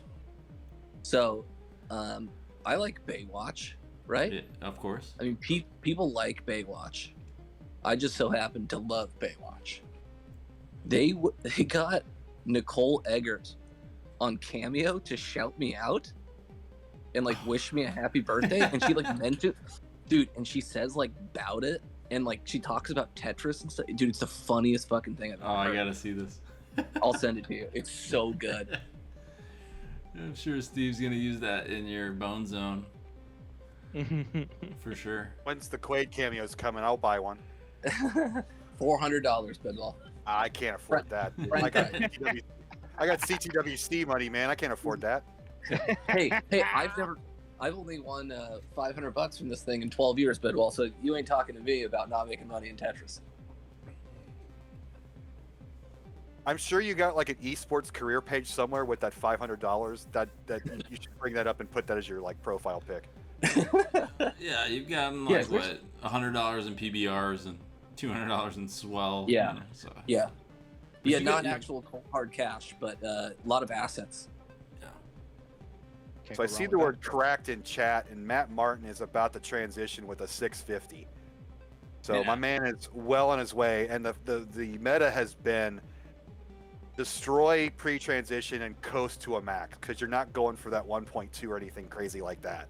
So when you get a transition up that high, play it safe, burn it down, get your easy max, go to the next game. So we'll see if he can get that or not. Sorry Yeah. to interrupt with stupid Tetris talk. No, I think the last game he had too. He had like, I think it was a 700. Damn, Matt. Yeah, or it was close. Yeah, it was Like, like- I saw him on yeah, it was- 700 on level 20 or something. Yeah, it was mid. Yeah, it was mid. Like early to mid 600s there. So pretty much a similar game. The only difference is that, like Bidwell said, he's kind of playing a little safer. He was getting a bit aggro in that first one, which is Here he goes with the Quaid well, right? homage. Oh no, Oh no! it's gonna be tough to get something over there. This is when you need. This is when you need that teeth rolled in. Play it safe. Play it safe, Matt. Burn that out.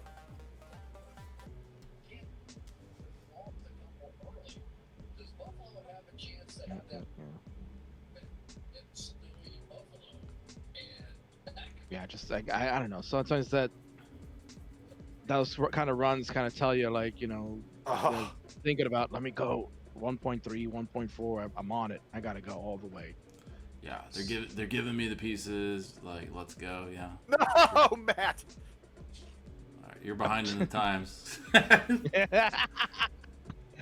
Hey, birthday He's boy. watching- I'm watching. Well, whatever. Yeah, I'm behind. Whatever. All right, I gotta go for a bit. I'll be back. You guys are great. All right. Oh man. At that rate, he's gonna end up watching Matt's games tomorrow. Right? Yeah. I'll just leave the channel on and see. People can just listen to whatever how he reacts. So wait, let's talk about something. People been kind of hum in the chat a little bit. Let's talk about it. If you want to talk about it, let's do this. Sure. Obviously, Sorry, I'm you on. know, Okay, sorry. Go ahead. I was on OK Cupid for a minute. Hold on. Give me. All right. Go ahead. let's talk about what people are asking. They've been clamoring in the chat. They want to know. You know, we put Bidwell on a grill earlier today about some decisions he made. Let's talk about something out there. The 1.4 you got, right? You got your buddy Buzz. You hanging out, chilling, right? You guys having some fun, and you had this magical game that happened, right? You wanna talk about the 1.4? Well, I'll just preface it by saying this: I have done a lot in Tetris in private over the past decade, and not said anything about. And I've actually not once, but 2 times have done this. And I didn't tell anybody because I just thought people would not believe it, or I don't know. Everyone's always doubting everything, Right. especially because I feel weird recording myself. Just in general, let alone every single time I turn on a Nintendo. But I showed my buddy Tucker. He was asking me like, "Hey, have you seen this high score?" And I was just like, "Oh, here, take a look at this." And he asked if he could post it, and I was about 12 daiquiris deep at the time, and I said, "Yeah, I don't care, go ahead." Wait, what are you at Disneyland or something? Daiquiris? Dude, I was in Austin, Texas, and it was like 110 outside. What, at like the Daiquiri Festival or something? Like, what's going on? You ain't never been to the DAC Fest? No. DAC Fest 2022, dude. I'll get you front row tickets. Give me a ticket, yeah. But yeah, that's basically it. I showed him one picture that I snapped, and he said that he posted it and was getting like people in his DMs like yelling at him. So I felt really bad, and that's why I hadn't told anybody about it. Right. Because I mean we're living in HS Huff is about to max out. Let's just watch him finish this out real quick. Yeah, and out. One line, there it is, boom. There it is, baby. Doesn't even have to roll. Doesn't even have to roll. You know. You didn't have to. Too sweet, baby. So he's on the board. And now. That was quick. Yeah, he's got plenty of time too. It's only 21 minutes in. He's trying to catch up to his buddy Hydrant. They're rivals, so looking to try to get 8 on the board. We'll see if he can do it. So the game, that game, that was at home, because I know. I know Steve has mentioned before that like you'll play a lot offline. You have like these amazing games that you'll put up. But like you don't really brag about it. You don't say anything about it. Just keep it to yourself. So that was one of those games was that like a recent one that was just happening, or is that like one that's just kind of like, happened like ages ago? So I would say, because I did do it twice. So the one that I sent Tucker was the better of the 2, and that probably happened like 6 months ago, maybe. And then the first time I did it was probably like a year ago. But yeah, there's certain games where I'll be playing at home and then I'll just like take a picture for Steve and be like, because I always forget to put like the Game Genie codes in. So like usually I'll just go to Steve and be like, "Hey, I maxed out with like 180 lines," and then I'll have to like keep the rest of my game like in my head until I finish, and then I'll like send it to him and be like, "Can you find someone who can like do the math on this?" So Steve gets all of my like personal scores. Very nice. So has there ever been a time where you're like, you kind of regret that you didn't record it, so that way you'd have at least something to show? Because that's the thing that we're in, this day and age, that in order for people to believe it, they need to see it. And, Totally. Like screenshots. Like recently, there's a guy by the name of JW Tetris that had come out about a year ago in the Discord and was talking about how he had maxed out the game before Jonas did it, right? Like a lot of people were saying like Harry Hahn was the first to do it, and then there's Jonas also that was saying that he did it before. Thor was Harry, the first guy though, right? And again, the legend was Thor did it first because of the hyper tap that he had, but there was never any concrete proof of things that were to be said. And then this guy JW Tetris said he did it in 1986, and he was sending like screenshots of it to Nintendo Power or like any other gaming like magazine that was out there that would like want to post it, and nobody ever. Uh-huh. So he had claimed that he had a recording of uh of the score, like he had all the nines on the board. But he couldn't find it at the time, so he would come in and kind of was causing a little bit of a stir. But people obviously, the first inclination is, how could that be? How was anybody realizing you could max out the game in 1996? Because we didn't have the internet. Nobody's really talking to each other about that, unless you're going to like these gaming tournaments or things like that, which weren't even prevalent back then anyway. So it's very similar in that regard. And turns out that he has the proof. He's shown a video of his, not the actual game, but like same thing, like a screenshot sort of of the game, and him, you can hear his voice in the background saying he did it and all this other stuff. So, but do you feel like you kind of regret not recording some of these things to have that proof to show people? No. Short answer, no. I don't have anything to prove. I play because I like the game. I'm not here to like set records or like be the best or have the highest score or whatever. That's why like I said, I sat on these things for months. And honestly, if Tucker never brought it up, nobody would have ever seen it. Correct. Yeah. So I don't care, man. Like to me, the only thing that matters is this tournament.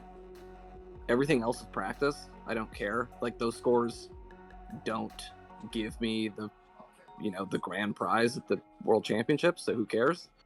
Right. Yeah, I'm kind of all or nothing with the tournament itself, so I don't care. And I think I said in the podcast that me and Steve did, I think I said like I've never recorded my games, or I never wanted to, and Jonas was the guy who was like, yeah, don't do it. Like, Jonas was like the first guy who was like, I love that people can't stand that they can't watch your games. Like he got the reasoning behind it. So he was like, yeah, man, like don't give them what they want. Like just do you. And that's why I always was just like, yep, okay, I'm gonna keep this to myself forever. And I mean that makes sense what Jonas was saying, because like the tournament was only once a year and still obviously still is, but again, you didn't have that online scene that people would see, like this is how someone's playing. Like if you're following along, like people know Huff, right, who are watching up on the left hand corner here, they know about his rolling, they've seen it because he's streaming all the time, so you see his gameplay, you see what you're.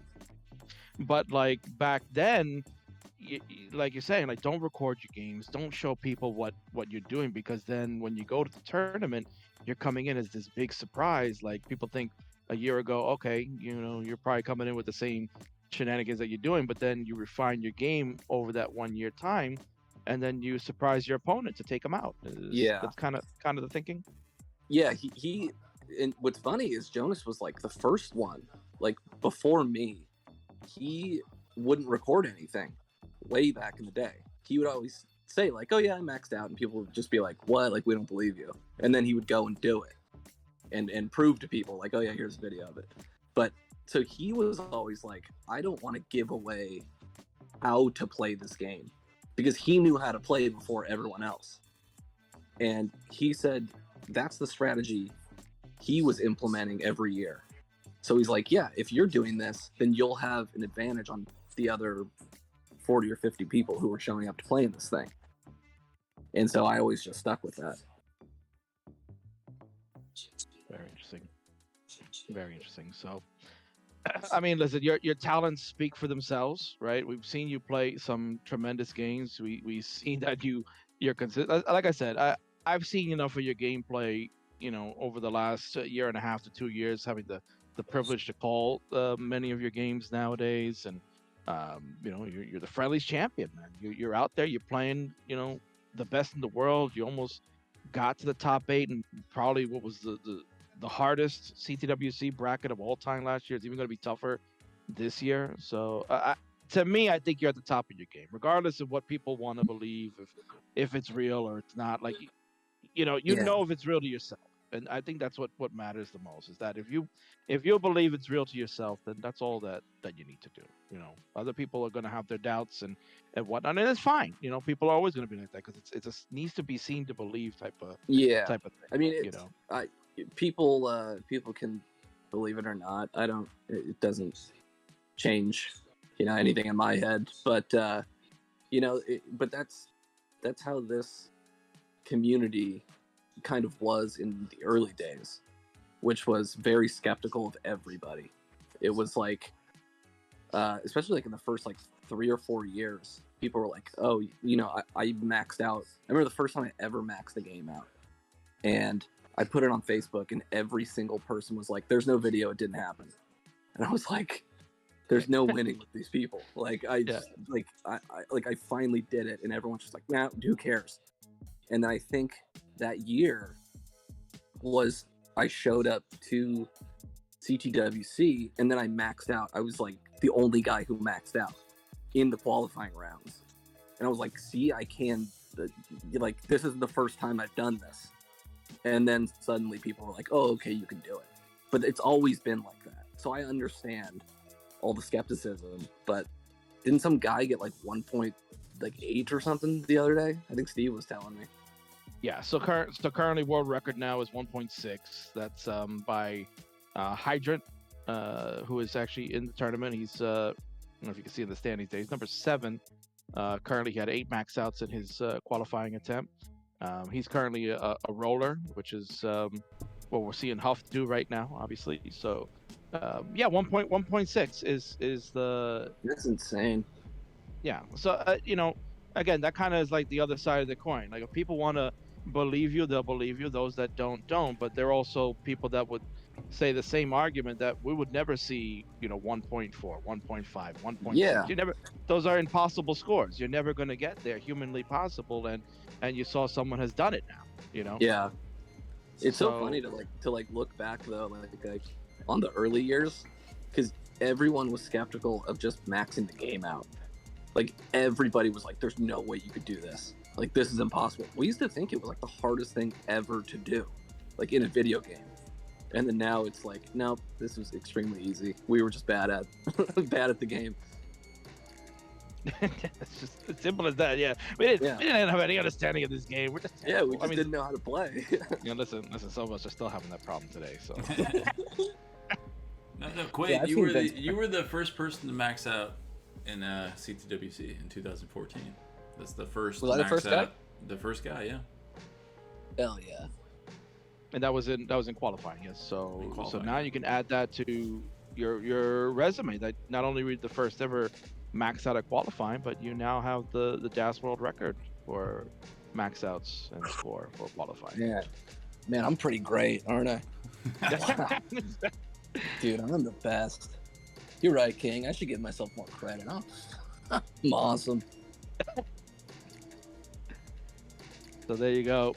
We got. I still- Go ahead. Oh, I still have the things they used to give out at the tournaments. The old like cartridges that showed your rank. That's the one that I always used to use is the one where I was the number 1 seed. That was 2014. Yeah. 2014, We yeah. gave those out, I think, 3 years, and then there was the soundtrack 1 year and coasters that 1 year and something else. But, My mom still uses that teacup that someone used. Remember that? I don't a remember wooden the cup. teacup. It was like a wooden cup and had all those like tea bags and stickers in it. You remember that? Oh yeah. That was YZ was one of our sponsors that year, and Yeah. My mom, I remember coming home with like, whatever. And I was like, "Oh, I got a teacup." She's like, "This is mine." I'm like, "You're not excited." I like finished in like 6th in the world. She's like, "That teacup's mine. I don't care what you do." Yeah. Yeah, Sean, I remember the first time I went over to your house. We had like a basketball game, and that was the first time, we went and drove together or whatever. And your mom was washing all these stuffed animals that she found in the attic. And Yeah, it just yeah. looked like this. Yeah. I was like, what is going on here? She's a kooky lady. What can I say? She was making sure those Beanie Babies were fresh. Yeah. Yeah, you gotta, before you put them on eBay, you gotta dust them off, I feel you. Yeah, I remember, dude. I have this really great picture of. I think it's like a bunny rabbit doll, in like a sundress and hat. But like, I just walked home. I just like walked into the bathroom one day, and it was just like floating in like the sink, and it looked like someone had like rubbed out like a bunny. And I just took this picture. I'm like, what kind of message is she trying to send to me? It's like your bathroom, not not hers. Yeah, she was just like, I can't verbally speak to this man anymore. I'm just gonna send him very cryptic messages via the sink. Yeah, you keep coming home late and bringing home goth girls. This is what's happening to you, type thing. Yeah, that was my pure soul was drowning in the sink from all the goth. I used to think you were a bunny with a hat on, and now look at you. Yeah. Now you're Anton LaVey. What happened? What's happening is that Peter is on his final game. He's got about 30 seconds left, so this is going to be it for him. Is currently sitting in bronze at number 116, so we'll be safe to play in that tournament. So just looking to try to maybe get a better score to advance into a higher seed. So we'll see for that. He's safe. I think we only have two players left. We got 2 to go. We got Fuad and Beast and Shen now. Yeah. With Namori on the chopping block. Jordan still safe at number 64 here. Hanging on by a thread.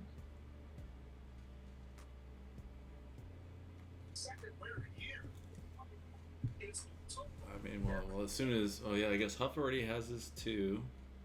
Got 2. Yeah, If he maxes as out soon as here, he then gets his that'll be third, it. Jordan's. Oh man. Yep. Jordan will be hanging on by a thread, and then that will bring us to. Let me double check. Number 64. I want to see Matt get at least 2 here. He's been practicing. DMJ will be on the chopping block if Huff gets this third one, or at least improves on the kicker. Yeah, Matt, a little bit of mass cleans it up with a nice spin, and good to go. Yeah, Matt's had some really good games tonight. Just, again, maybe a little too aggressive in the 19 plus. Like he's almost feel like he's trying to go 1.2, 1.3, but just need the 9s. Just need the 9s, man. That's it. Yeah. And we got Zeno on a game up here. Look, 843, level 25. We're ready to go here. Yeah, you got your rollers on the top, dashers on the bottom, so.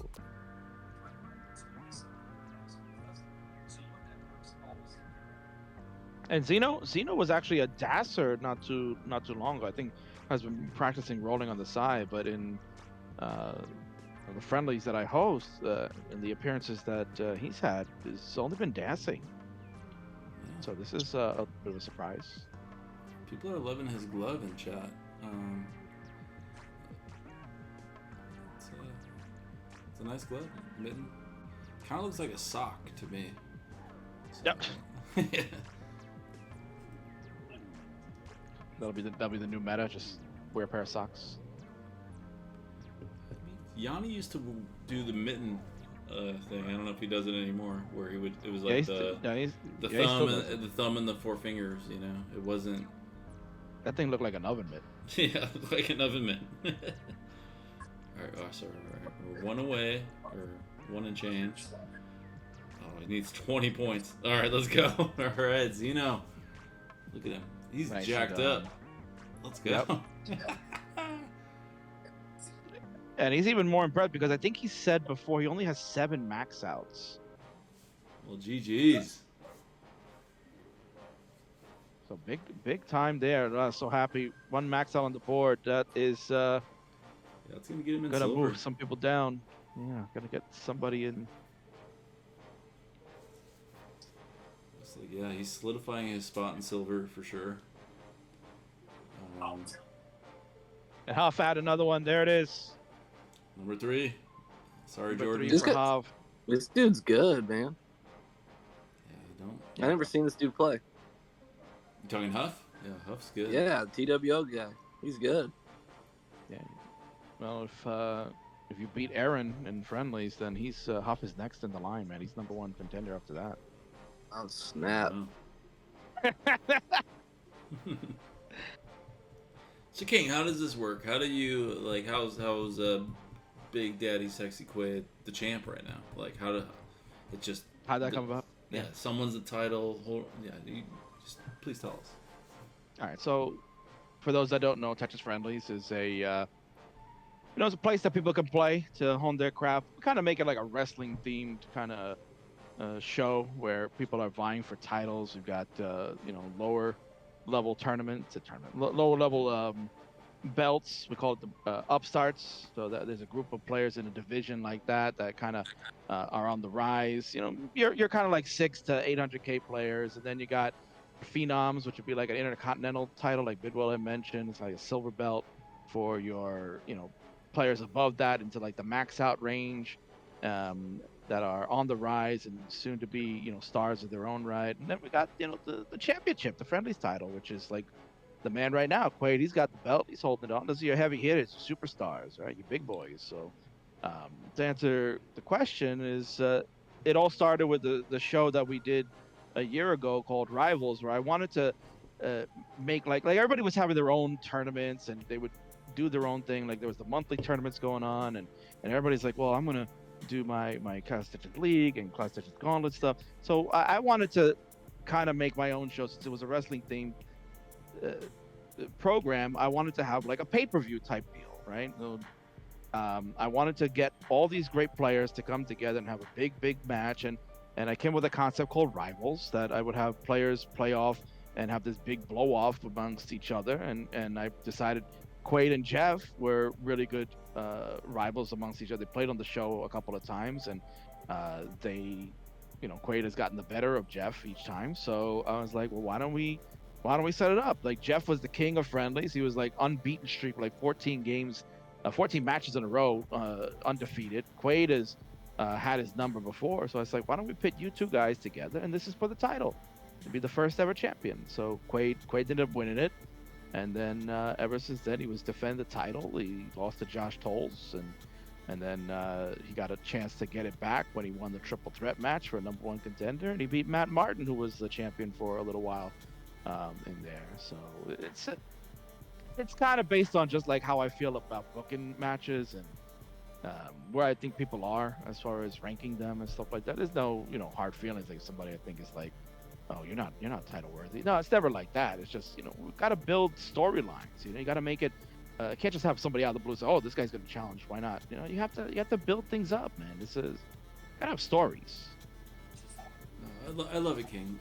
Get me in on the lower tier, whatever. Yeah, the no child left behind situation. Vince and the upstarts. I mean, yeah, you could kind of. I think you're kind of above that, honestly. I think you're intercontinental material, man. All right, yeah. Give me the intercontinental, yeah. All right, Right. Peter L. Vince is more the Razor Ramon. He's on that intercontinental level. I thought Quaid was going to come in and start saying he's going to be Doink the Clown level. No. Quaid's my guy. Yeah, we're boys. We play softball, basketball together. So. I didn't know that. Yeah. We want to throw up Fouled up there. Just got him verified. He's ready to go. Oh, look at this.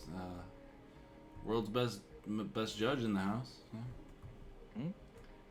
And once we clear out a spot out of these 4, then we will start up Beast and Shen, and that will be our final competitor. All We're down to the final 5. But we want to get everybody their 2 hours on stream because everybody wants to keep hearing Quaid and Kingsman talk, and Vince and I will crack a joke every once in a while. Don't worry, Bidwell's gonna have to probably tag in for me soon because it's getting late here on the East Coast. Yeah, I don't work tomorrow. I took tomorrow off too because I know I'm watching VODs all day, so I'll go late tonight. All right, so. Well, that's good because I'm fading fast. I'm about to get out of here. All right. Yeah, Sean. Whenever you want to put go, y'all to sleep. just say your goodbyes and yeah. Yeah. Hey, thanks for having me. This is, like I said, the longest I've ever kind of watched people play Tetris before. So I think I need to go readjust my eyes. Well, there's no video of you watching, so You're that'll right. be So okay. I didn't even do it. Yeah, you didn't do it. It never happened. It doesn't count. Clearly. Yeah. No vid, no did, bro. You're right. You're right. You get me, Vince. You get me. Yeah. There you go. So everybody Alright. would like to thank Big Sexy for coming in. He is the Tetris Frienders champion. He is the champion of DAS now for max outs. He will be playing in the CTWC's World Championship, the gold bracket, top 64. So stay tuned. Once qualifiers are done, we will get the brackets and groups all set. And Bibble and I will go over each of them when we have the kickoff show this coming Friday. So Quaid brother will be in touch, of course, for setting up matches. And good luck to you over the next couple of weeks, brother. Sweet, man. Thanks. This was fun. I hope I didn't bore all the people in the chat or annoy them. Yeah, we lost a lot of viewers when you came in. So, I imagined. No, look, literally right now the counter's going down because you're leaving. So. That's quite Oh, the dang. I Yeah. should have just Irish exited. That's usually my move. All right, Well, brother. You take Next time. see you, All Sean. right, well, thanks, Later. dude. See you later. So we got fouled here. So fouled story, all right? This is good stuff. So he messages me that he's having issues with his laptop. His camera's not working. So he's got like this extra camera. Oh, now he's messaging me. Something's wrong. But he's got the most MacGyver setup, and I will certainly go over that in a minute. All right. We need like a CTWC judge like reality show. You know. What do you think, King? Why not? Right. That's the next evolution of getting things going, right? Just have to have a reality show. Yeah. Just like Tetris House. Bow, bow, bow. Who would you put in there? I mean, you gotta have Big Sexy Quaid. I don't know. I mean, how many people we gonna fill the house with? 200 people? I mean, well, like all the people that entered, like, and then I mean, as the weeks go by, you dismiss people. I think you got to go through a vetting process, right? You got to go through a vetting process. You have like people just come and audition for a spot at the house, right? Maybe you get like 16. You get 16 characters, all of different demographics. Like you probably have like Quaid, like I said, you get Quaid, right? You got to have Uncle Mike in there, right? So Oh you yeah, can totally. tell stories, and then the two of them can go at it, deciding who came up with the center world first, right? So you could have that. You get maybe like a roller in there, right? Just to spice things up. Yeah, man, you gotta have a whole bunch of. So there you go. You gotta have a vetting process. I'm coming up with $1 million idea here, Vince, all right? Yeah. I mean, we're figuring out. We're gonna be millionaires next year. You know. Yeah, man. Sure. Who does Big Brother? It's like Lisa Chow or something like that. Does Big Brother? We gotta get that host. We got Arda. You know, maybe Arda is just just there. Oh, we're gonna see Arda play some Tetris. He's flirted with the idea.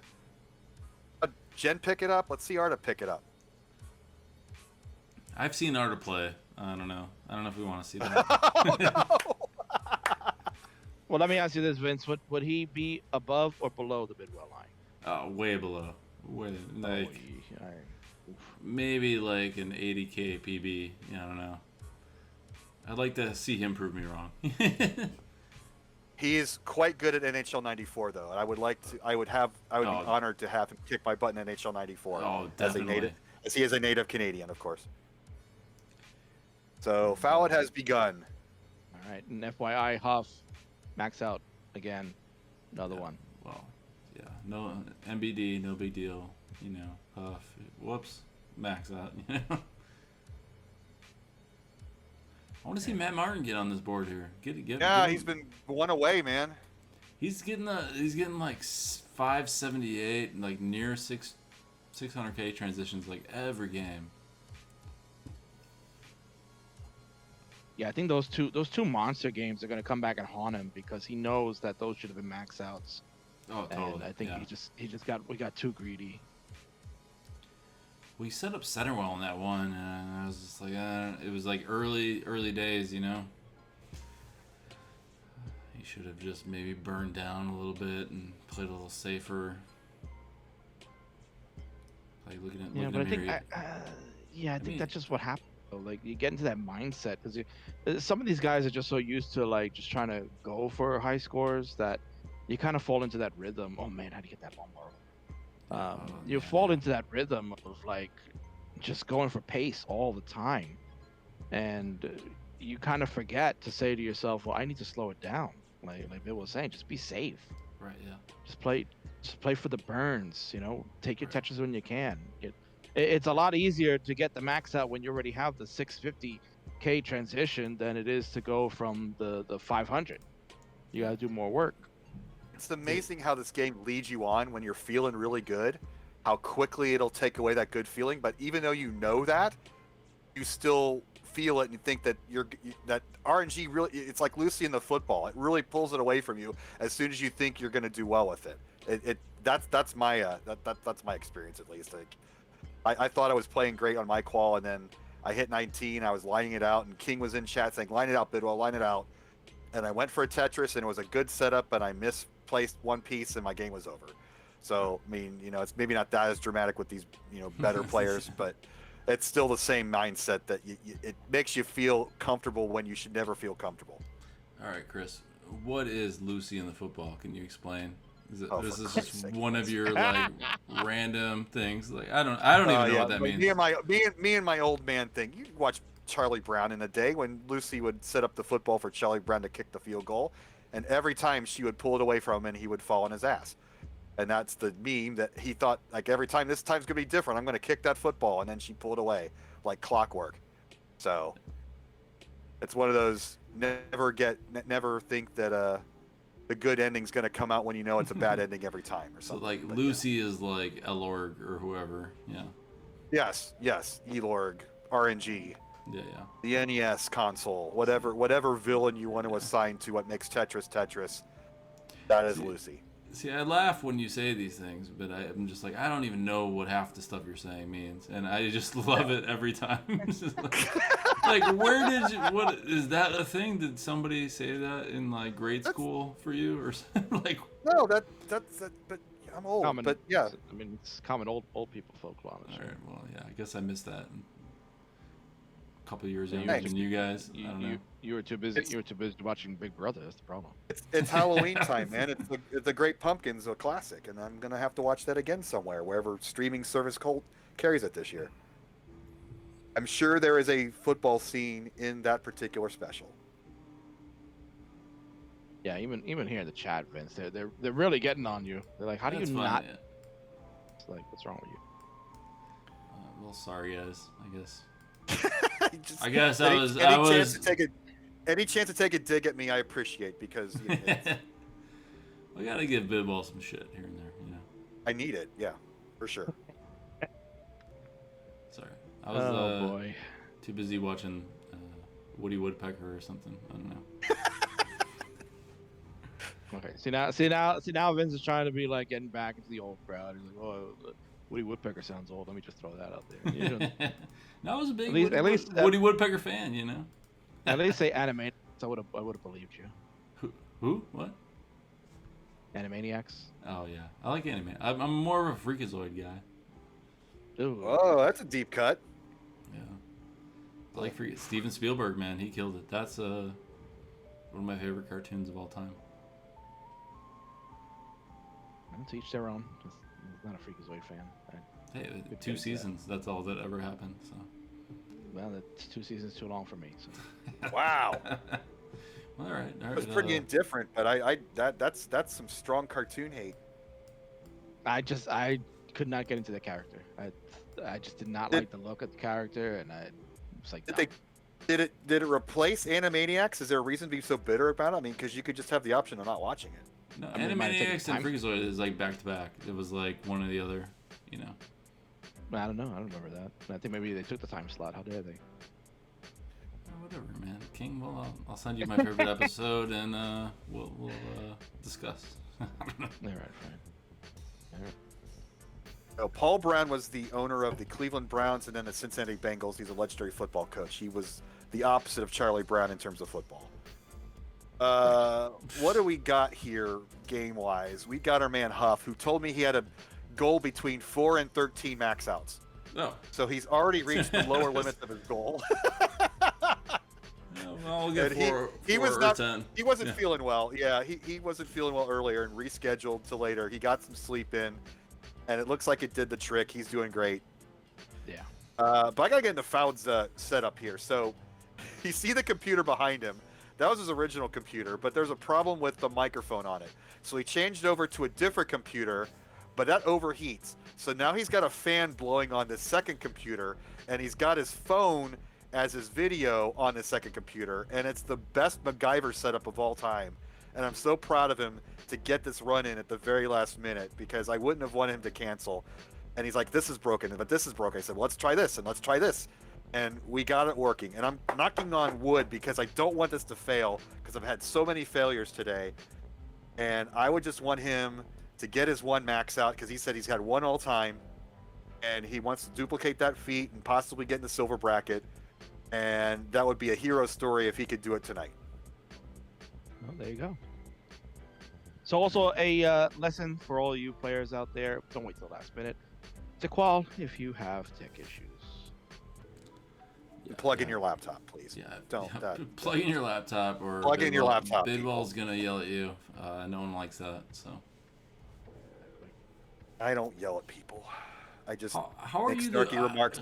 How are you the best What? judge, Chris? If you're just yelling at everyone, like people don't- like that? yeah. I don't know what's going Why, on. why am I best judge? It's just a phrase, right? I mean, that's sarcastic, right? That's just like, I don't know. The chat voted. I don't know.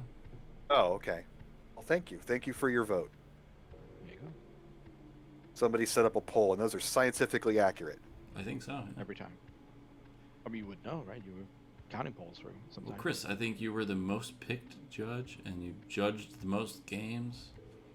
I mean, is that a function of that I had the most availability, No, or was it genuinely people like me? Forrest had more availability than you did. But he had weird hours. Weird hours for, like half the bracket is, or half the players are American. So you But I definitely. try to make it fun with people when I talk to them. I try to, like, what's your goal? How are you going to do tonight? Let's play a silly game for verification. It's not just let's loosen up the mood a bit, because if you get too tight, you don't do too well. So whatever I can do to help, it'll be interesting to see if my players do well. And I see the top 10 here. I didn't have Dog or Pixel. I had Fractal. So Fractal's my man, and I had Richie. So Yeah, I had a good representation of top 10. yeah, I'm a big Fractal fan. That's what I was saying earlier. Weeks ago. I was like, I want Fractal to win. Or Nenu or Corian. If Fractal doesn't win, I want it to go international, for sure. All right, so here we I- go. Bidwell, a sneak peek Oh, look of at Best look at of Huff. 91. Look at Huff here. Yeah. He already got one. Dude, Come on. that Tetris will get close. Oh, he cut. Oh, I'm a little late, I guess. Yeah, you gotta watch the Discord. I'll probably fry my computer if I Oh, put that. come no. on. Oh. Oh my word. And then Matt's on one here too. Oh. Hangs the square. Needs. All right, yeah. Puts the L over there. I like to call that like the claw move, like you're clawing out of it, with the L. Yeah, but he didn't get any right piece. He needed a Lombard to at least Yeah. salvage that, and that wasn't gonna happen. So, Right. all right. So back to the grind for both. Huff, no max out. Don't think that improved the kicker. Let me see. 948. Yeah, I don't remember what he got there, but sitting at number 37. The good thing about Matt, he's already got the kicker, so he doesn't have to waste 10 seconds every game to, lock in the score. So Yeah, We we're have to starting press fall- it down. Maybe, yeah. They're just trying to keep the games moving along quickly. Maybe he can squeeze an extra one, because he's falling into that Sharky territory where time's running out, and you're gonna get under pressure to try to squeeze one squeeze a max out. Let's say if he gets one now, I mean, he's got about 30 minutes to go. He'll probably go down to about 27 if he can go straight through. So yeah. Well, he needs 2 to make the gold. Yeah. With his kicker. So he's pretty much guaranteed silver no matter what. So it's like Right. seeding in silver, or you gotta. Oh, Yeah, maybe bail on this game. I don't know. maybe It's not a dig not a around in bad there. score. Borderline for sure. With this much time left, I think you reset. Maybe if he Alright. knows that he's got a It's solid okay. silver, Or he he's can got, just go. yeah, he's got a perfect well transfer. Oh, not anymore, but perfect well transfer was available. Playing one up isn't a bad idea, you know. We got Storm and Norman still playing Tetris. That's it's a common trait among all the Tetris players I know. Like, you think you're done playing this dumb game, and you turn the machine back on and keep playing some more. Like that time that I went to Jonas's house to stream way back at the West Coast qualifiers in like 19, was it? We hung out, we streamed for a while, we were done. We're hanging out, just talking. What does Jonas do? Turns on the damn NES again and starts playing more Tetris. It's like you think you're done. You think one more game, then I'm done. No, it's like a siren. It just calls you back straight toward the rocks. But everybody's obsessed. Oh, Matt, there he goes again.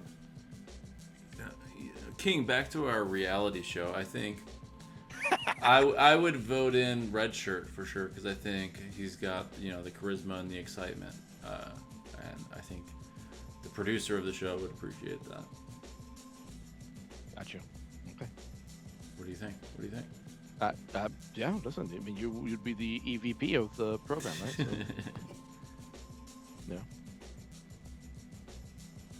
No, Bidwell heard that. Yeah, we're trying to come up with a concept of like having like Big Brother of Tetris. So you get all these Tetris players in a house and you know, stick them in for like 6 weeks or whatever. Have them do crazy trials and stuff with the game, and then get voted off and stuff like that. So, total Big Brother ripoff, but you call it something else. So some of the names we had was like Tetris Brother, yeah, obviously. Yeah, Tetris Brothers, right? Well, just So- the fact that they're Tetris players and not the typical D-bags that are in that show, it would be way more watchable. My wife watches that show, and whew, like I don't think I've seen a single person in that show that I would enjoy being around in real life. Not like that. Hot- Big Tetris. hot- Hot opinions, you know. Big Tetris is a name thrown out there by can't even say that name, but Oru, that's a great idea. Yes, Big Tetris, that's a good name. There you go, Vince. Trademark that quickly. Hold on, guys, I gotta go. But yeah, we're talking Bidwell. Do your Vandy impression again. Whenever.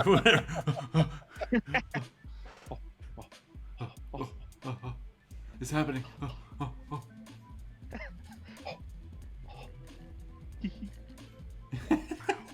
I'll say that when we get a good one from Alpha Matt. Yeah, All right. those are always classic. But yeah, we were throwing names like Quaid and Uncle Mike. Can you imagine them being in the same house, Bidwell? Oh, dude, that'd be great. Maybe we throw you in there. Why not? I'd be voted off first round. Nobody wants to be around me. I'm fine. I'm like fun to be around at a distance, you know. Yeah, Like, yeah. The concept of Bidwell is way more entertaining than the actual Bidwell, you know. Yeah, you're nice to look at, yeah. Right. You're a game collector. It's shelf candy. You don't actually play the game. You just buy it sealed and just get it graded by WADA, and you're done with it. Is that you? Yeah, that's me. No. Do you have anything sealed and verified, or? No, Any of that no. I'm started collecting games when I was, you know, like I wanted to actually play them all, so I never got into that whole weird collector vibe. So wow, what a Let's go, Huff. ow, Oh, man. Huff Oof. transition. Like not even the great Huff can deal with that board. Wow, transitioning like 4/5 the way up the board. All right, we got FOD on a game and Xeno on a game here, and Matt Martin starting at 15, 17. I Yeah, don't he know. started on. Is that like eye torture? Is that what that is? Just like make his eyes focus, like strain? Who starts? Well, I mean, his Isn't- capture's got it looking nice. So I don't know. Isn't that a literal rule where you couldn't pick 17 to start because of the colors? That was a in match play rule for sure. That was one of my back in devious- the day when like Robin was like trying to scam the system, and he was like, "Can I put post-it notes on the screen so that players can't look at my score?" type situation. Wow. And he was like, "Oh, and then can I play with like mirrors and like sit backward?" I don't know. Robin with his ideas.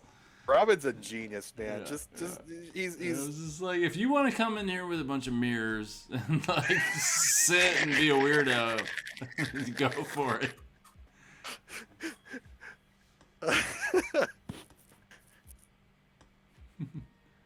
My goodness. Can we explain the bracket? Well, the bracket is chaos. All of these scores on the right, these are preliminary. These are unofficial results. Every single score is going to be verified by our judges over the next day or so.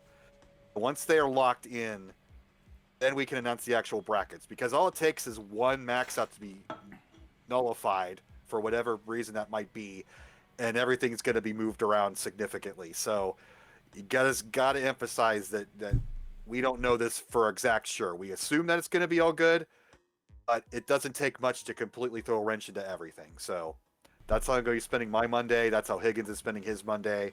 I'm sure the rest of our judges have similar plans. Yeah, we got to get that turned around so people know when they're playing, which is Yep. Saturday. You know. Yep. We will. I will go as fast as I can. I'll be watching in double speed. And then you want to see something crazy, watch level 29 in double speed. That's that's got that modern Tetris feel to it, you know. Yeah, So that our sounds man great. Huff Good. with his 4 max outs already got his goal. See, that's the problem. When you set too low of a goal for yourself, then you don't really do much to exceed it. He still's got an hour, man. Give him a Yeah. break.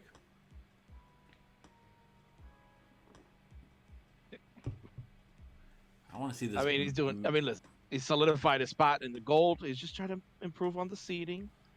Like right now, sitting at 37. I gotta see, like, because obviously people can kind of guess right now. If you kind of look at the qual sheet, and there's a command for that, you could take a look at that. People could just write it down. I mean, it's pretty straightforward. That 1 versus 64, 2 versus 63, and so on. So you can kind of get a sense of how the groups would be shaking down right now, preliminary wise. I wanted to see if Huff and Hydrant somehow end up in the same group. How crazy would that be? Ooh. Remember the year that Trey threw so that he ended up like the 32nd seed, so he faced Jonas in the first round? Oh man, yeah. Jonas did not like that at all. Oh yeah, Jonas wanted to. He always liked to warm up in his round one. He liked to be on the side stage. He didn't like to. Oh, Matt tops out again. Yeah, This is a stand up, take a drink, recalibrate yourself for your final home stretch. If you're Matt Martin, sorry. Let's Jonas in his early round one. That's definitely what Jonas said to me, and then Heather said to me recently. It was like Jonas always played really bad in his first game in CTWC, which most of the time in the early years, 13, 14, was like on the side station. So no one actually saw him struggle through those games, and there's no recording of it. So you only get to see Jonas playing really well, always. That's what happened last year too. Like he struggled a bit against Red Shirt, and then he turned it on, and he blew through the competition and shocked a lot of people with the way he finished out. Yeah, and the year before against Mega Retro Man, right? Mega Retro Man in round one is that he was not ready for that. I mean, there's some advantage and disadvantage to getting that bye. You don't get the warm up, with the round 0 that we used to do. Yep. So at that time that Trey did that, was he like maybe considered the tougher opponent for Jonas to play in the previous years? I think Trey just wanted to play Jonas and like give him a run for his money, type thing. Right. But normally Jonas would be like a high seed based on the qualifying. Yeah, so right? Jonas or So Trey was like the he's probably last used to to go, playing. and You know, if you're playing someone at like number 32, right, yeah. Trey didn't care. I mean, Trey wanted to just play Jonas. That was like because, you know, we live in the same area. And he wanted to like give him some grief out the gate, or take him out. I don't know what.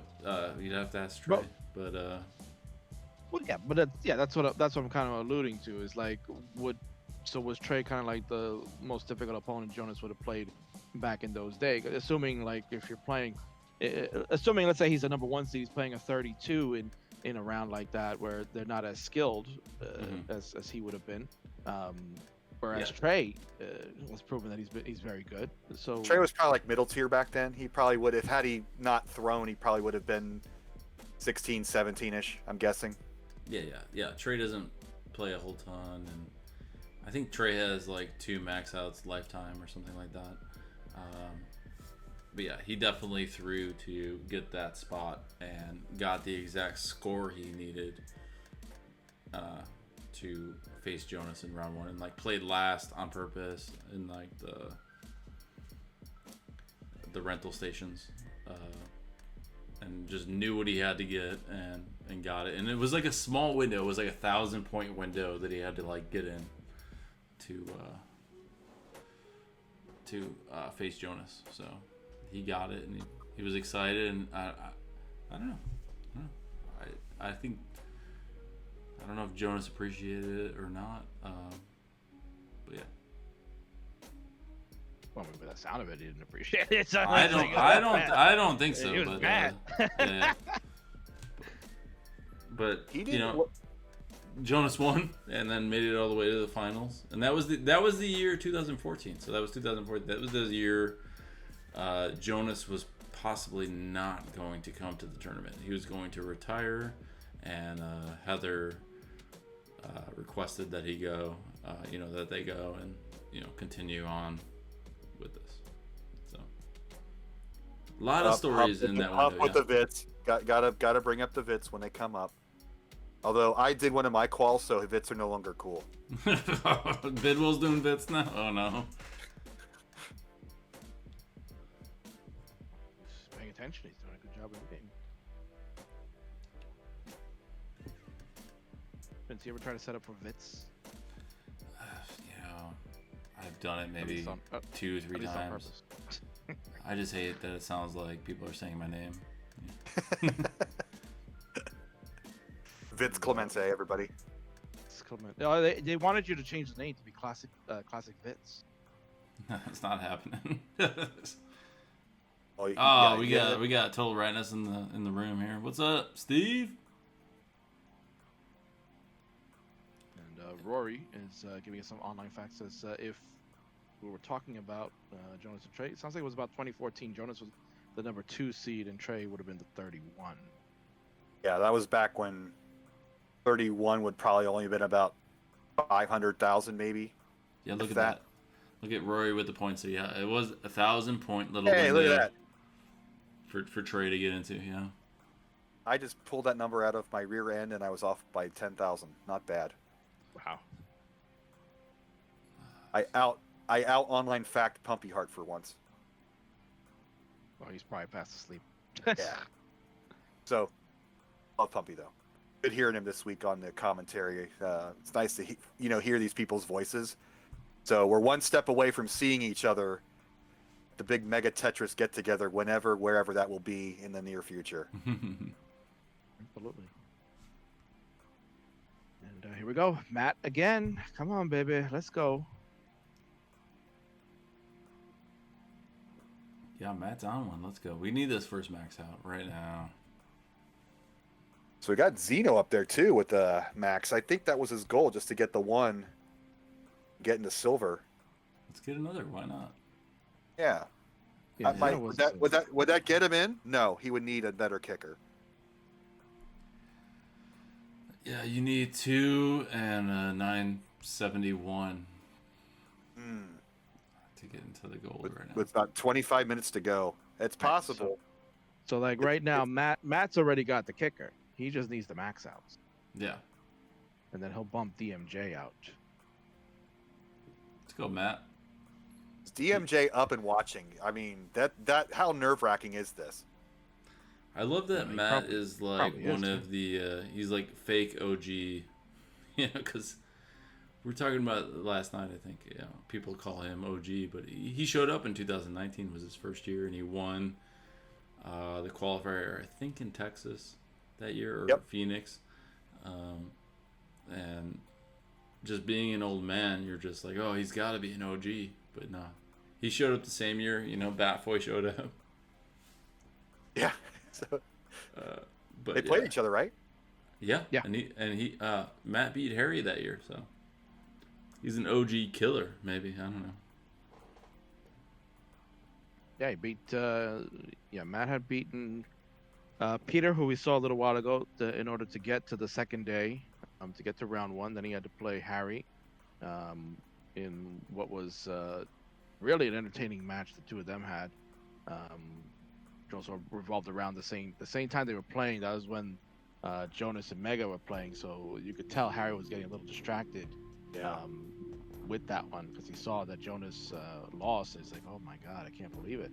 And Didn't they have to shortly- edit out like a chunk of the time because in the YouTube video because the crowd reaction, everything that was going on at that moment? I mean, that was probably. I mean, there was like what Jeff, Alex, Harry, Jonas lost within like 1 hour. You know, it was just like boom, boom, boom. Like take Yeah, Alex- down Alex the lost today. old Yeah, champs. Alex- Yeah. Yeah, Alex lost the day before. He didn't even get to the second. Oh day. yeah. Yeah, Reed took him down, and then it was just, and as someone as me, like going for the first time to see that, was just insane because you heard about these guys and you know, you're getting to meet them for the first time IRL, and you're like, oh man, I hope they do really well. You know, you're expecting to make it pretty far in the tournament, and they're done in the first round against a bunch of people that most people may not know, or if you're not following the online scene, like, who is this guy? Who is Matt Martin, right? Like Scout said. So oh that scout video was so good. Wait. So But King, yeah. how many of the like how much research or whatever did you do before you came in 2019? I know you like D-Lo and Demon Diva invited you to come. I didn't invited myself. What are you talking Oh, okay. I didn't, I about? They didn't didn't know. invite me. But you came No, with them because you guys are homies or whatever. Yeah, I mean, basically, I mean, I was going up my own anyway, regardless. If Oh, they okay. were- So they you were already coming or knew not. about the scene. But- Okay. Yeah, D'Lo introduced me to the scene when we met at a wrestling event. He told me about all this, and he's like, you know, got to get on Twitch. There's a Discord, so he gave me the link to the CTM. And in the beginning, I probably say the first couple of months, I was definitely just watching along. I wasn't really participating, just because I was like, you know, I haven't played this game in forever, so I don't know how I feel about this yet. And that was around the time too that I kind of started having a little bit less of an interest in wrestling, just because of things changing as far as you know, WWE was producing this stuff and whatnot. So I kind of started to get away a little bit and just looking for something else. So Tetris ended up starting to take more of my time because I found it fascinating, and the number of people that you would talk to, and the Twitch just being available to watch all the time. So I ended up watching like way more Twitch than anything, probably more than I probably should have. So and that's kind of how like I just started to know people, and you just hang out in the Twitch chats. You can talk to them for hours on end, and then you speak with them at the Discord continuing on. So it just got to a point where like that was pretty much my social media.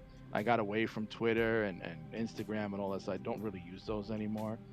Discord is the only thing I kind of have any type of participation with. So I had like very little knowledge of the CTWC, just only knowing that it was the biggest tournament. And to me, it sounded like it was going to be the WrestleMania, right? And I had been to a WrestleMania before, and I knew like it's a big deal. So I was like, you know, if I'm going to be able to go, this has got to be the year. And I'm so glad I did choose to go 2019, because I think that was Right, Huff's one away. milestone. One away for Huff. There you go. Come on. Boom! Let's go, Huff. Jeez, Huff. Number 5. So yeah, so King, did it feel like a WrestleMania to you when you were there? Oh yeah. Oh yeah. So, obviously, if we're talking about the number of attendance, it's clearly a different animal because WrestleMania is in arenas, right? But going to CTWC, the vibe felt the same as like going to a stadium, right? You just had so many people there. You got that room that you guys are in, and the vibe and the atmosphere of everybody just being so intent on watching people play this game. It was amazing, and I wanted to be a part of that. And I really enjoyed my time there, and I always cherish it because it kind of got me, as I told Bidwell too, like that was the beginning for me to start wanting to participate more and saying I want to be a part of this. I love this vibe. I want to get involved some way. I wasn't anywhere near as decent as I was now, and that's putting it lightly that I'm saying decent, but I just wanted to be a part of this, and finding my niche is coming in and commentating these things has been a blessing, and I take a page from Bidwell's book because I like what he brings to the table and his knowledge of the game. I love that stuff, so that's why I kind of wanted to start paying attention more to how the games in the past were done and the players today. I try to keep an eye on all these guys and have a little something to say about them every time I watch them, so that way people can get invested in who these future stars are. Well, King, I think you're doing an amazing job, And, Yes. so at what point you go back? You're at 2019, and you go back home, and you're like, all right, now I want to start my own league, right? Or do my own streams. Like, what are you thinking? Yeah, basically it was I want to start getting involved in restreaming because that was the thing. I think I hadn't even had a 500k at the time, so I knew my Tetris skill was going to be poor at best. So I was never going to compete for a world championship, especially going out there. I didn't even get my score recorded because I got that score I got a 456 like 10 minutes before qualifying for the day was over. So I didn't even bother getting it recorded. So I was like, forget it. I'll just take a screenshot, have it for posterity, and that's it. But when I got back after watching, Chris and Tang and Chen and all those guys, like I literally got to sit behind them and see like all what was going on, and it was nice to know like I had at least some people knew me already, and some word had gotten out because obviously the New England qualifier that I got to commentate, and Adam actually came up to me and introduced himself and said, hey, I'd like to talk to you about maybe getting involved with us a little bit more. And I was like, yeah, that's great. So I told him I'd be interested anytime you guys want to do something. So I definitely knew I had to get more involved in trying to set up restreams. I wasn't really doing that often because I didn't have the greatest computer. So we upgraded to a less great computer. But So I knew I had to get my You downsized, yeah. Yeah, I knew I had to get in the game somehow, and that was the only way I was going to get better at it too. Because I think if you listen to the early days of my streams on my channel, which pretty much you could find almost all 1,300 of my VODs on there at this point. Oh my gosh. Oh yeah, I save almost every single one. There's a few that have escaped. All right, give me a minute, I'll be right back. Yeah. And if you go back and watch them, and then you compare it to what I'm kind of doing today, you'll see there's an evolution that's gone on because I've taken notes and I've taken feedback from people like Van Dweller, and I've studied some of the other commentators like Sharky and of course Chris and Chen and Tang. So like I've been trying to refine myself and be able to be a more well-rounded person than just the guy that's known for scripting and talking about promos and all this other nonsense. So Yeah, like some I owe a great random pirate. Yeah. exactly the pirate guy. Yeah. King really is an actual person. That is a character he plays. I've seen the real King, and he's a great guy. It's just it's real easy to believe what you see on TV, and that real person does make a part of what you put up, but you just amplify it to 95, and off you go with it. So I'm gonna go get Mr. Beast and Shen ready for his qualifying run. He's going to be the last contestant, and then he will be taking Matt Martin's spot as Matt Martin finishes up his run, and hopefully he can get that maxed and finish out strong. I think he's solidified a spot in the silver bracket. And look at my man Fowd there at 134. He's only less than 10,000 points away from that bronze bracket there. Just a little bit more and he can get in. So let's go. Awesome stuff. Sorry, I'll be back. Namari. Sorry to root against you, but yeah, we're just rooting on the stream here. I don't know. But yeah, King, I like to see that. Yeah, you you embrace the feedback, and then I saw that like this last week, we have grand designs on the bronze bracket later this month, and Vandy, Sharky, all giving him feedback on what he needs to do to make it better. And it's just really nice to see as a community people giving feedback and trusted feedback from Grand Design's eyes of like, what can I do to make this better, like how did you have success, or whatever, and then this is what you should do, or what you shouldn't say, or calm down, or whatever. So it's nice to see everyone kind of bond together, on that end, as much as people playing Tetris always cheering for each other to do well. So Yeah, exactly.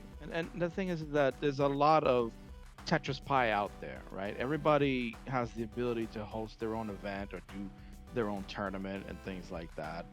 And that's where him growing as a commentator and eventually kind of like an organizer as he puts these things together, like he has his Classic Tetris Wars. It's important for him to be able to take the feedback and understand, okay, I can see where I'm having my shortcomings here. Maybe I need to tone this down a little bit more. And you kind of got a sense of that during this week in calls week, right? Oh, yeah. He was kind of bringing it up to an 11 the first day, and then he brought it down to like a 6 or a 7, and understanding that we're not calling matches here. This is we're just like time to kind of just assess and talk here. Yeah. Which I saw that, and that made my heart feel good for him and the community. So on the back end of things, like telling people how to not telling, but just being like, hey, this is what works for me. This is what's not working for me. I've already done this. From a Sharky or Vandy or King perspective, and giving your advice, and it's extremely valuable for someone like him. Right. I mean, at the end of the day, he can make his decision if he agrees with it or not, and then it's fine. He's got to grow as his own person, right? You still gotta be able to develop your own style, and that's what he's trying to do right now. So I'm sure. A year time from now, he'll be replacing the King. King will finally go retire. And, call it a day. No, it's great to see. So yeah. So It's been said it warmed his heart. I was going to say, maybe you sure you're not having indigestion or something. Yeah. I should probably take a Tums or something. I don't know. Yeah. Make sure you don't eat those taquitos from 7-Eleven, apparently. I've only done that a couple times in my life. I haven't regretted those times. So. I mean, Huff just casually got another max. Yeah. Great. No big deal. Who cares? Yeah. NBD, right? There you go. That's my guy, honestly. I mean, listen, I'm supposed to be unbiased, right? I can't have any favorites. Yeah. You signed the contract. Yeah. I did sign the contract, but Huff is a Kingsman guy. He's a former Fave 5. He's a Kingsman guy. All right. I'm gonna allow this one, and I'll write it down and send it to the board. So you can root for Huff all you want. Yeah. It's all right. I'll secretly root for him like this.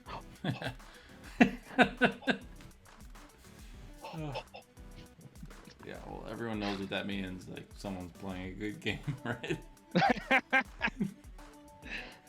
Yeah, it's nothing crazy. I know Yeah. it's late night, but yeah, it's Yeah. nothing crazy. When the commentator's down. choking on his own breath, something good's happening, right? Yes, when 43-year-old men are just giggling like little schoolgirls, you know, it's a good thing happening at that moment. And he's here in the chat too. He was poking around. He said there's very little difference between who the king is and who Mr. George Lanos is, and he was saying it's a good thing. And I doubt that. He never says any good things here. Oh, and DMJ is here. Ooh, he's watching. He's watching to see Ooh. if he's gonna hang on. Oh, your Uh-oh. Bidwell was asking if he was like sweating bullets. Oh, there he is. He's here. DMJ, let's hope you hang on. Yeah, my dude. But, He's hanging on by a thread. Yeah, we're down to Kind of a- these four, and then Beast and Shen, and then that's the Yeah. end of the qualifying. So Yeah, and Zeno's down to the final 7 minutes. So unless Zeno can get a max here and then needs a better kicker, oof. DMJ's looking pretty safe. Let's see. Yeah. Huff's already on the scoreboard. Yeah, Matt needs 2, and he's pretty much run out of time. Yeah, Matt's got to Invested. maxes out soon. Yeah, it's only gonna improve his seeding for silver at this point. I don't know. Yeah, he's deep in this game, so I don't know if he can play another one after this. And get 2 like back to back. Yeah, no, he's I got no don't know. time. You don't think He's he has got time? he's got 3. Yeah, he's got 3 minutes. No, he can't. He'll never finish in 3 minutes. He's only at 112 now. He's pushing down furiously, but I think Matt, you gotta try to just get this one, bro. Just improve your silver bracket standing, my man. Yeah.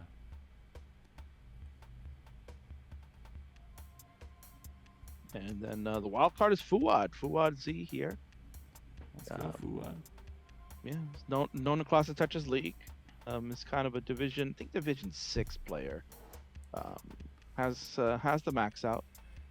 I DMJ 's love kind of like I love players that have the 99999 PB. I don't know. It's just like that's what the game provides. That's what I have. I'm not gonna bother calculating it. You know. So And when eventually you max out, because we know it's gonna happen, right? We know it's gonna happen. So That's when fine. eventually you get it, are you gonna leave your score as 999s, or are you gonna try and cap it just to know? I'll probably just have the 999s for sure. If say it's like some crazy game where I get a random 1.2 for no reason. I'll probably play through. I don't know what's gonna happen when I max out. So, but yeah, if it's an early max out, I'll probably play through it and see where whatever it leads me to. But it's probably just gonna be a Tetris into the kill screen. You know, the best part of that story was that you said when I max out. Yeah. Not if, it's when. Oh yeah, dude, I got it. I'm not worried about it. The only thing is I want to not max out, so I'm like the crappy player on my gauntlet team. You know, I want to be the platinum. So I'm just holding out. So I can just be the ringer that always gets the win. You know. All right, so Matt is at 785. Here it comes. Oh, so quiet. Shh. Yeah, Quaid's not here. I'm gonna be quiet.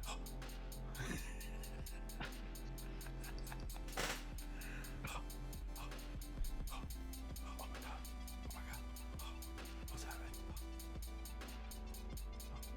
King, are you okay?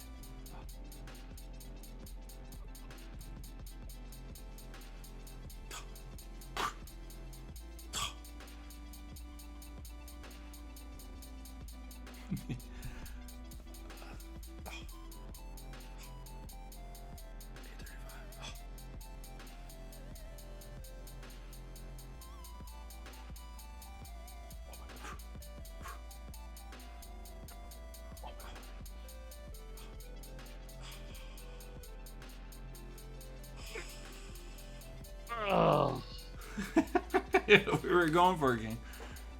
Oh man. Oh man, the thing about when Vandeviller was doing that, and I was watching the video, I was like, I don't know if he's going insane or what's happening. Or he's just shocked. I don't know. Who knows? Yeah. Apparently, it was all by design. Right? Nothing organic. It's all by design. He knew just to shut up and then just giggle like a girl, a little schoolgirl. He's like in his head. He's like, "Oh, does that Matt's last game? No. Oh gosh." Yep, that was time ran out. Matt with the 976 finish. Yeah. I know he was hoping for 2. Oh man, Matt. Yeah, it just happens. It's that type of night. Just unfortunate. But you know, the great thing about Matt is that he doesn't get upset. You saw it right away. He was clapping, gave a thumbs up, and he was fine. He'll be back. Yeah. Yeah, I mean, well, he's gonna play in silver. He's good. He's cemented his silver spot. He's gonna have a lower seed in that regard. Imagine that kind of a score being a low seed, but believe it or not. And maybe he'll do some damage there, right, Vince? I mean, he's gonna be a top tier silver guy. So yeah. All right, so we're gonna get Beast and Shen in here, which is we don't have a player card for him. I told him to make his own. So hopefully he knew how to do that. Yeah, he's a smart guy. I trust the Beast. But yeah, he's one of our commentators, and he just wanted to throw his hat in there and put up his score this year. So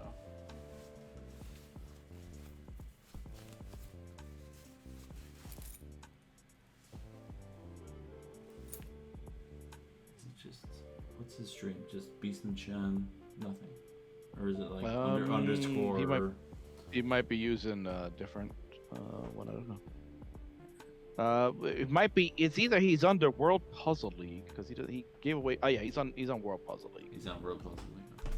World Puzzle League. Yeah, he gave away the rights to the name Beast and Shen. So who bought that? He sold them. Yeah, he sold. World Puzzle League apparently bought him out. So Papa Smurf or something. Yeah, there's a lot of Smurfs in this community. Meanwhile, Huff again. No big deal. So about to probably max out again. We've already seen him max out today, and it's not that exciting. Yeah, it's getting kind of old. I'm kind of tired of seeing it. What is there, like 500 this year? Well, then somebody was telling you like we got to get to 300, and you're like, there's only like 80 max outs or something like that. I don't know what the number was. It was something funny. Oh! All right, we got Shen in there. Add another one for Huff. That's 7.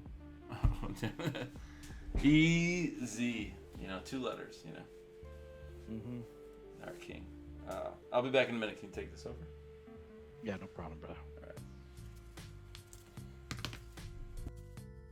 Got the Kingsman guy right there. Huff. It's the man. 7. Needs one more to tie his arch rival. With 24 minutes to go. Most certainly possible. And then perhaps overtake Hydrant. And solidify perhaps a top 10 spot. Let's take a look here. So if Huff, sitting at number 12, could get max out number 8, is currently at a 948, would still just be short. No, actually, would make top 10. We'll be behind Nenu. This has the better score than Meme. Everybody else has 7 that has the top 10. So yeah, one more Huff will get you into top 10. Oh, look this. And now. I don't know.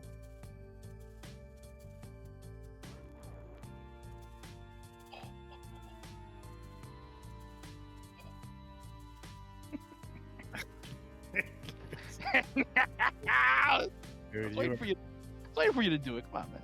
you are such a weirdo. What's wrong with you?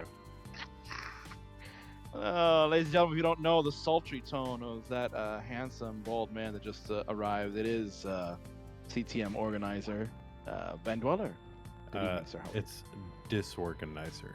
Yeah, that's my title, official title. Well, then you're doing a good job of that too. Yeah, I It's know. not disorganization happening over there these days. I know. So I'm having to like mod like really smart people. So it's like, oh, like I just modded Fractal. Like he's genius. So I'm like, I'll just mod him. Maybe he'll do some stuff. I'm not sure. Yeah, that's a good idea. Wait, when it's Challengers, it's already happened, right? Didn't Challengers happen? Ronckley hosted it. Yeah, Pumpy organized it and Rockley hosted it. Yes. Yeah, dude, it's perfect. Like that's how I need things to happen right now. You need to put your chess pieces in the right spots. Come on. Just put it where it fits, right? As Harry Hung said, just put it where it fits. Exactly. You know. Yeah. So how you doing? What's going on, man? I'm doing all right. Just kind of, had our tech check today. That was interminably long and boring. 3 hours of, Adam, Trey, and Vince and whatever. It's more than I could probably handle for a year. That's good. I was there with you for about half of that. Yeah, and then I don't know, just about just doing some cleaning, moving, unpacking stuff, and then watching. Unfortunately, the Patriots take a loss to Tom Brady, so that was pretty upsetting. So in Foxborough, I'm actually more upset that Tom didn't play a little bit better than that because I put him on fantasy team this week. He was gonna kick ass and mistake. Yeah, not really. It was kind of a moral, and obviously it's a loss, but kind of a moral victory for the Patriots defense to hold them to 17 points. So Tom didn't look great. I had a lot of answers for him, but this wasn't going to happen. I mean, they had a chance. They had a field goal they could have kicked at the end, Patriots, but couldn't make it happen. So I don't know. I was doing that and, checking in every so often on the stream, listening to Quaid, a little bit of that. So that was really enjoyable. The parts where it was just kind of you and Vince, I could tune away from that. Not really. Yeah, of course. Interesting. Nobody needs to hear about late night 7-Eleven runs. Right? Yeah, no, not at all. And then, aren't you a fan of the taquitos though? Taquitos? What, the ones on the roller at the 7-Eleven? The ones on the roller grill? People eat those? I thought they were just for show. Yeah, they do seem kind of like the like a fish tank in a hotel lobby or something. Like nobody really is expected. They're good. What are you talking cares about? For them? Really? You eat that stuff? Yeah, man, they're good. I mean, I don't eat them like all the time, just once in a while. You shouldn't eat anything that it comes out of a gas station. Like that is not. 7-Eleven is not a gas station, right? It's a convenience store. Yeah, I mean it's a lot of it's mostly a gas station around here. Well, not the ones here. No, they're just convenience stores. Total Red is asking if I'm a UT fan. I am not, in particular. I'm not root against them. I don't care about college sports. Like I don't know. I grew up in a major league town where we had Boston kind of area. So I just never got. Not that nobody likes college sports there, but it's not as big a deal. And I just didn't care about it. And I didn't go to a college where we were a huge deal. So I went to UMass, and we were a huge deal in basketball that one year, where everything was like all the whole championship, or our appearance in the Final Four was like rescinded because of Marcus Camby. So we. I was gonna say, did you? Was he there? What was it? No, he was there. I watched all that. He was there around that time, right? Yeah. Yeah, he was there during that time. I went to those games. It was like, I mean, it's awesome games to go to. God, who are there? Marcus Camby. What was the guy named Travieso? Was one of the guys. Yeah, it's really. I don't remember Camby. Yeah, it was a great team then, but that was the only sport that we were really good at, and it was just a short period of time, and it ended up being crappy anyway. So yeah, I'm not a huge I'm not a huge college sports fan. I like to see like a player for years, like our team for years, not just like, oh, they were here for a couple of years and they went to the some other team that I don't care about in pro sports. So it's like, I don't know, I just don't enjoy it. I mean, well, you're a bigger baseball fan than anything. you and Bid will probably have the like complete collection of the Topps 1970 and 80 trading cards, right? Yeah, that's probably true. Bidwell, how's it going? That's great, man. It's good hearing your stories, and it's gonna get weird tonight. I can't wait. Got 2 more hours of this. Got Beast and Shen about to start. Let's go. Yeah. Do you have any baseball cards? My parents cleaned out their attic, and I took home about 4 cases, and they're sitting in my storage unit, and I haven't gone through them yet. I'm looking to get rid of them. But it's the typical 86, 87, 88 tops, Yeah. with the bubblegum stains, and the 87 in particular with the wood grain and Yeah. the font, the Comic Sans font. Absolute classic. Love it. Yeah. I mean, they aren't worth crap. You take them to a card store, they don't want them. But Yeah. they're my favorite. No, they're just so overproduced. There's not like you'd think there'd be good rookies, but like I don't know, all the good rookies during that time came out in like update sets and like special Right. sets that I couldn't get when I was a kid. Like, I didn't know to get them. Bo Jackson, Kose Canseco, Yeah, or even Hall of Famers like Tom Clavin and Maddox and stuff like that. Like they're just worthless, even though they're like Hall of Famers. Yeah. Well, We had even, Frisco like, Steve with the pull. Wally Joyner, remember he had the Topps All-Star Rookie trophy, and if you had that trophy, you obviously were good. And then it's like, no, these players weren't that good.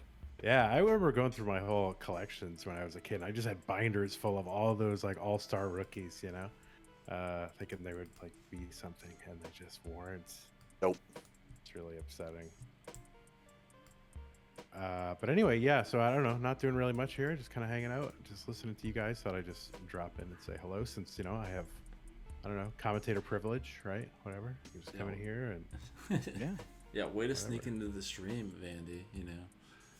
yeah, you don't have to add me to the thing. I just wanted to. No. But you're it's funny you bring up baseball actually, because I was thinking about that today, and I think I'm a fan of like Tetris in a much more pure way than I've ever been a fan of baseball. Like, I don't know, like I know when like players are going for like home run records or look at Huff, Yeah, no. he's gonna do this. Get it? I'm watching it on Twitch. All right, Kingsman, come on Oh now. man, get that taquito All right. out of your mouth from 7-Eleven and Look at this kid. commentate. Look at this kid. Level 30 clutching it out. Amazing. Holy mackerel, this guy. He's wearing the wrong shirt, though. He should be wearing his Extreme He Sports wasn't- the Berenstain Bear shirt. No. He wasn't feeling it. He didn't think he was going to do well because he was feeling sick. So the fact that he's clutching this out, a Michael Jordan-esque flu game moment, if you will. Oh god, yeah. Chicago Bulls all day. Let's go. Yeah. But, just bringing up sports is interesting because I was thinking about it. I am a bigger fan of this than I've like ever been of baseball. And maybe not bigger, but I'm a purer fan of this in the sense of I really do just root for great moments and I don't really care who it is. So, if somebody's going for, some home run record or someone's got like some perfect game going against my team, like I don't want it to happen, right? But I don't really care like who's doing something great here. I just want to see like something great happen, and it's like it doesn't matter to me who it is, with very few exceptions. A couple people I'm like, yeah, I hope they never do anything, but for the most part, it's just my fandom is much more pure of this for this.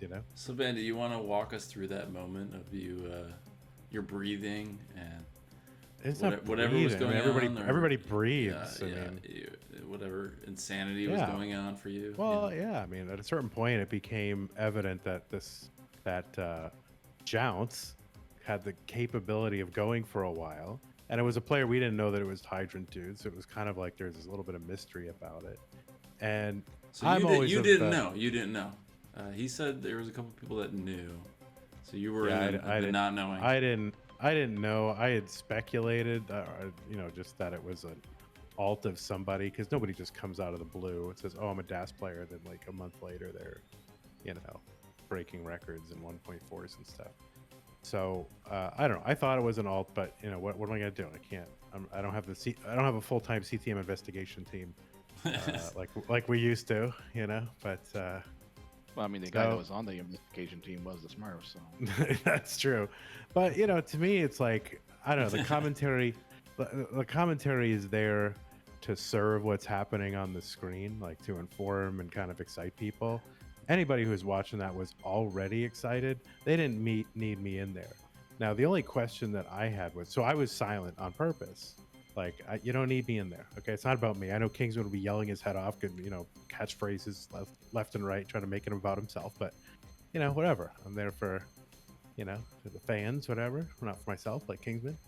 I'm just kidding. Kingsman actually is total pro. But yeah, to me it was more like, you can see what I'm seeing. It's the moment speaks for itself. You don't need me to speak for it. The only thing that came is I did leave the mic on, and I had muted the mic for a moment, just to because I didn't want to risk like I was gonna say something or even like distract the player if they were listening or whatever. I didn't want that either. But then there was a couple of comments in the thing like, is the stream muted somehow or is Vandy muted? So I did open my mic so that people could hear my natural reaction, just so they knew that I was still there. And I also wanted to feel like a presence, like, hey, we were watching this together, and so that I was there. And I didn't want to be 100% silent, so I just allowed myself to get caught up in like my organic, kind of reaction, which was to be like, oh my God, I can't, what is it? Like, what's happening? I did not go, but go back and watch the video. Well, yeah, I might have been like, I'm laughing at what was happening, but I was trying to stifle my laughter. Maybe it was time for the chicken sandwich or something. I don't know. Maybe you were eating. Yeah, who knows? Yeah. No, I wasn't. I was not working back a sandwich, but you just kind of. I don't know. I thought it was. I don't know what Kingsman is trying to make this into like this humorous thing, but I think most people who heard it were like, yeah, this is the right. You handle it right. So. Yeah, But he needs something against me because I rail on him so hard about every little moment.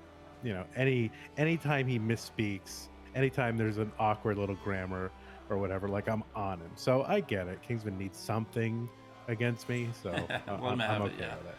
I'm okay with it. The great baseball moments, like you think of Vince Scully, his greatest calls, he just shuts up for a minute. Now think of a minute of dead airtime on network television in the 1980s.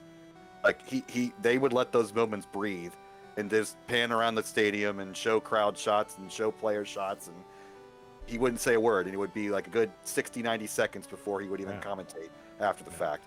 And I could never shut up for that long, but at least I'm aware that silence is good sometimes, and I think you handled it perfectly. Yeah, well, there you go. Well, you're a man of discernment and taste. So there you go. But no, I mean, I think Kingsman is a total pro and would have handled it in a way that was appropriate had it happened on his stream. But somehow big moments never really happen on Tetris Friendlies. They always seem to happen on CTM. Yeah, I mean, for you, Vandy, it was what you've been doing this for 3 years now, and to see something like that happen, I mean. Yeah. The reaction was completely organic, and I was like, "Is Vandy going crazy? Is he gonna explode? What's going on?" Yeah, I mean, I couldn't believe what I was seeing, and I just was kind of, I didn't want to ruin it, or even if you say like anything like, "Wow, look at this, everyone." First of all, everyone can. He's got the 1.5. Look at that. Yeah, like it doesn't need that. You don't need that. So then, of course, if you do it, then you're like. Caster cursing him, so I didn't want to do that either. So you just were like, I'm just gonna do. Just let it happen, and if he messes up, then it's not on me. I'm just gonna laugh and be crazy. I didn't laugh. I didn't laugh on purpose. Like I'm gonna laugh. Like I'm just trying to. I'm holding back. Like so I don't. He was giggling. That's what it was. I wasn't. Well, I don't really giggle. Yeah. You had like an insanity moment where it's like something insane is happening, and and I am in charge of talking about it, and I don't know what to say. Yeah.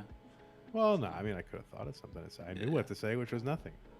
And the silly thing is, 6 months from now, we're going to be talking about the first 2 million game, and 1.6 will be a distant memory. So. Possibly. I think the 1.6 will always be an inflection point because it was the first truly unreachable. Record by the standard play styles. Yeah. 1.5 is like that 1.5 is possible. It's like people are right there. Yeah. But 1.6. You have to play beyond 29. Yeah. Yeah. It was the inflection point for rolling. It said, okay, rolling is here, and now you have to worry about it if you don't do it. Yeah.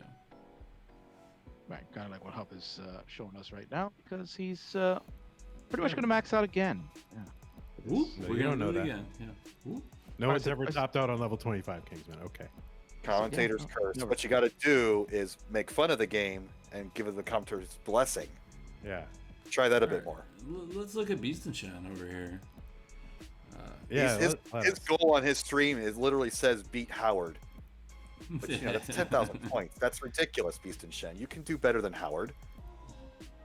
He's you know, he seems composed. He seems all right, and he hasn't played in months, is what he said on Twitter. So He just wanted to throw down tonight, and you know he's part of our team, so we got him in late, and yeah, see what he can do. Okay, I'll just put up a score, and we'll see if his name is going to stay in red, or will he actually be in a bronze bracket, which will be nice. Nice to see Shem.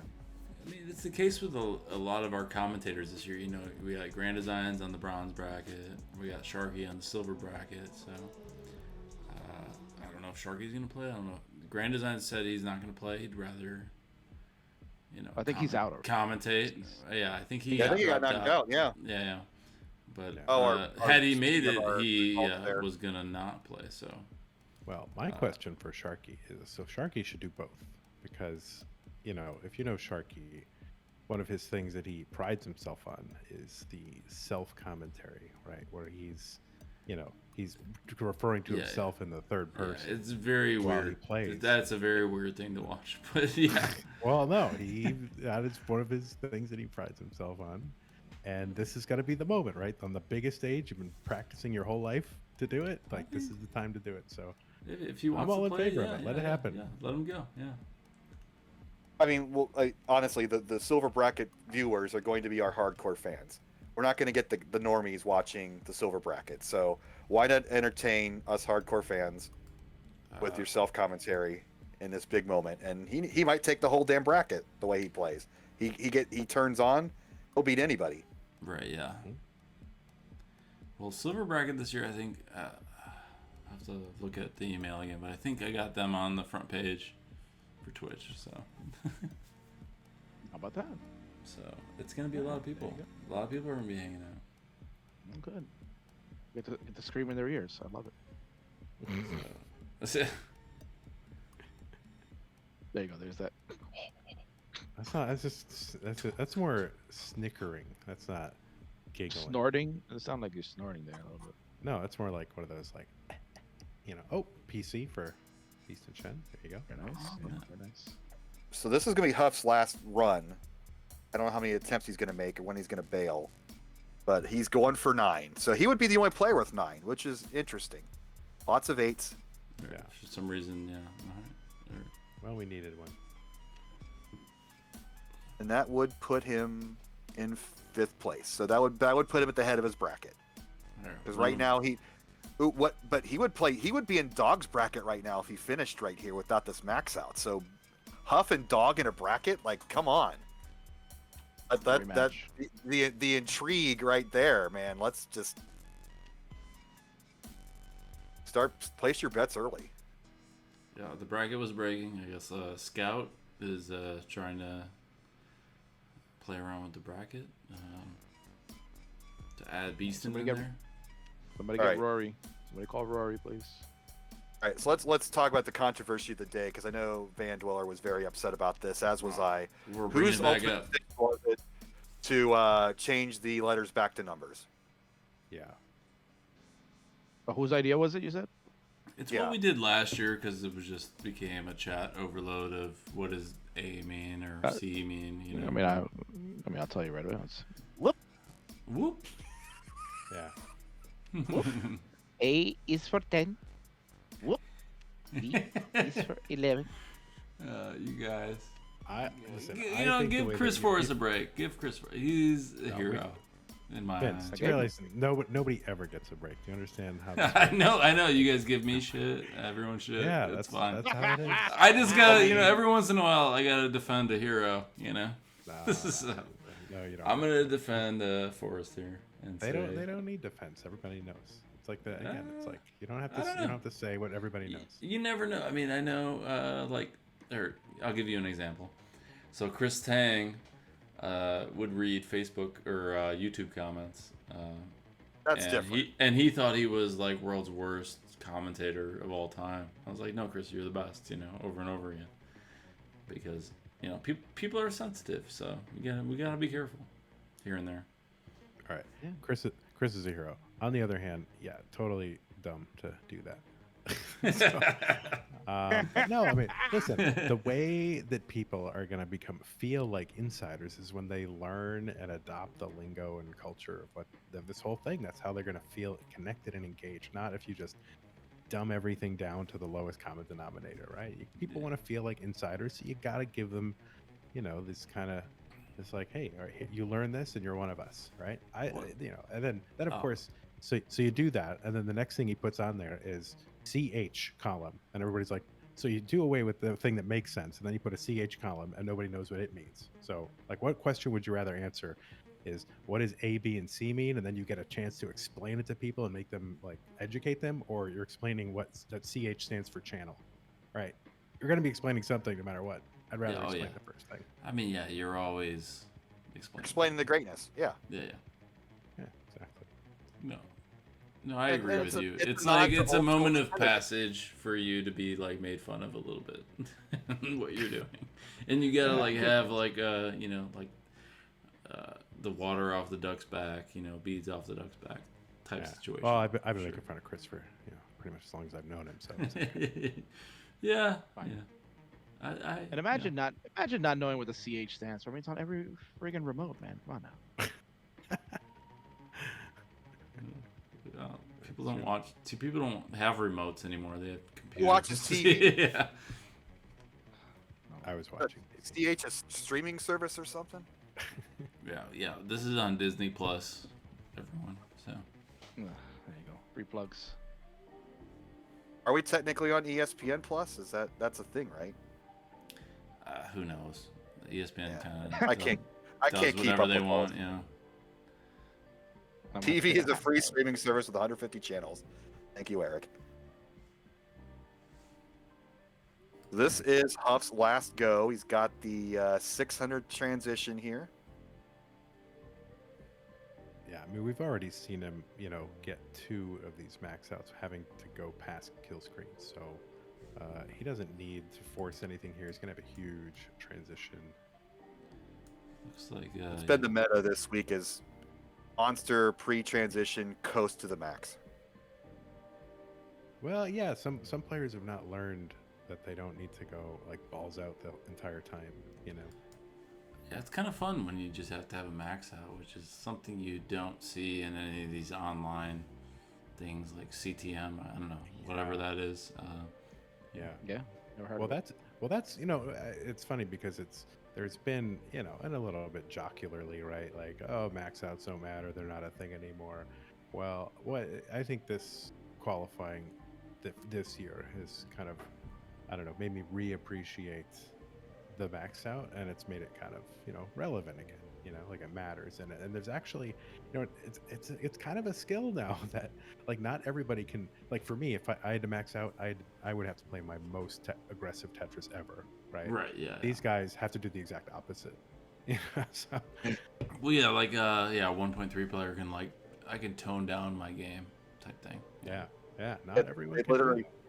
they literally have to play at 70% of their best to get this score. Mhm. Well, last year when this was going down, we were going to do top score, 1.3, whatever it might be last year. Yeah.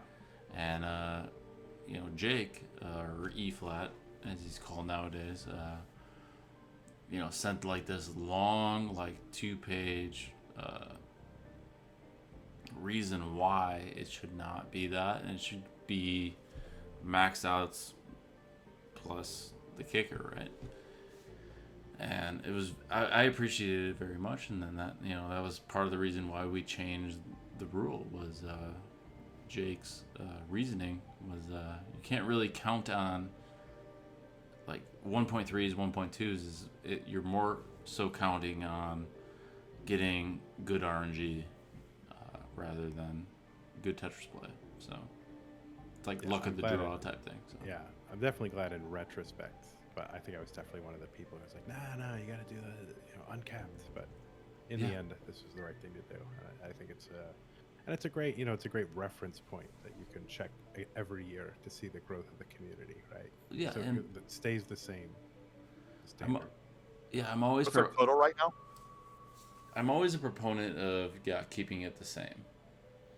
All right, here's year Huff after year. now. He's one away and Oh. change. Let's go. Oh, he's got it. Whatever.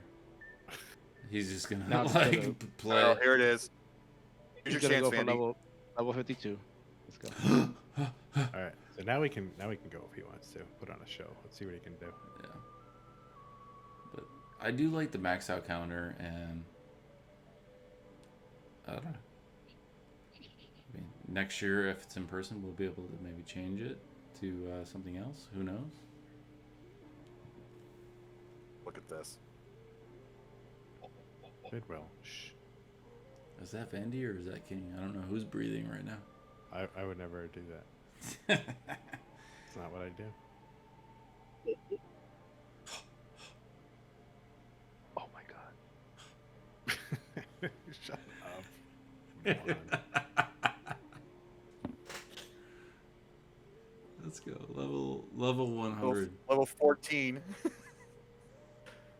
Yeah, if he goes deep, somebody's gonna have to go in and like count this. Get PricewaterhouseCoopers out here to do it. Vandy, what's the level record right Oh, Tetris, let's go. 43, right? now? Okay. All right. Not 1E. I don't remember how that whole system works. I've never gotten that high before. All right, he's done. Ah, Dang, Huff. Very nice. All right. Wow. GG's. Gets his 8th, right? Is that his 8th? That was number 9. Nice. Number 9. 9 times. A number 5 seed. all right, I got to do it. I'll keep it. I'll keep it light. Thank you very much. So, Mr. Bidwell, do you do that for anything else other than a max out, or is it just max out only you have a cowbell for? Or is it like... At the WPL, because I knew we were upstairs, and the modern Tetris players were all cool and got to be downstairs and with all the cool equipment. Well, we were up in the rafters with our little CRTs stuffed on benches. I wanted to be loud and obnoxious to kind of annoy the modern players, so I went ahead and bought like a dozen cowbells and just go to town whenever there's a max out, whenever there's a cool moment. Let's just make them. Let's just let everybody in the bar know that we are there and we're better than them. Here's your cowbell. Let's do it. So I think it was pretty effective, and maybe we'll transfer it to other things, but that was the idea originally. I love it. Where do you keep it? Cowbell? Yeah. All right, by my TV, by my NES station. I don't give myself a cowbell. No, it's just there for streaming purposes, right by my streaming PC.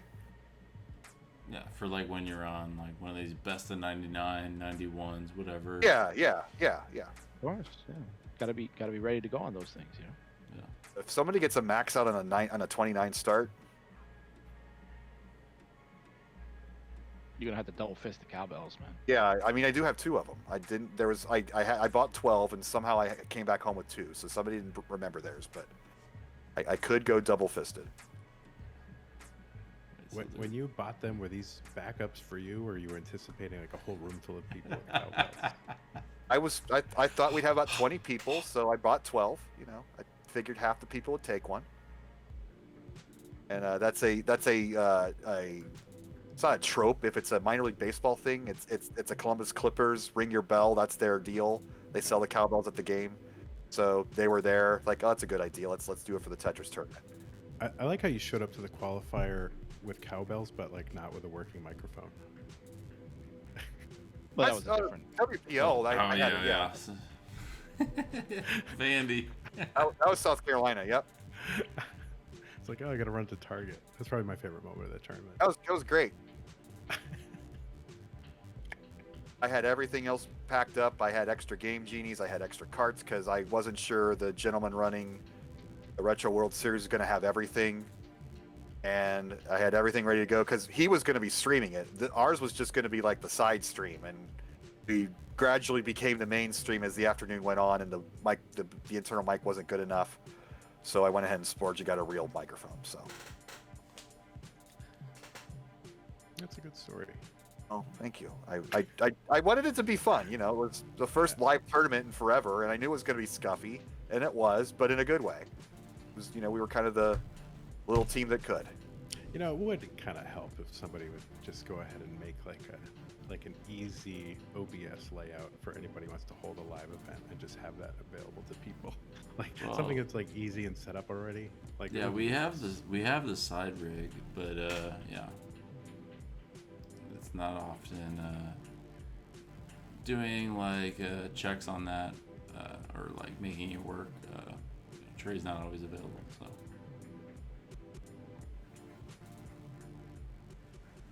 Look at Huff. Look at that guy. Yeah, he's offline. It's great. Should we just leave him up? Huff's, Huff's in chat. Hey, Puff. Huff, GG's. Yeah, let's go. Good job, my dude. That's my guy. Yeah, way to get down with the sickness, you know. Cheers. So we got my boy fouled with an 843. He's right on the cusp of getting into that bronze bracket. So not that I want to knock anybody out, but just as a sense of accomplishment, I want to see what he can do here. Maybe he can clutch out a 900K or so before his time is up. That was his goal. And we got Beast and Shen with a terrible looking board.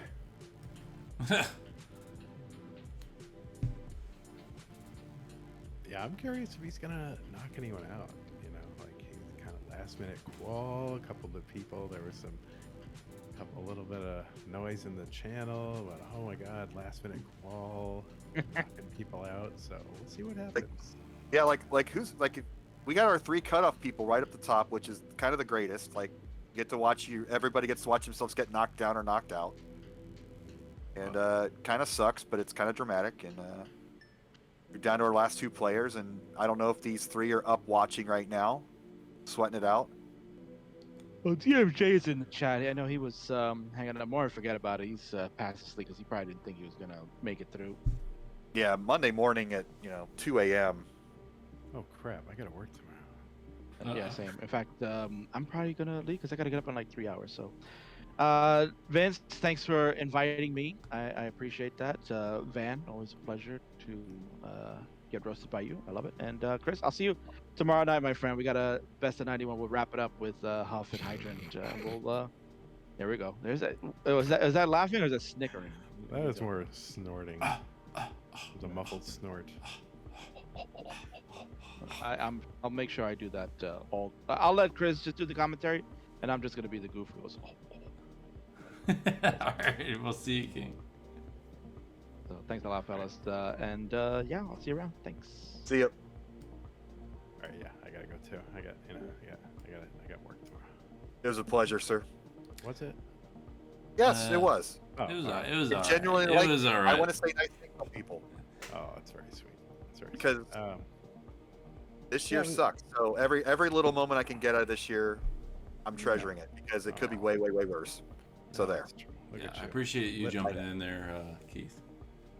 Yeah, no, I do. I honestly do. I was gonna tell you to jump in, so I'm glad you did it without me telling you. So Well, I got. Sue's mad at me now because she has to wake up at like 7:30. I think she's hearing me. So. And good luck to your Red Sox tomorrow or whenever the wild card game is. Oh yeah, there's no way in hell they're gonna get through. Anyway, see ya.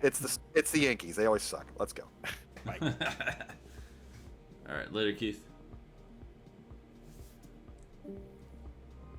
You and I, partner, friend. Oh, Mr. Bidwell, me and you. All right, we got Watch an that hour. viewership. Watch we got an watch that- hour and a half to just blather about whatever. Oh my God. Here, let's get rid of all these host names. Oh, so many names. Now we can see more of the players' names there. Scoot that. Oh, Scoot doing that the on down. Wrong button, Vince. Someone will fix that, I think, or I can do it. I think. Oh, look, someone did it There for we us. go. Look at that. Look at that. Nice. Thanks. Thanks. Assume it's Scout. Why not? It's probably Scout. It is kind of sad though, because like our top 10 was looking very international, and then today came and all the Americans came out and took all top 8 spots. That's nuts. But Nanu is up there, and like you were saying earlier, that would be pretty amazing for the trophy to leave our shores, go overseas for the first time. Chris, I would love it. I mean, it moved from California for the first time last year to Texas, so it moved a little bit within That's like America. that's a meme, right? All the Texans complain about the Californians moving in. Like that's literally what happened with the It's going the other way. We're going. It looks like we're going towards Europe, I guess. I don't know, or towards the East Coast. So maybe an East Coast American champion, and then next year to Europe. I don't know. So, what are we talking about? Everybody's asking about the online quals versus the in-person quals and stuff, but is it time to start talking about 2 tournaments? Major sports have majors, 4 majors, 3 majors, whatever. Maybe we have the World Championship live, but maybe we have the CTWC Open, which is literally an open. If you got a console and an internet connection, you can play. And then maybe the winner of that gets an all-expense-paid trip to Portland. Like maybe we go once every 6 months instead of once a year. So there's my proposal. Chew on that. What do you think? You're just dreading all the work already, aren't you? I'll think about it after this tournament. Yeah. Oh, what? Oh, just know of all the extra work. No, the extra work's fine. I don't mind the extra work. I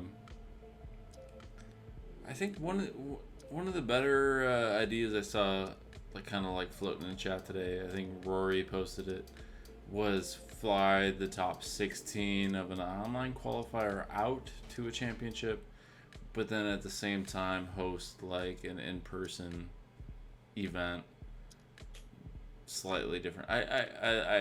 I don't know. I never thought of that idea, and I thought that was a good idea.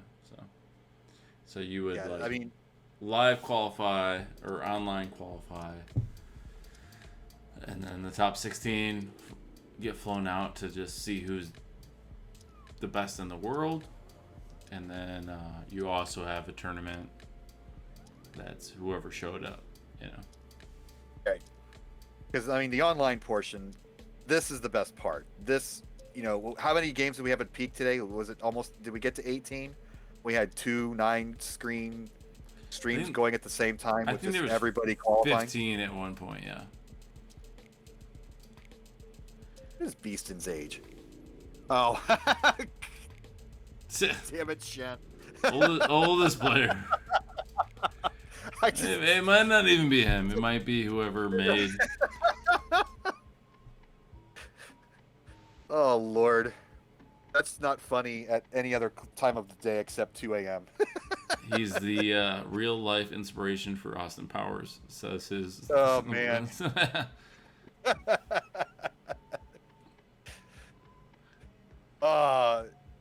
Missed the spin, fouled there.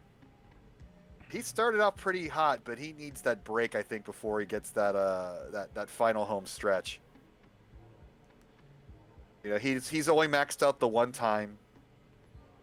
Hadn't heard him before, but he was super cool. He's very animated about getting that stream on. We worked really hard. We worked kind of in tandem. He had to MacGyver this setup to get working. And Shen? So far, fouled. Fouled. Yeah, he had to change his computer, use his phone for a camera, have a fan blowing on his other computer because it overheats too much. It's the craziest setup ever, and it's worked flawlessly for 90 minutes. I need to qualify that statement so I don't commentators curse it. And he's shown us what he has here, but he's right on the precipice of getting that spot in one of the brackets. And our boy Shen over here, he's got a long time to go. He's up way past his bedtime. Although he told me when we had our Dr. Mario Championship last weekend that he does his best coding late at night when he's in that Oh yeah, totally. That's you're in that space where there's nobody else around, and you can totally concentrate on that one thing, and he might get into that zone and pull off Yeah, that I can 900K completely baseball understand bracket. that. It's just like you're up late at night, and you know, I do a lot of creative stuff, so it's just like you're up late at night and no one's bothering you. You're not getting emails, so. Right. When I was in college, I did my best work, the last couple nights before paper was due, staying up all night, going to the computer lab because not everybody could afford computers back then, and typing in your papers that late. My brain works that way too. But yeah, it's just no distractions. There's nothing. Right. No one's bothering you. Yeah. And how many viewers we got right now? I don't have the stream actually up. I just have your copy of it. I have no idea. We thank each and every one of you for hanging out with us as we wind this baby down. Looks like we have I don't know, little over 500. That's amazing for 2 a.m. And what's even more amazing is the silver bracket cutoff, nearly a max out, 967. That's higher than last year's gold max out, am I right? I think so, yeah. It was like 920. The silver bracket cutoff last year was like 750 or something like that. So even the bronze bracket has surpassed that. These are the last two quals. Yes, Big Dolphin. World's Best Hector is here. Shout out. We got Cards fan. As a Reds fan, I tip my hat to that amazing run you had at the end of the season. That totally was not Yadier Molina's intangibles. I'll just say that. I'm trying to read chat here. The first bracket will be Saturday. So we're going to have a pre-show on Friday, so everybody come. Chris Bidwell and Kingsman will go over what will happen over the weekend and like give their predictions, give their chat, whatever they want to say about what's going to happen. And yeah, Saturday it's on. October 9th. Or is that? Yeah, 9th. Yeah. It's right there on the screen. It's right there on the screen, guys. I believe I'm doing commentary Sunday. That'll be my one gold bracket commentary day, but I get the whole day. So like before I had 2 mornings, so I didn't get to see how it resolved. And now I'm going to get to follow the exploits. Ooh. Didn't quite get the piece over. Yeah. Didn't quite to follow the exploits of the entire bracket, and now I'll get to do that, and that'll be pretty fun for me, and I appreciate the opportunity. There's a lot of people who want to do a lot of commentary, and I know that I don't do enough of the online scene to get the reps in, but I appreciate everybody's support, and I like being invited to the game, And I mean, Bidball, you're one of the kings, man. You've been here since day one. It's always a pleasure to have you. As an early sponsor back in the day when I had $100 extra bucks, like, here you go, guys. Yeah. And you put me on your poster when you were asking for way more than that for a real sponsor, and I kind of grew more attached since then. So it's been an amazing part of my life. Well, Chris, I appreciate you coming in here year after year. I don't think I met you until like 2014 and in person, or 13. Yeah, maybe. You just kind of say, hey, thanks for the money, thanks for and I. No, yeah, give me your logo, yeah, whatever. Yep. You're a sponsor, yeah. But yeah, I gave you all the credit you deserved, and I can't believe what this has become because at the time it was like they're playing the exact same stupid game that I played when I was a kid, and they're all having fun doing it, and the meme hit, and look at this. All around the world, players are playing. And it's all your fault, Chris. All my fault. Well, I won't go into my long, funny stories of why we became what we became, but... Well, no. I mean, early days, you giving $100, actually, that went a long way, so... So we wouldn't be here without you, Chris. Well, you did all the hard work. I was excited for it, and Yeah. Just the effort that everybody's put together to all this week to get all this in. I mean, frankly, too many of us had too many balls to juggle. I think that was our biggest problem. If that's our worst problem, then I think we've got a really good system going, and we'll see what happens with this online component next year. I mean, think about it, Chris. We have people around the world working at the same time on the same tournament. You know, between Forrest, T-Rad, whoever, you know, all the USA team. It's just impressive to me. I don't know. I sit back and I'm like, oh my God. There's people in, you know, Japan and Poland and they're kicking butt, like helping out. You know, Johan in Mexico, just doing CT2 this week. You know, it's just crazy. It's all around the world, just like a total global team. Foul needs a break there. But as with my experience running the Dr. Mario tournament, you know, it's like you have all these conceptions of what you want done and how you want it done, and you realize at some point that it's too much for one person to do, and you entrust other people to take it and go with it. Right. And I can imagine how hard it is for you to just trust all these different people to get their parts done, and for all of it to turn out as good as it has. It must feel good at the end of the day.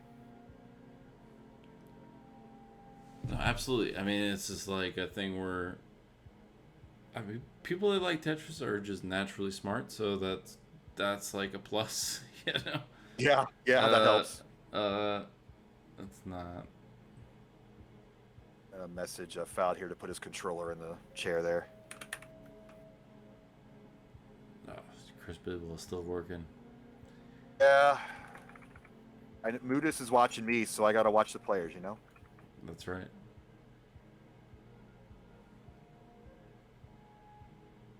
All right, he's been messaged. He had a good couple runs early on, and he's got that lull. You know, when you play anything for 2 hours, it's hard to keep that edge. Yeah, we're taking a break. Oh. Yeah, he needs it. He's gonna get that good stretch run there. White says, "Don't worry, I'll watch Moodoo's for you." Thanks, White.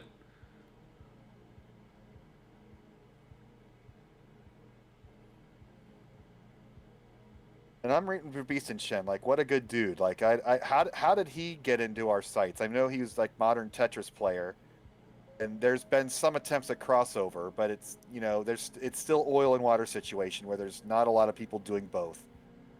But he's totally embraced the classic game. Yeah, I don't know his like origins. I don't know his origin story, but yeah, he was there in Pittsburgh for the first couple of years. That might have been his like first taste.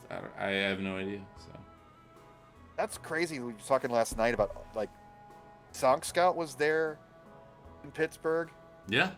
And Art, I mean, I know about Arda, but Grand Designs was like all these people were in Pittsburgh, and I had no idea they were there. And like, it's weird how that was such a focal point of this explosion of competitors and organizers and whatnot who showed up at that really small tournament. I mean, we didn't have a ton of. That's the year Chris Brady won.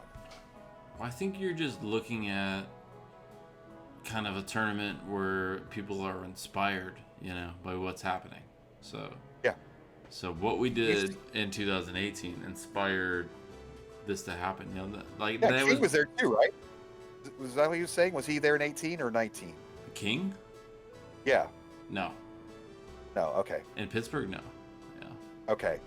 I thought he was talking about Pittsburgh too, but no, he was. He was at a different expo. So King's inaugural stream of him commentating was at, I think it was the 2019 New England qualifier.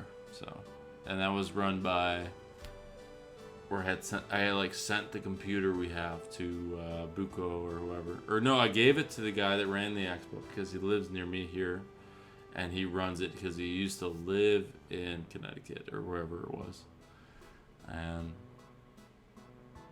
he took it with him, and then Buko and Buko figured out how to run it, and they were like, Kingsman, you're great. Get over here. You're commentating or something like that. I don't know what happened. You know, I wasn't there. Love it. It's the Henry Rollins story. I know. There's my weird reference of the night. Is that Andrew WK? Is that Henry Rollins? No, come on. Henry Rollins was a singer for Black Flag, and he was in like a local band, and he was seeing his favorite band Black Flag play, and they invited him on stage to sing a song for the closer. And then a couple weeks later, he gets a phone call from the band that they're looking for a new lead singer, and they wanted him to be the lead singer. What? So just out of nowhere, he just becomes the lead singer of the baddest punk band in the land, and goes on a tear for the next 5 years. It's like so weird. Just be at the right place at the right time, and if they like you, off you go.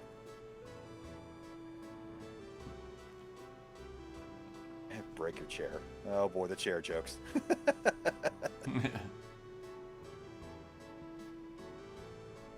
So Fowd's on his last 20 minutes, looking for that next big run. 834, so close to getting 845, 3,000 points away. Shen's still got an hour 15 here, so we're gonna get silly here with the stories, I'm sure. Yeah, let's go.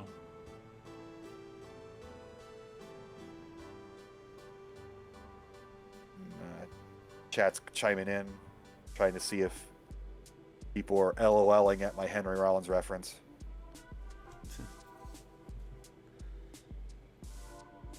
Well, Chris, do you want to hear a joke? Yeah, let's do it. So back in 2014, I had a friend of mine that, this was like, we wanted to have like, maybe we'll have a break and we'll have like a comedian or somebody come up, the ideas were around back then to like, what are we gonna do on the break? And then a friend of mine was like, I'm a comedian. Maybe I could tell some jokes during the break, right? And she never, this never happened, never existed, but she told me some of her jokes. She wrote them down or whatever, so I have them. So are you interested in hearing them, Chris? Let's go. So these are 2014 reference points, right? So there's so much has happened in the world since then. Right. So this is 2014. All right. So let me preface this. This is how she wanted it to happen. Okay. She wanted to make an announcement that there's only 8 bits. That's it? Just 8 bits, like NES Tetris. Do you get it? Yeah. Yeah, that's an 8-bit console. So 8 bits as in jokes. Right. Oh, okay. That's it. That's all I got. That's all I Oh man. So, hopefully my setup of that joke was enough.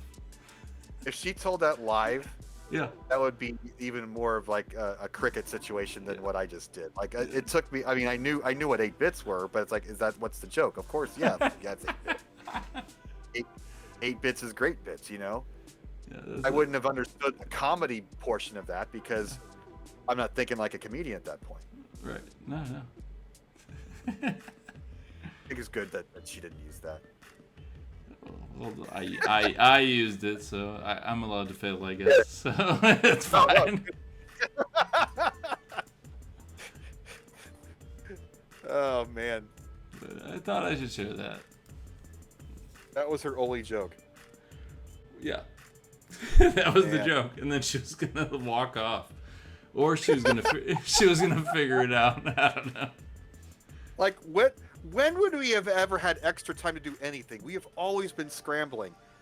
Every year we're even in the old days with 32 players and games that didn't last half an hour and sweeps, we would always be pressed for time because we would have to coincide the end with the announcement that all vendor sales are ending and we have to close now.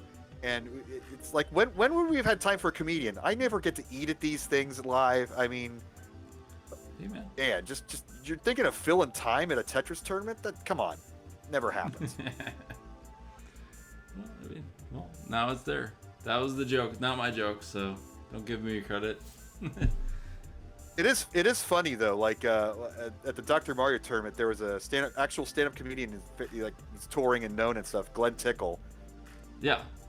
Yeah, he showed up and did pretty well. He Played, yeah.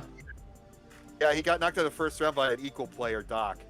But it's fuck, Doc's crazy. Doc is so good, but so's Glenn. But it's funny, Doc or Glenn was one of the players who was most complaining about the stand-up rule. And I'm just thinking to myself, what is your job title? You're a literal stand-up comedian, and you don't want to stand up for 5 minutes to play your favorite game. I never busted that out, and you just get to hear that here. And don't harass him over it. He's a good guy, and he stood up because we were on nice, comfy AstroTurf. But I thought that particular line of complaint was so funny that he was so anti-standing, yet his job required him to do so. But anywho. I'm glad I could tell that joke. Yes, 8 bits. Yeah, it's only got 8 bits, yeah.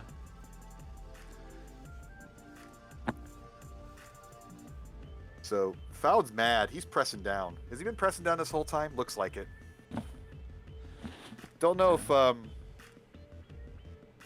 not a consistent max out player. Maybe the pressing down isn't the best thing to do, but yeah, he's on tone here or tired. But totally, you don't put up an 834 in a 2-hour session. A year ago, that would have got you something. 10 years ago, you would have been a world champion. So obviously, the man's got skills. All right, not a scrub. He's not me. So we see somebody else in the camera there trying to cheer him on or give him crap. Not sure which. It looks like a strong arm, yeah. Yes, Got a very, strong very arm tan, and- very, very strong. Strong, as the kids say. All right. Chris, I'll be back in a minute or two. Okay. You got this. It'll be just me in chat, and Beaston and Fowd hanging out, finishing out this amazing qualifying week. See that fan in the background? That's keeping his computer cool so it doesn't overheat. Best setup ever. Why he got to go last minute, because he finally got this setup to work with the backup computer and his phone as a camera. And he was super excited to play today. I'm glad he's getting his run in, getting his moment in the spotlight.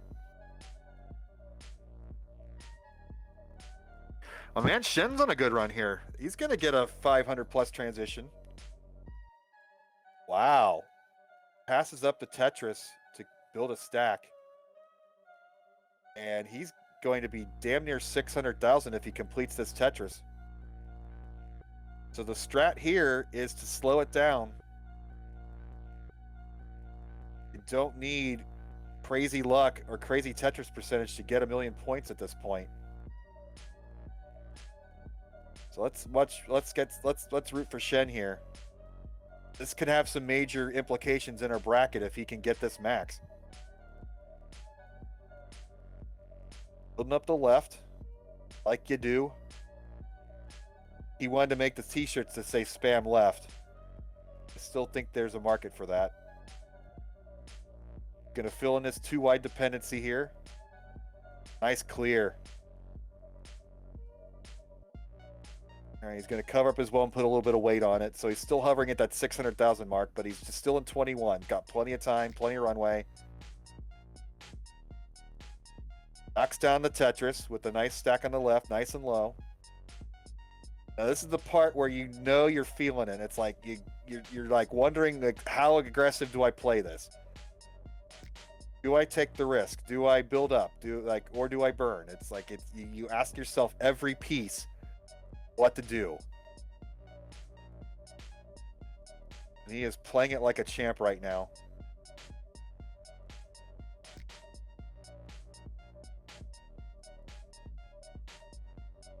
Tetris ready again. It's 689 through 171 lines. Got a little cleanup to do, but it's all manageable. down to the bottom 3 rows. Now he's Tetris ready. Knocks it down again. This is what you want to do. Keep it in the lower half of the board. Don't take any stupid risks.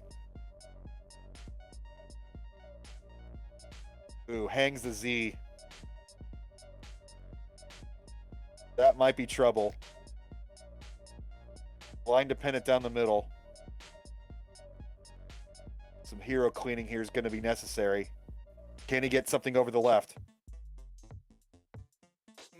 Oh, he gets the L over to the left. Oh, and he hangs the L, and he's going to top out at 739. Didn't quite get there, and he knew he blew that one, but he's got a smile on his face and an hour or more on the clock. Whew. Good times. He was well on his way there. And Fouled has got a good game here with 9 minutes to go. He's got a clean board, 259 through 54 lines. Not quite on that 100,000 pace per 20 line pace, but certainly in scoring position if he can keep the momentum.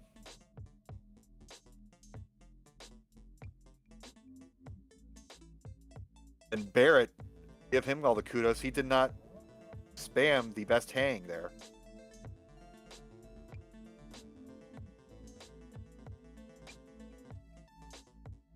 It's playing a little high here. That's going to be it. All right. Crunch time for Fouled. He's going to get one more good game in. Shen hung that Z. Do you build off that or do you just top it out? What do you think? Well, with an hour to go, maybe you play around and build off of it. If you get line bursted, that certainly helps.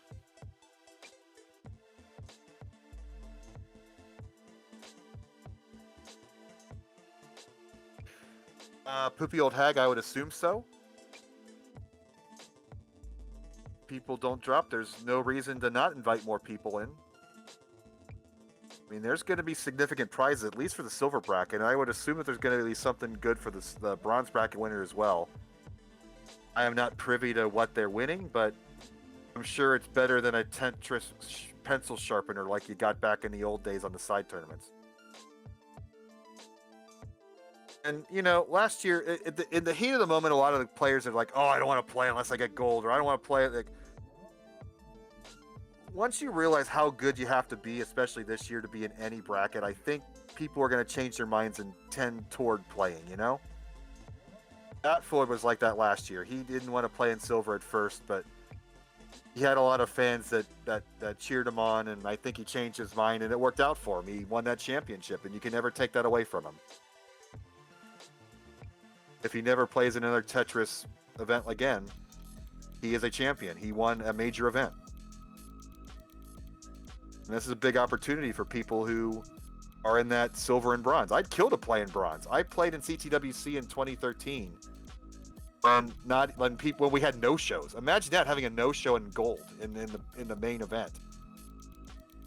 And I'd kill for a chance to play again. I mean, maybe I should, practice. But if I ever got good and got into a bracket, you're damn right I'm going to play in it. Now, Fouled's tilting a bit. He needs to stand up, shake out the hands, get some blood flowing, take a deep breath. And that is true. He did play the live event this year, and I think maybe with when we go back to live, hopefully we'll see Batfoy again. Storm and Norman. I don't have the results in front of me, but I hope you're in this bronze at least. I haven't checked recently, but it's been good getting to see you. The couple tournaments I got to meet you this year, you're a good dude.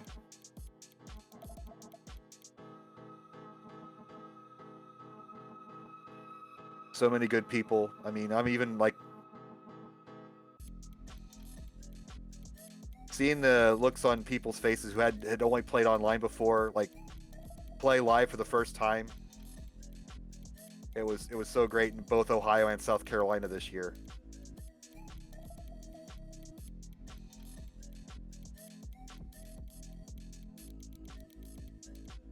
Third max for Storm and Norman. I'm giving you a bell for that.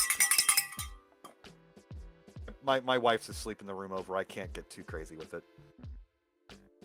All right, final 5 minutes for fouled. Vince is finding his sweatshirt or something silly like that. He likes to disappear and like, where did he go? He does that. Look at Dr. Mario last weekend. We had we were able to set up on Saturday morning at 7 a.m. and he arrives about 8:30. Like, where were you, Vince? He did bring me breakfast sausage from the free breakfast from the hotel, though, so I do appreciate that. Hey now. You know, it was not sexual. That was food. You asked for I bacon, was hungry. but bacon was not provided, so. So we went with the sausage, and it was cold and kind of nasty, but I was hungry and I was Hey, man. appreciative. I brought you a bowl of hotel Bowl of sausages.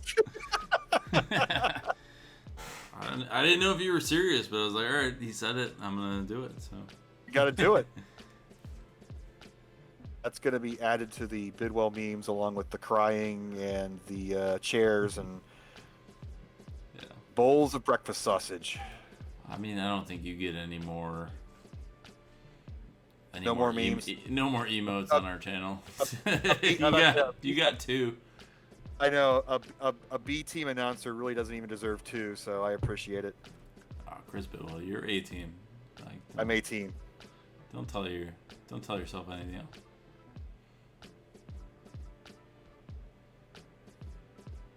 So fouled, looking for that one last go. He's not pressing down this time. Good move. Gotta just let the game come to you. You're a little tired. Gonna bang down the Tetris early. Oh no. Alright, smart. Oh, no. Top out Okay, early, all right. yeah. Alright, whatever. Yep, plenty of time. He's feeling it. He's rubbing his head, rubbing his eyes. Storm and Shaking Norman, the head I'm a big fan of Storm and Norman. I hope he makes some make some waves, some damage in his bracket. For being a young man in his young 20s, he tells an awful lot of stories like he's had a lot more life experience. And, he talks about all these storm chasing adventures, yet he's never actually encountered an actual storm. You get so much mileage out of that. It's great. Just imagine once you get some even more substantive stories in his repertoire. He's going to be a force to be reckoned with. Burrito Dad wants memes of me singing karaoke, huh? I love me some Burrito Dad.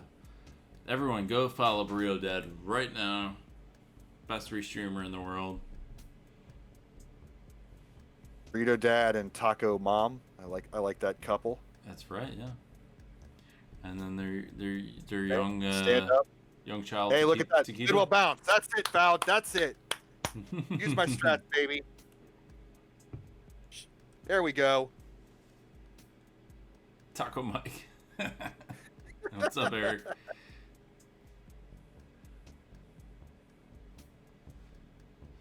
Hey, Storm and Norman coming in. He's encountered crazy storms, but just not a tornado. Right.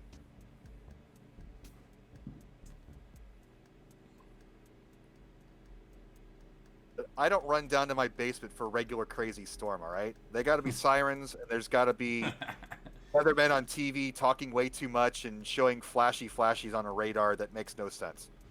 Then I'm going into my basement. I mean, I live on California here on the coast. It's definitely the earthquake coming in the next couple of years.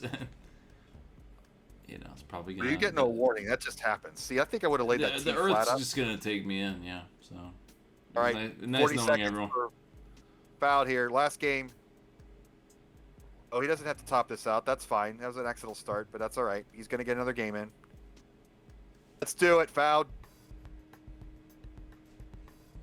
Storm and Norman. 11 times, but no show. Oh, God. It's like getting, 11 600 transitions and not getting a max out, You gotta see that tornado.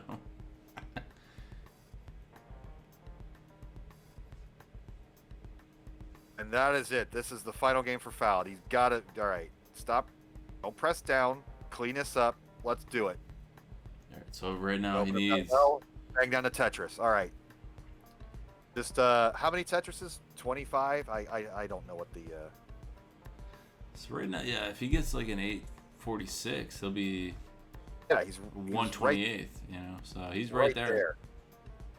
Of course, you know what's gonna happen. He's gonna get to like the bubble of the bronze, and then Beastichen's gonna pass him up. That's the story. That's the Song Scout Hard Luck story that you'll see on YouTube if you haven't tuned in with us tonight. Yes, Barrett. These are the last two qualifiers. This is it. This is the end. This is the end. Ah, darling friend, the end. How many athletes are left?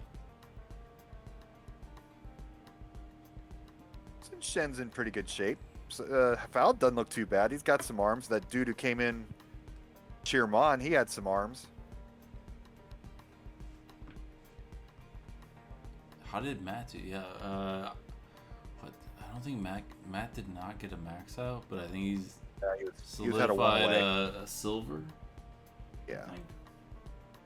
It's such a crazy narrow band of the silver bracket. It's from like Yeah, what, a couple of 2 max outers to just it was basically it's yeah.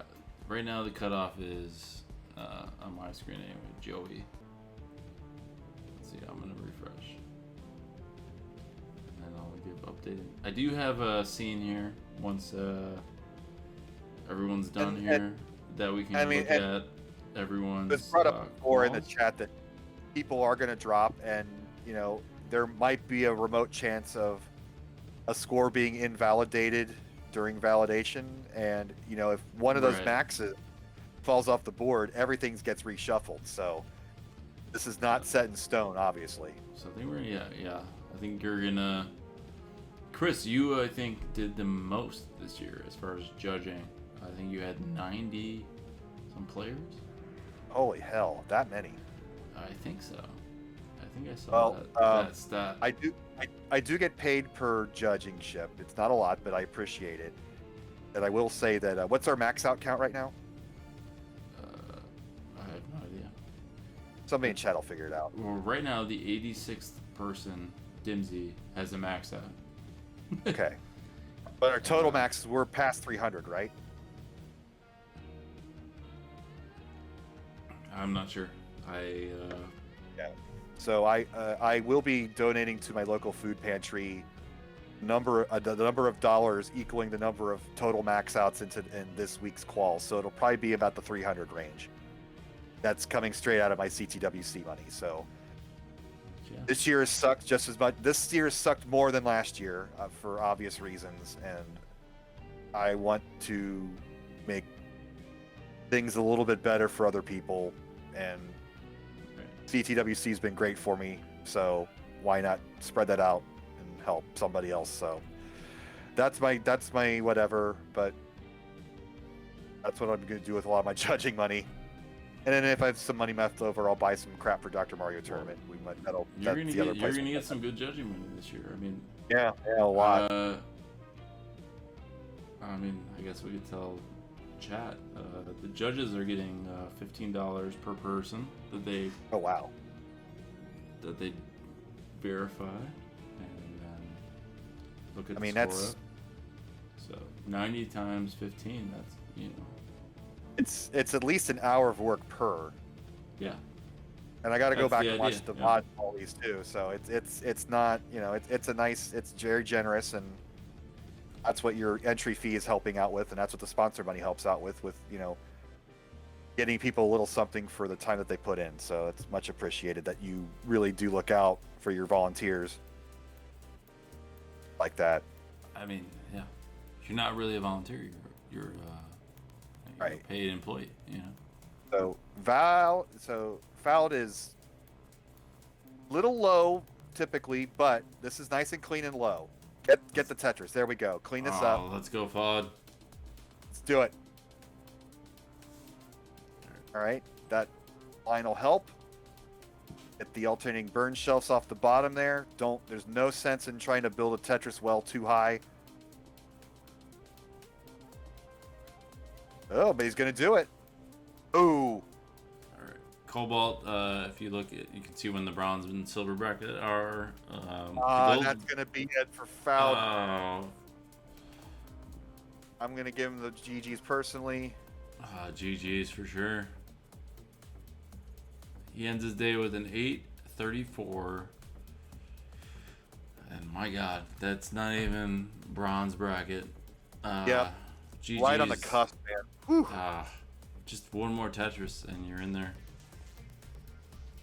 So now we get to root for my man from Ohio, Mr. Beaston Shen. All right, let's see if I can get the one-way scene in here. Poet, WTF golden bracket is 2 max. Yes, yes indeed. There was a time I was afraid it was going to be 3.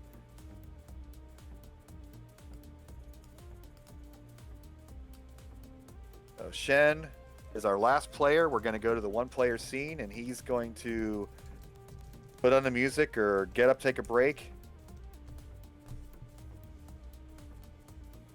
He's going to take a break. So we literally have Chair playing, Vince. Our favorite player. Oh, yeah. Love You know, Chair. I had my chair graphic last year. Every time there was just 3 people going, and I did not do that this year.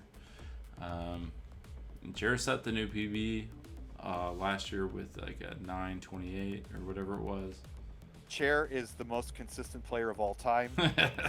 Never deviated. He's perfect every time. All right, let's see. I gotta fix. No. I don't know if you noticed last year, but I did animate Chair getting like 5 pushdown points, and no one noticed. Oh, yeah. It seemed like no one noticed. So I was like, So much whatever. work you put into that. Well, yeah, All right. I downloaded the video and Shen's got his beverage, it looks like. Got some blood in the legs.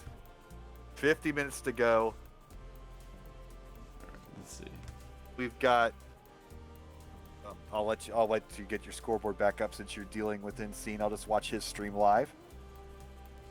All right, it says huff right now, but it should update to Beaston. So Beaston's stream literally says CTWC qual goal beat Howard's 10K. So he's done that several times. I don't know what Nestor's score is. He's now playing as huff. All right, let's see if we can update it. Yeah, it's. It's the last qual. Yep, there it is. Got his whole thing up there. He did beat Howard Phillips several times. Poor Otis-san. No one ever cares. Uh-oh. Who's that guy? I wonder if he's the programmer. Did we ever find out who programmed this game? I have asked the question to the Tetris company, but all right, it still Well, says Howard Phillips is coming out with a book based on his time as Nintendo of America. But he was the president of the Nintendo Fun Club. He was kind of the Reggie Fils-Aimé of his day. He wasn't a CEO. He was kind of like the public face. And he was in his own comic book in Nintendo Power called Howard and Nestor. Like Nestor would be the bratty kid who knew everything, who wasn't very good at games and didn't pay attention to the instruction booklet. And Howard would always be the smarty pants with the bow tie who would know all the tricks. And Howard Phillips kind of left the gaming industry in the early '90s, and now he's going to be writing a book about his time at Nintendo. And as part of the Kickstarter that they had for the book, you could ask a question of Howard, and I did submit my question of what was his knowledge, like can he go into how, like what? Tell me about Tetris. I didn't give him the laundry list of questions, but I wanted to know about the development of Tetris because this is one of the few Nintendo released games that was not released in Japan. They got a different version of Tetris on the Famicom that's really terrible. And we got this version, which is timeless, that the Japanese retro players have gotten into, obviously. So I kind of want to know about that Nintendo history. So maybe we'll get some insight based off that Kickstarter question that I got to ask. So looking forward to that. In typical Kickstarter fashion, it'll probably be 7 years before it's answered, but hopefully it will be answered. And we will all finally find out, and only you and I will care, but it'll still be great. Like, who is Otis-san? Yeah. Yeah. Who's the Lance? Yeah. But I did ask, the Tetris company, and because they now own the rights to this version of the game, and that's kind of why I guess that it was implemented in Tetris Effect Connected. So. Oh, nice. That's. I mean, Nintendo's pretty hardcore about their IPs, so that's a pretty big get for them. Oh yeah, I don't know what they paid or anything like that, but I mean it's their company and their game, I guess. I don't know. So maybe they got a good deal. I don't know. Love to see it show up on the Switch. I mean, it would be laggy as heck, and you wouldn't be able to play level 19. But like be a in good way in the Switch store, yeah, in the download service or whatever, the NES store. Yeah, I don't know. I mean, it's on Tetris Effect Connected now, which is one of our great sponsors, and I love playing it on there. I love it, So it's like you gotta play in like 15. Like it's like, to me, it's a little slower, or like the lag kind of hurts me. I don't know if I need like a different controller or different setup or something. I will say the Xbox version in particular, that D-pad on that Xbox One and the Xbox Series X controller, is so good. That's like my best D-pad I've had in years. The PlayStation D-pad's kind of mushy, so like playing on the Xbox, A+. I love it. Well, we experienced that the last couple of years with Dr. Mario, being like, it's on the Virtual Console thing or whatever you want to call it. Right. And it's just a little different than the NES version. Yeah. You got like the slight lag where you have to like drop the speed down to medium rather than high. The lag is. The lag online is the worst, but with Tetris you wouldn't have to play online, so it'd probably respond a little bit better. Yeah, maybe. It's the 2:30 a.m. Eastern Time talk with Vince and Chris. Eric ICX with the controversial opinion. Let's read this. D-pad on Joy-Con's actually good. It's not too bad. I agree. It's not the worst. It's not terrible, yeah. I thought buttons would be weird, but I think the most infuriating thing about the Joy-Cons are the analog stick drift. That's infuriating. Well, let's take this time to give a shout out to Eric. Thanks for being here. Thanks for all you do for the community, and I'm rooting for you, big Eric. This is going to be your year. I feel it.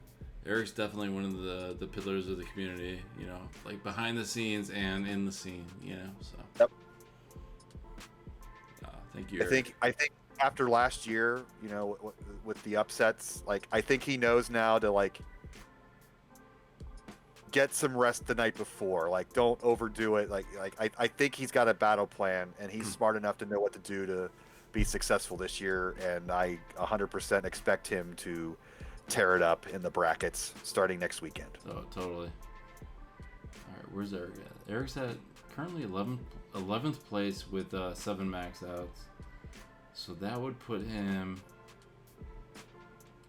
in a bracket with Aaron. 6th place. Yeah. And Aaron, my goodness.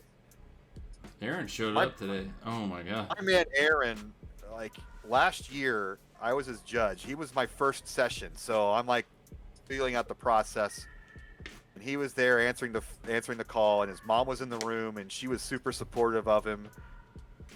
And I'm like, hi, Aaron, and mom's like, hi. Yay! Yeah, it's like, hi, mom, hi, Aaron's mom. Like it was so wholesome, and he was in that comfy chair, and he got like a 900 plus for the first time ever. Then later that week, he got his first ever max, and now he's in the mix to win the whole damn thing. So some of those players just have those growth spurts, and Aaron's certainly one of them. And I just have no idea who to pick this year. It used to be you always picked a previous champion. Now it's like a golf tournament. Like there's a group of 16 or so players that could easily win it all. Right. And there's just no way to know. It's all even money, honestly. Like any of them could take it. It's just how the pieces fall. I'm gonna be a little biased, you know, because I was on my Dry Wellers team in Sharky's Gauntlet. Oh, yeah. And Fractal and Aaron were both on my team, so it's nice to see them up there. And I'm just gonna root for my squad, you know. I love that team concept. Like, how did it play out? Like, did you actually feel like a real team, or did it feel kind of forced, or what was your impression of it? No, absolutely. Like even today, there was like a big group message that we have on Discord that people are just celebrating other members of the team, which is just a lot of fun. And you know, like, and then even when we're playing a match, you know, we're on like a voice call together, and you know, like Fractal's in my ear telling me to play safe or whatever, you know, or you know, play your game, or you know, Aaron's on there, or like Pooh was on my team, you know, he's in there telling me what to do, and you know, kind of keeping me calm, you know. So I gotta root for my squad. I gotta root for Fractal and Aaron, you know. Pardon me. King the Kid asking how come people think Joseph isn't good anymore.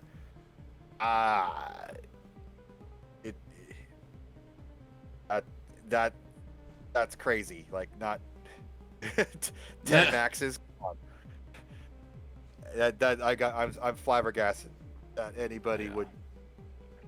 I mean, think that's not good. 10 maxes. Come on, pretty trash squall for Joseph, you know. Right. Come on.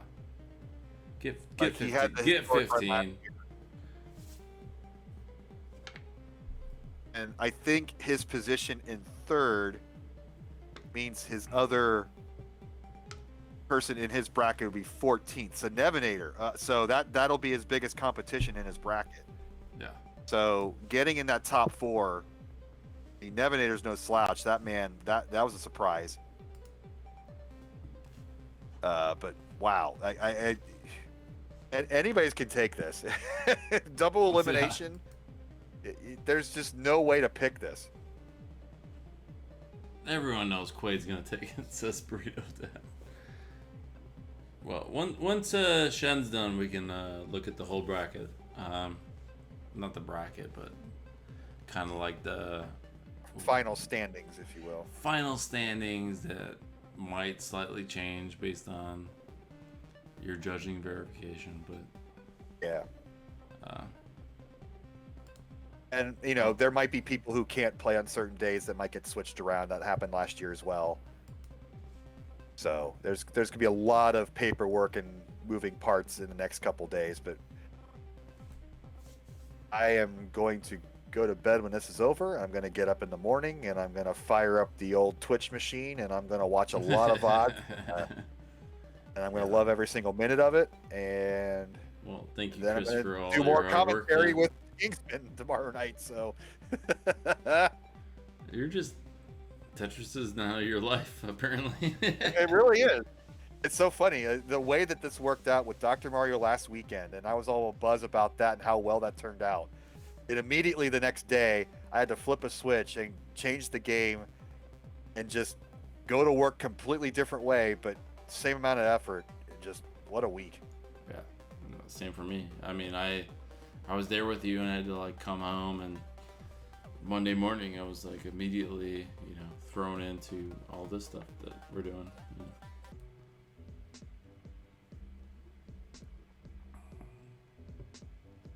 Come on, Shen.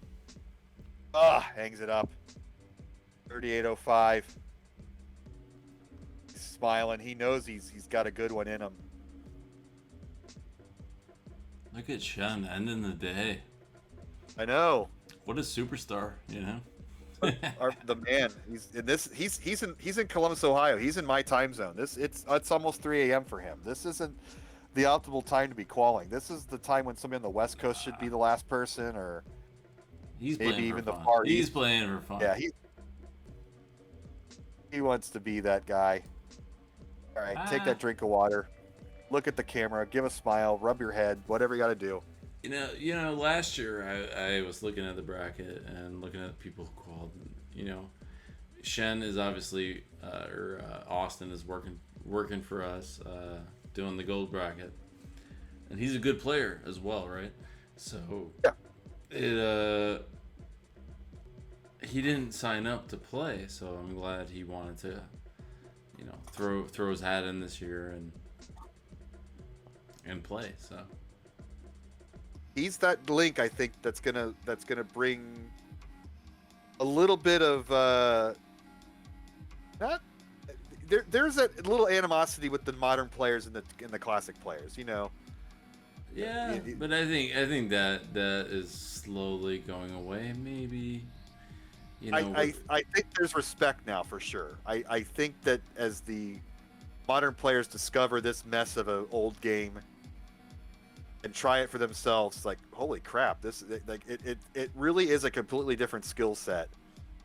well, we are having Tetris Effect connected tournaments this year. We're gonna have a classic tournament, a zone battle tournament, which is the modern version, and then a triathlon, which is zone plus classic plus score attack and all these other things. Oh, nice. I like that. So that's happening. That's The brackets are already being made. It's not, you know, like an invitational. It's not an invitational. It's a Players are going through that right now. You know, like I was in the classic tournament. I've already lost. So. Yeah, but you know, you watched. But we had a few. You know, we had Micro Blizz show up live one year. Yeah. Hard Drop, I think, has been to a CTWC. If I'm wrong, correct me. Well, yeah. John Tran. Yeah. Yeah, he came a couple. Yeah, he won. He's won every time we have a side tournament that's a modern Tetris. I remember. He just wins it, and it's just Right. I remember my that's first his year. jam. Yeah. 2011. year I He had- won 2011, and then he won like 2015 or whatever it was, 16. Is that the Tetris PS4 Ultimate? Was that 2015 when I was my first year? I was announcing, Yeah, I think it was the and PS3. I never Yeah. done any of that stuff, and it was modern Tetris. So if you've never announced for Tetris ever, and you start up and your first match is a modern Tetris match, That was your first one? that was my first thing I ever had to call. It was me and Jess Brohard, who is a great Call of Duty esports hostess, announcer, interviewer type person. Uh-huh. And she's great and all. She was also from Columbus, weirdly enough. And here's our first gig doing Tetris, and we're trying to do modern Tetris, and it's just like pap, pap, pap, pap, pap, pap, pap. Just kind of Yeah. speechless, not knowing what the heck I'm actually doing. And that was my introduction to all this. And I was relieved to get to go back to the classic when I could actually follow what was going on again. But you know, baptism by fire, it was all good. But Baptism by fire. Oh my gosh. So yeah. Well, you're here now, and look at you. You're killing it. Yeah. And you know, the year that we had Tetris Effect the first time, and Mitsuguri, I believe. I forget his name, and I'm terrible, and I feel bad forgetting. The designer of Tetris Effect, the guy who did Space Channel 5 and Rez and Luminous and all those trippy. Yes, that guy. And since he wasn't announced to be there, he was just standing around, and I got my copy of Space Channel 5 signed. If that crowd at that PRGE show knew he was there, people would be asking for his autograph around the building. He would have been like a megastar. But the fact that he was unannounced, he was just hanging around.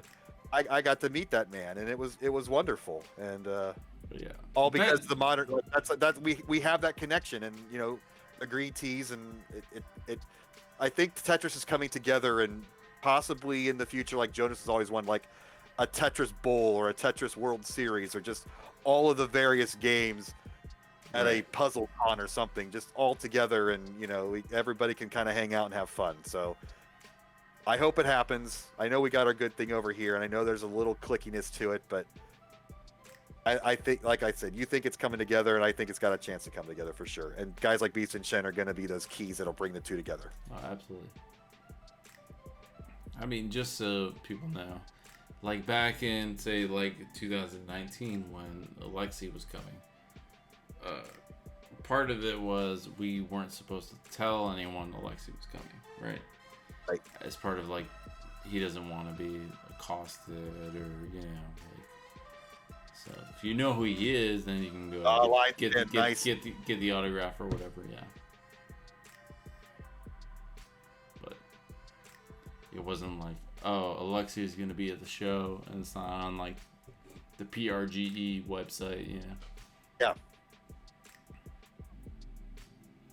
We got so many people. We got so many people that could show up for our thing, and it'd be nice to have Wozniak there, or Howard Phillips there, or you already got Terry Lee Torak there. All these names that I'm like fanboying out about. Yeah. And we could just be our own little secret that they're there, and nobody else has to know. No, a lot of those guys don't want to be known that they're there, so it's like hush hush. You're absolutely right, DMJ. And DMJ's watching. He's on the bubble here. Well, no, he's not. He's safe. Well, I mean, I guess in theory, yeah, he would.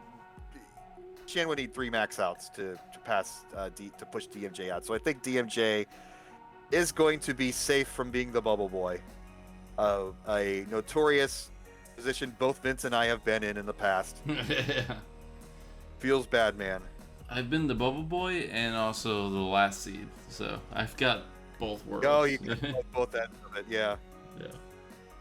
I had to play Corian, I don't know, whatever it was, 2015 or something like that.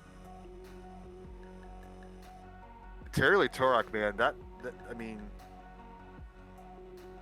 that was basically his show. I just thought he was like an MC, but I mean, I guess his company, like he ran the company, right? Like he ran it.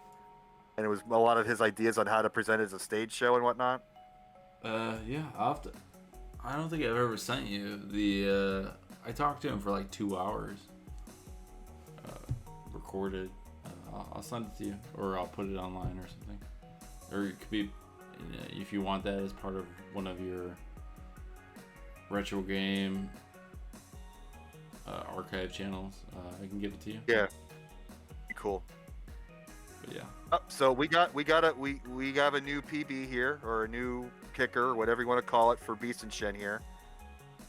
All right, so Beeston gets 845. He's gonna be in the bronze. All right, that's 2 Tetrises away. This is so fun. It's like the last guy. He knows what he has to do. He is Tetris ready. Knocks it down. 847. Beast and Shen is in the brackets, folks. Sorry, I went a little bad design-y.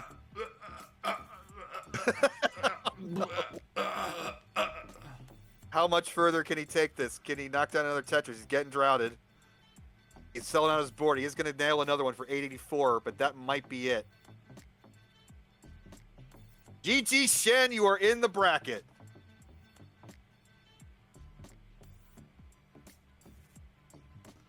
Yeah, I don't know how you have gotten. Yeah, you're like super far ahead.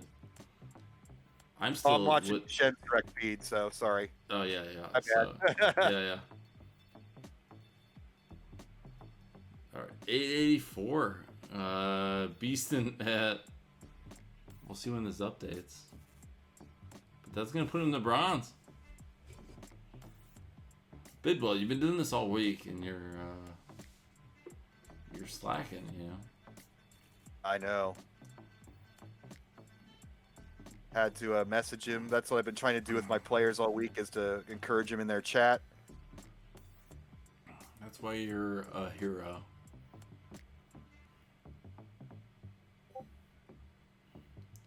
It's nice to see Ben Stein in the room.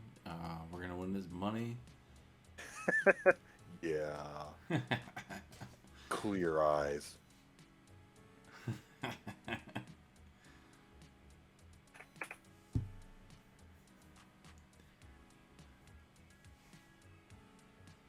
So what do you do now? Like you're in. What does he need to get into silver now? All right, so let's say he maxes with that kicker, right? Well, he just needs the The 967. So the max will get him in for sure, but the one away will get him in.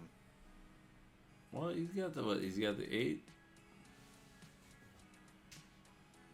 No Oh, you one's haven't updated No anything one's yet, updating okay. anything. Yeah. All right, that's fine. Um. Poor Noromi is out. All right. So if But we get, likely somebody. But for Nomori's sake, somebody will likely drop out and probably put him back in. right. So don't, if you're right on that bubble there, you will likely play in some capacity if you want to. All right. So what? Shen had. That's the best score. 884. Is that his Yeah, score? that's Okay, that's his all right. kicker. 884, All right, 300. all right. So if he gets if he gets a max at right now, he would be in 83rd place. So he'd be in the silver. He'd be in the silver. So So he that would need. jump him. Whatever. I don't know.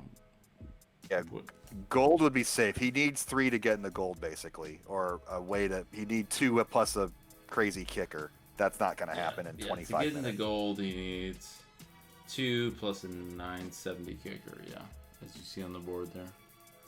Yeah. DMJ feeling good now, is being the number 64 seed, getting to play dog in round 1 most likely. Vince is barely conscious. I'm good, guys. Don't worry.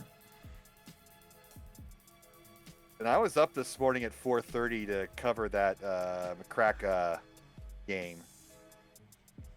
And I went back to bed, and then I got up and went to work again. And I wouldn't have it any other way. Yeah, I love DMJ in the chat, just sweating it out. Yeah. Let's go, DMJ.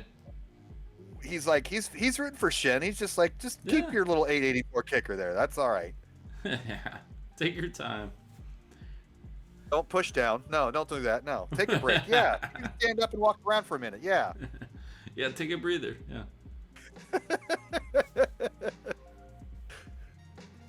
Yeah, I don't think anybody's dropping out of the top 64. I'm pretty sure. Yeah. Although you never know. Like maybe there's a health issue or maybe there's an internet issue. But Yeah. So right now, DMJ would face what? Dog, round 1. dog, round and 1. then, and then go to the underworld. You know. The And, second chance bracket, as I like to call it, because you're not a loser until you're all the way out in my book. So I prefer the generous term of second chance. Yeah. So you do that weird crossover system with the second chance bracket. So I couldn't tell you how that would work and who you would play in your elimination game if you were to lose to dog in game 1. But Me personally, I think, all right, you're 64th seed, so you play number 1. All right, you're probably gonna lose, but you're also in the bracket that has the best player and the 16th player, right?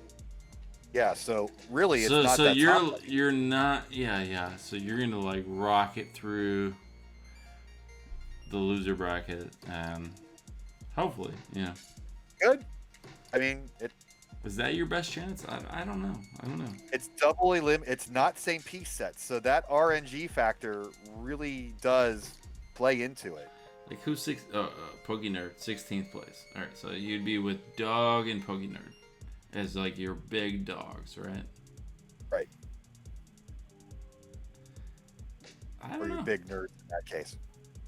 I don't know. Maybe that's the sweet spot. I don't know. There is You gotta absolutely beat one big dog, which is Dog. I don't know. Yes, GTD. Maybe that's where you go. This will be double elim through the first. So each bracket of 8 players will be double elimination. Then the final 8 will be single elimination. So since it's not same piece sets, it's a modified double elim bracket. Once you get to the final 8, all bets are off. All right. People are saying there's a draft bracket already.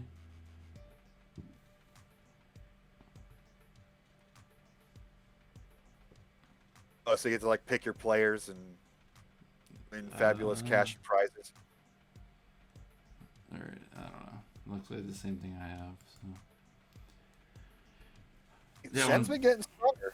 When Shen's done, yeah, I do have a scene that has the 128 players on it, so we can chat a little bit. But I know scores aren't finalized, so. Yep. Please, yeah. I know everybody's excited to do it, but like I said a bunch of times, all it takes is one invalidation of one max out to really throw everything into chaos. Everybody will get bumped up or down a spot, and that mixes completely everything up. So, just word of caution to not get super excited about these final standings. Yeah, so me and Chris will talk about the standings as they are currently, but yeah, they're going to maybe change. Who knows? I would guess. I don't want to speak on Vince's behalf. I would guess we would have this finalized by Wednesday or Thursday, no later, right? I would hope tomorrow. My goal is to have my validations done tomorrow, and I got about 30 to go. Yeah. To do all of today's and all of Friday's. The idea is get it done as soon as possible so that we can tell people they're playing Saturday. Yeah. Yeah, I am going to savor watching Quades. I want to watch that whole thing through at one speed and hear their entire conversation. Normally, I'm just watching the maxes at double speed, but I am going to treat myself to that Quade and Radness conversation. I want to get all the gossip about Long Beach thugs. Yeah, we're rampant down here, I loved Long Beach. It was great. Oh, it's too bad we couldn't really do anything. I mean, we did some stuff, but couldn't. Really... Dude, I got to put my feet in the water. That was my only goal. Yeah. Shen with the rough transition. You're watching. I'm a little ahead of you. I'll go back to your stream. Come to the Discord. Because you're really like ruining it for me. Spoilers. All right, so something terrible is gonna happen. Thanks, Bidwell. You're welcome. All right, yeah. All right, well, I think that's the commentator curse right there. Your witchcraft definitely worked. All right, 20 minutes to go. All right, 2 complete games. Let's go, Shen.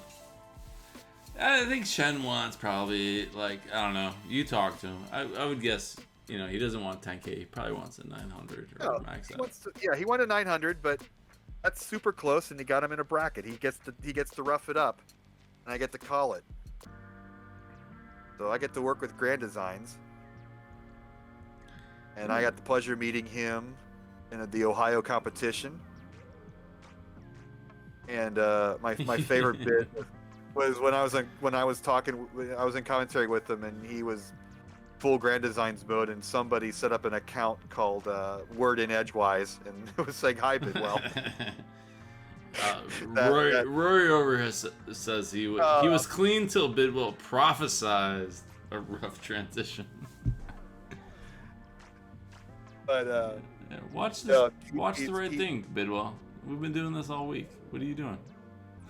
But he's feeling it. I think he'll have one more good one in him, I think. But he's running on fumes, I think. He just wanted to put down a score. He just wanted to play. So did I. I mean, that's why I put up my paltry 430. Just wanted to drink my green tea on camera. Bidwell, what did you think of the Bidwell line all week? I made it about me again. I shouldn't do that, but I thought it was a very mediocre score. But for me, it was an improvement from last time, and I did all 15 and 18 starts. I didn't do any of that 9 crap. And I was hoping for a 5 and didn't quite get there. But I literally said when I drank that green tea that I was going to get 4, and I got 4. Nice. So that's why I was encouraging players to vocalize their goals before they would play. So I hope it worked. It's worked for Shen here. He's pretty much gotten it. I mean, 20,000 shy, but he's in the bracket, so. Yeah, he's in the bronze. You know, he's the last player, so this is just his, you know, dealer's choice. Where do you want to be? You know, Where do you want to go? he's kind of like playing like we were talking earlier about Trey. You know, Oh yeah. kind of like rigging his score to play Jonas in the first round. So he's the only player that has kind of that ability at this point. So who does he want to play? You know, what's going on? You know? I mean, there's gonna be so many dropouts that even the bracket at the silver or the bronze and silver are just gonna be completely different from what we're gonna show at the end of this run here. You think people are going to drop out? You think? I think so. I don't know how many or. I mean, You you know, can when I win was some joking money. earlier- You can win some money. Hasn't been announced yet, but you know, it's not gonna be a terrible amount of money. You know, He's got bad it's time to get not drafted. like $5 for winning or something like that. Or some of those doodads that we would give away for the side tournaments at the live events. You know, it's like, here's a Tetris lamp. Here's a Tetris. Oh yeah. We've kind of upped our game since then of what we give away. All right, Richard Wolf says 5 players from last year's top 20 will not play this year. It's so surprising. That's Like, crazy. Not play like because they didn't play at all, or because they didn't make it. Well, I know like Jeff and Kataru, obviously.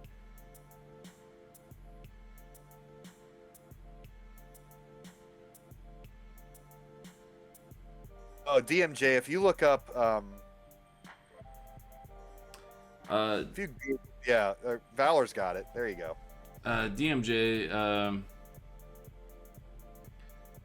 the judges still like tomorrow, maybe Tuesday, we'll have the brackets out. So it's kind of useless. I think he just wants to know how the seeds arranged. Oh, okay.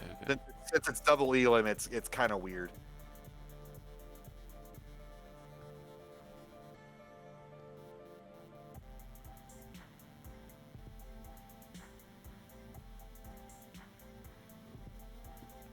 Yeah, if you Google just like a blank brackets double elimination and just cut it off at the top 8 rather than the final. Gotcha. That's how it works. Basically, you take one half of your bracket and then the losers play the other side of the bracket so that you don't have to play the same person twice in a row. So it gets kind of convoluted, but it's a nice cement mixer of matches. Yeah, we reseed after the top 8. Yep. Once we get to the top 8. So it's that's essentially 8 double elimination brackets and then a top 8. Based on performance, you are seeded into the top 8. And I know that Mr. Valor is going to be retiring soon, but you know, once this is over, I would like to get one. I would be honored if he would give me the privilege of being his last student. Oh. I will put up the money, get a session. Valor's in the chat. Give him the money. All right. We got Let me one know, more. man. We got one more student for you. All right, Chris. All right, Shen. Chris, I'll be back. You got this. Yes, sir. All right, I'm solo. Quick, everybody, post your Vince jokes. Ooh, I get to slide into Mr. Valor's DMs. Let's go.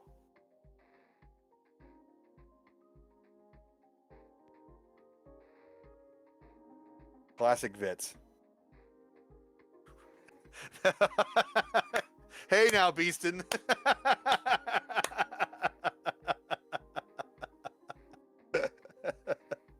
Oh God, it's not funny. But 3:07 a.m. East Coast time, funny.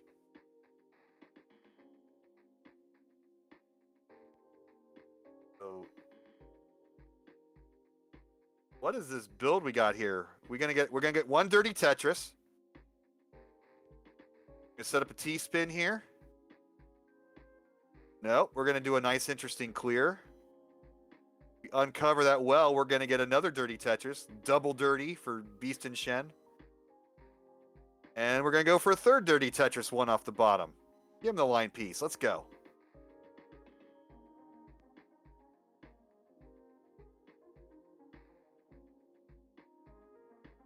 And look at that. He's still got 100,000 points at 24 lines. So he has saved this game where maybe if you're a top tier player, you're like, reset this garbage. I don't want this.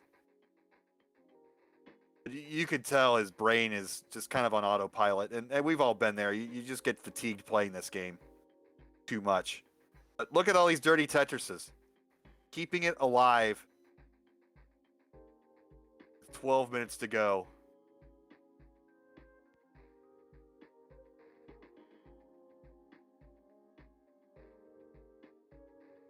It's Dirty David in the chat. Oh, I love me some Dirty David. Dude, thanks for staying up, Scout. This is a treat for everybody here.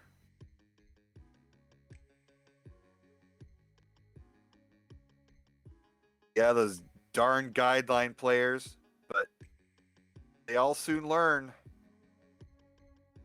NES Tetris don't give you that line piece every 14 pieces. What a save. What a miraculous turnaround. He's this should not be a 205,000 point game at this point. This could have been a game over several times over. So maybe that was like a slap in the face to him.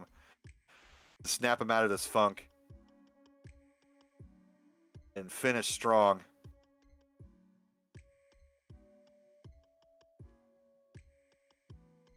Scott wanted to know the final brackets. Yep. That's why I'm up.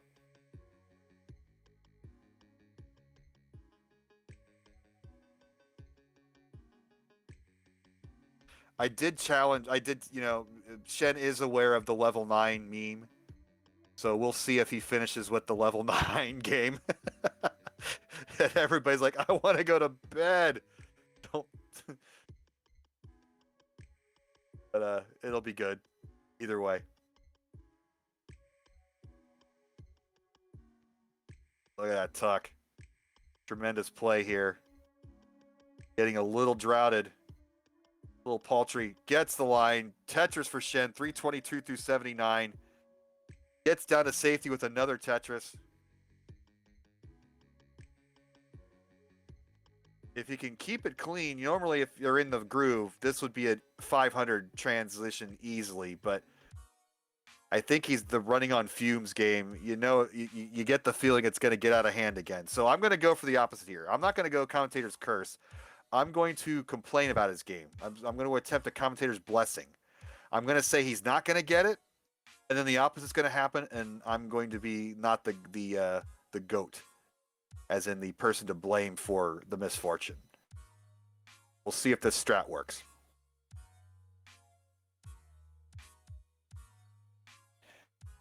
That's right, Dewey.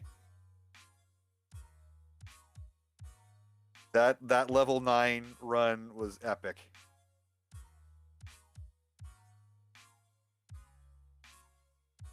Meme magic.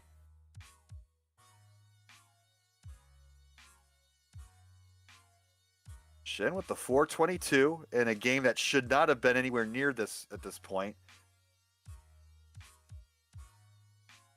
All right, a little dangerous here. He doesn't have a well to burn. Needs a line piece now. Gets the line piece. Still open for another Tetris, but he has sacrificed his middle of the board. And now it's burn mode. Open well. Tetris for Shen. 474 through 123. Gonna get down to safety. Is he gonna play a one off the bottom before transition or get it cleaned up? I would say clean it up. Hangs the square. Or is that a setup for a T? Nope. And see, right at the transition, it's really hard to hit those T spins and recalibrate your timing. He's in a perfect position to clean up and start knocking down Tetrises again. But like one final punch to the gut at 3:15 a.m. Let's see what Shen can do with this game.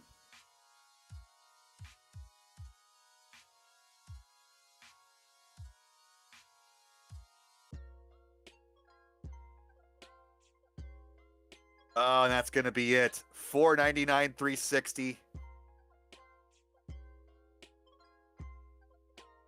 The level 19 just isn't there for Shen at this late hour. How are we going to finish this out here? Uh-oh, he's thinking about it.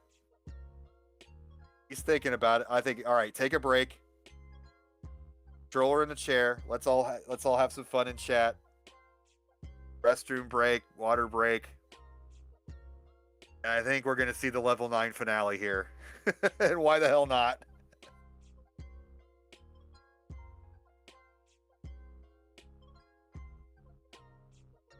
He's back. He's got a snack.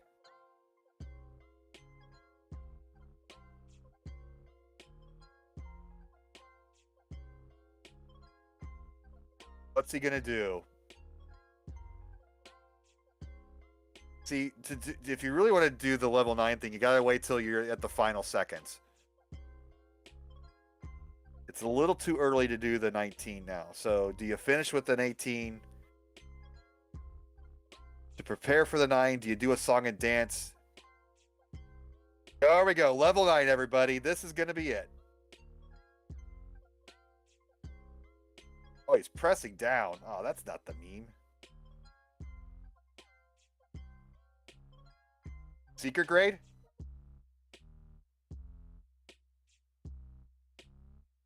Oh, let's top that one out.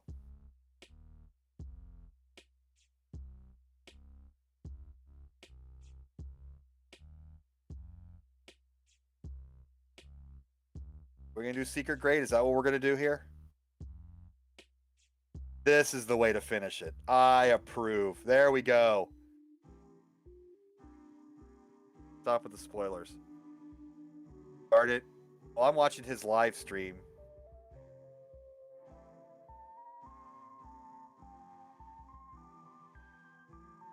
I'll shut up. Yeah, you know.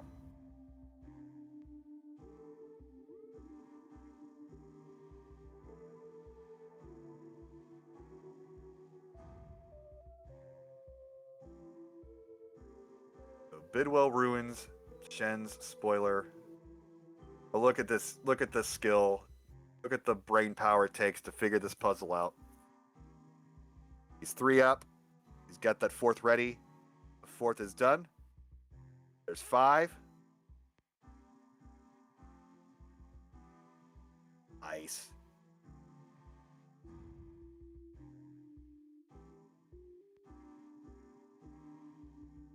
Clear that out.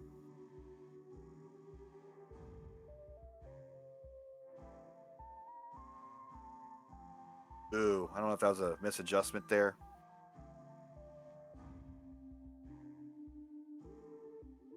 Gonna have to clear out trash to get that corner that was clipped unclipped. There we go. 1, 2, 3, 4, 5, 6. Now we are 7 up once this is filled in.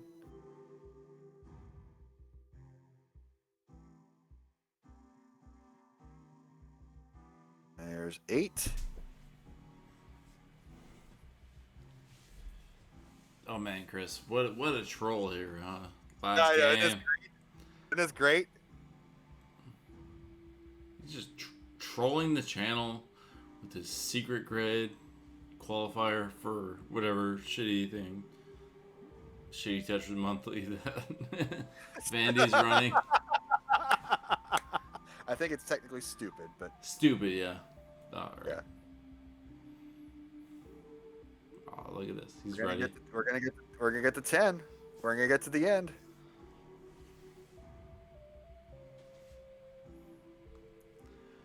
Yeah. I mean, maybe, yeah. Secret grade. If he completes it, yeah. Is that 13 maxes? Does that count? Should be. You should get all the maxes. Automatic #1 seed. This is where it $10,000 in cash. This is where it gets tricky once you're like halfway up the board. Yeah, mine's a little fast to be thinking like this. That's it.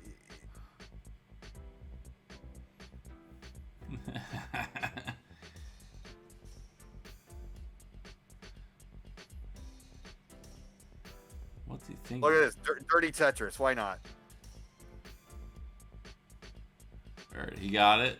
Nice. There's this line. That'll be the 10th. He's got the staircase there. Yep. Okay, so he just needs. Yeah, he got the L. All right.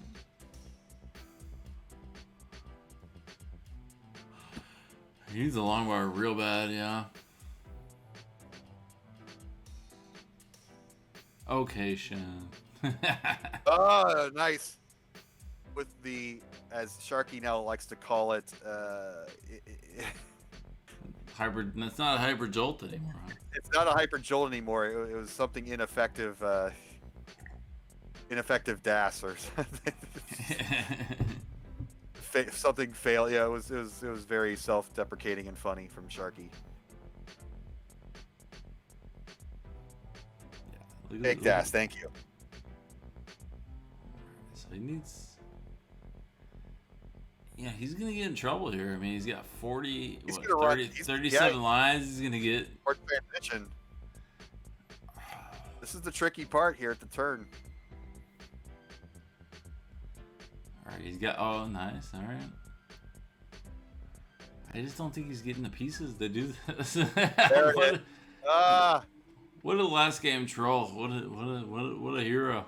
I love it. 35 seconds. Let's see if he finishes it out or decides to play a real one here. Either way, he's got to be happy. Yeah. He's just playing for fun.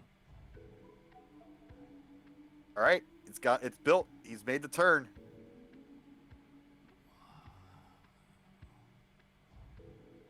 Ooh, Ooh, what's it? Yeah. early shift. He's done. Oh wait, he's got 28 seconds. Is he gonna play again? Let's hope it's a 29 start, you know. Got 16 seconds. Let's see what he does here. He's One thinking more. about it. He's Crowd thinking about it. He's One rubbing- he's more like, game. "What should I do?" He's rubbing his chin. What should I do here? 1 second. Level 17 start. Wow. Ugly colors. There it is, folks. The last game of the qualifying. The eye killer.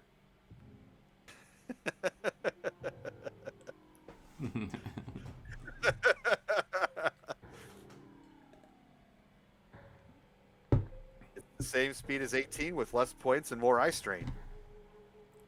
Hey, you know. Watch him max it now. You know, that's he's had that mental floss of playing the secret grade. So now you get back to playing your regular Tetris game for the big finale. Right.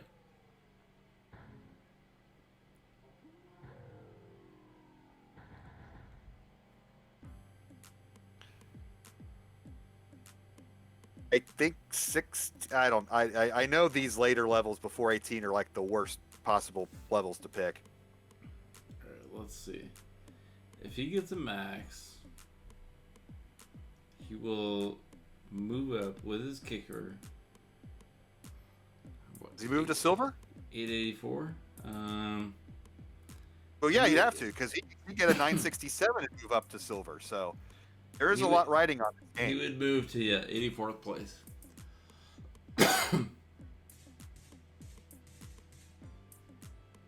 He's looking good so far. Next down to Tetris, 182 through 41 lines. So at 100,000 point pace word would have been in effect with the extra points on 18. That's the sacrifice you make for the lulls. All right. 2 million. People are thinking 2 million points are coming. Let's see it. 2 million points. I will do the Vandy laugh if he gets to 2 million. It's not even a laugh. It's more of like a Maniacal loss of faculty. like he needs his like CPAP machine or something. Yeah.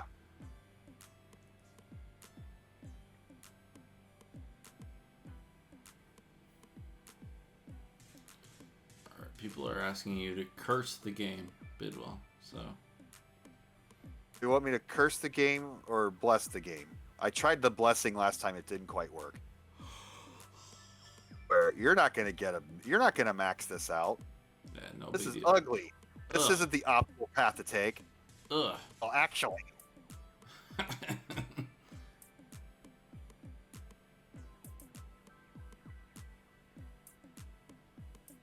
this has just been so much fun hanging out with you, Vince, and everybody in chat. Yeah. Thank you again, Bidwell, for all the work you do behind the scenes. Congrats on being voted best judge in chat. I don't know if that's true or what. I don't know. I find that to be a little sarcastic, but I appreciate the sentiment anyway, because you wouldn't vote for me if you didn't care. No, I mean, I really appreciated, you put me through the ringer. I don't know what you do with Oh, other yeah. players, so. I didn't quite give him that much of a voyage, if you will. Shen's looking good here, but actually, no, he's not. So I'm trying to give him the commentator's blessing by mocking his game. Yeah, he's screwed. Yeah. In the hopes that he doesn't get a max out or a 900,000 or work his way into the silver bracket somehow. Trash game, will not qualify. Thank you, world's best Hector. I was not in last place. Honestly, if you have a Mendoza line in Tetris, it probably would be 500,000 points, not my paltry 440, 430. Hey, man, you tried your heart out, I did. I stood up the entire time. I drank my tea. It's a lot of work. I did everything except actually practice the game, Yeah. I just need to do 19 starts for 3 months. Once a day, half an hour. I mean, you were coming off the high of being in the top 8 in the world at Dr. Mario. Right. So, no one can blame you. That was unexpected surprise last weekend for sure. So Now, look can at you- this trash transition here. Ugh. 449 through 121 lines. Oh, there we go. The transition. USA, USA, USA colors. Or French, or Russia, or, the multitude of other countries with red, white, and blue in their flag. This guy is 12 years old. It's amazing. You had to sign a waiver to play. Look at him. He's got a full beard at 12. Typically, that's illegal Amazing. for 12-year-old sort of thing online. My daughter's 12. I don't let her have a Google account. She's got to wait till she's 13. That's coming up soon. I know. I'm not ready for it. All right, let's go, Beast. Let's go, Sean. He's stacking good. Trash. I mean, Garbage game. What are you thinking? Quit. he's Tetris ready. Trying the Look at this. I'm trying the blessing strats. No, Quit. I know what you're doing. I'm doing Fuck. I'm doing the opposite. He's ready. Oh, nice. Bang Tetris. Terrible. What are you doing? Secret grade BS. Modern Tetris players sticking their nose around when they don't belong. Come on. World Puzzle League, would you only play Tetris? Not a puzzle league. It's just one game. Yeah, at least introduce Puyo Puyo or something, Yeah. Just Bejeweled. Where's Voxel? Columns. Yeah. Columns. Hatris. Tetris. Yeah. We are going to do that this year, right? I don't want to give it away, but we're doing that this year. Oh, Just we saying should- that out. We should do it, yeah. It's happening. After this is over, we'll set it up. 707. Trash. This guy. Trash. This Garbage. guy. Oh my. Bidwell's getting ornery. Playing at the bottom of the board. It's, What is it's, what was it? 3 a.m. over there? 3:30? You should be Why sleeping. don't you take a risk, man?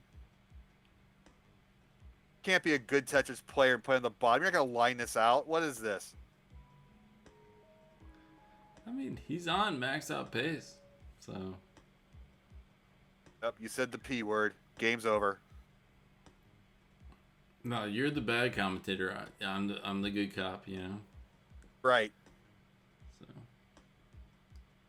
Oh, come Oh, on. hangs the Z. It's all right. He can figure it out. Still cleanable. He knows that that was like definitely That a was key, his- key that was his ticket. moment. Because now he's got to burn, 5-10 lines. Booer. Oh, ooh. What is this? Column 2 Tetris, maybe? Yeah, he got out of That's that. And 4 Tetris is nice. Nice. All right, I'm Or throwing 4 out my line nice clears. guy. I'm throwing out the bad guy stuff. We're all rooting for you, Shen. 2 Tetrises and you. Let's end it with a bang. Come on, Shen. This is going to be... Get 2. You can get 2. There's 1. max out, not possible. Not possible, but He knows. Look at him. freaking line. 948. Yeah, that's gonna solidify his bronze bracket run. Yeah. 1 Tetris away from silver. That was amazing. I got too nice. I gave in. Yeah. What the hell, Bidwell? I have a VIP. All Smash right. Howard record. Yep. Ah, damn, Vince. Take that, Howard. That was nice. What a nice tournament you run. Hey, I try my best. All right, so Look at all these names. let's go over to this in a second.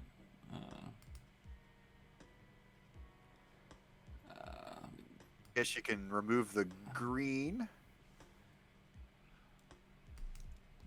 I'm trying to. So you're seeing behind the scenes here. So yeah, GG's to All the G's to Beast and Shen. We love you, man. Everybody. Everybody watching at Stupid AM. StupidAM.com. What a week. All right, let's take a look at our projected tournament. Let's do it. Do the 3-second fade in. Nah, it's already in there. Look at all those names. All right, Forrest is up. Hey, Forrest, what's up? Good morning. Good day. Did I miss something? All right, so 970 cutoff with 2 max outs for the gold bracket. Right? Wow. So how many people who got 2 max outs didn't make it? 1, 2, 3, 4, 5, 6 players. Aurora, Jordan, Savavar, Heps, Vischer. My goodness. Look at this silver bracket. This is baller bracket. We got Uko versus Favar in round 1 of the silver bracket. Assuming this all plays out. Like, yeah, dude, there's a let's chance. go. Yeah, this is projected bracket. This is projected. Yeah. All it takes is, 1 max out being invalidated and everything gets thrown for a loop. But holy crap. And our bronze bracket range is from 849 to 967. So look how tight that bronze bracket group is. Oof. That is high-end stuff. It's within like 100,000 points. Oh my gosh. Yeah, 2 Tetrises. I'm sorry, 4 Tetris difference. I mean, it's not very much in the grand scheme of things. Dog barely breaking Joseph's record with 12 max outs. Just that one kicker game, that was the only difference. It's not, he didn't obliterate the record like Joseph did last year. But he certainly solidified his favorite stat. He's got to be the favorite going in, but it's less than a 50-50 shot. There's any of those players in the top 12 have a legitimate chance of taking him out. And, I mean, last year was different, for Joseph even to create that record. So Yeah. So, Dog beat it, but I think Joseph's kicker was like 500 or something like that. Yeah, he did not have a true kicker game. He played through a game that he probably would have reset had he known the advanced strats of the time when he was just playing it out. So anyway, and then he follows it up with a 10. Trash qual does not. Yeah. What the hell? Just 10 Joseph. He's in chat right now. 10 Joseph. Come on, you're better than that. He's in chat. What is up, Joseph? It is all over. That is our projected brackets. All right, we got a question from chat. What does 12 mean, Chris Bidwell? 12 in hexadecimal is 19. 19 max outs for Dog.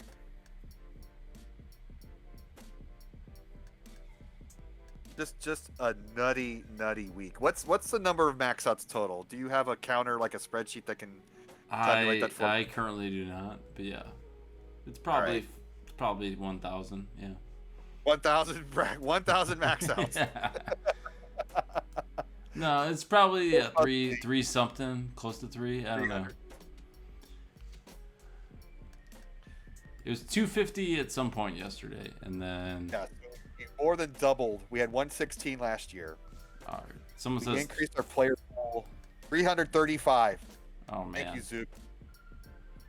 That's a nice number. And DMJ should be overjoyed. He just got in. Congratulations. And condolences to Jordan being the bubble boy, but gonna be the favorite in the silver bracket. So it's a nice win-win for everybody. And who was our 129th place finisher there, Vince? 129th? Yes. The bubble boy. Yes, and it's BOI, as in not gender specific. Just you're in a bubble. Boy. Boy. Yeah. We got Nomori. Omori. Okay. Well. And then Grand Design's right behind him, and then my son Mistro, and then Reed, and then Peyton. Yeah. Oh, all my favorites.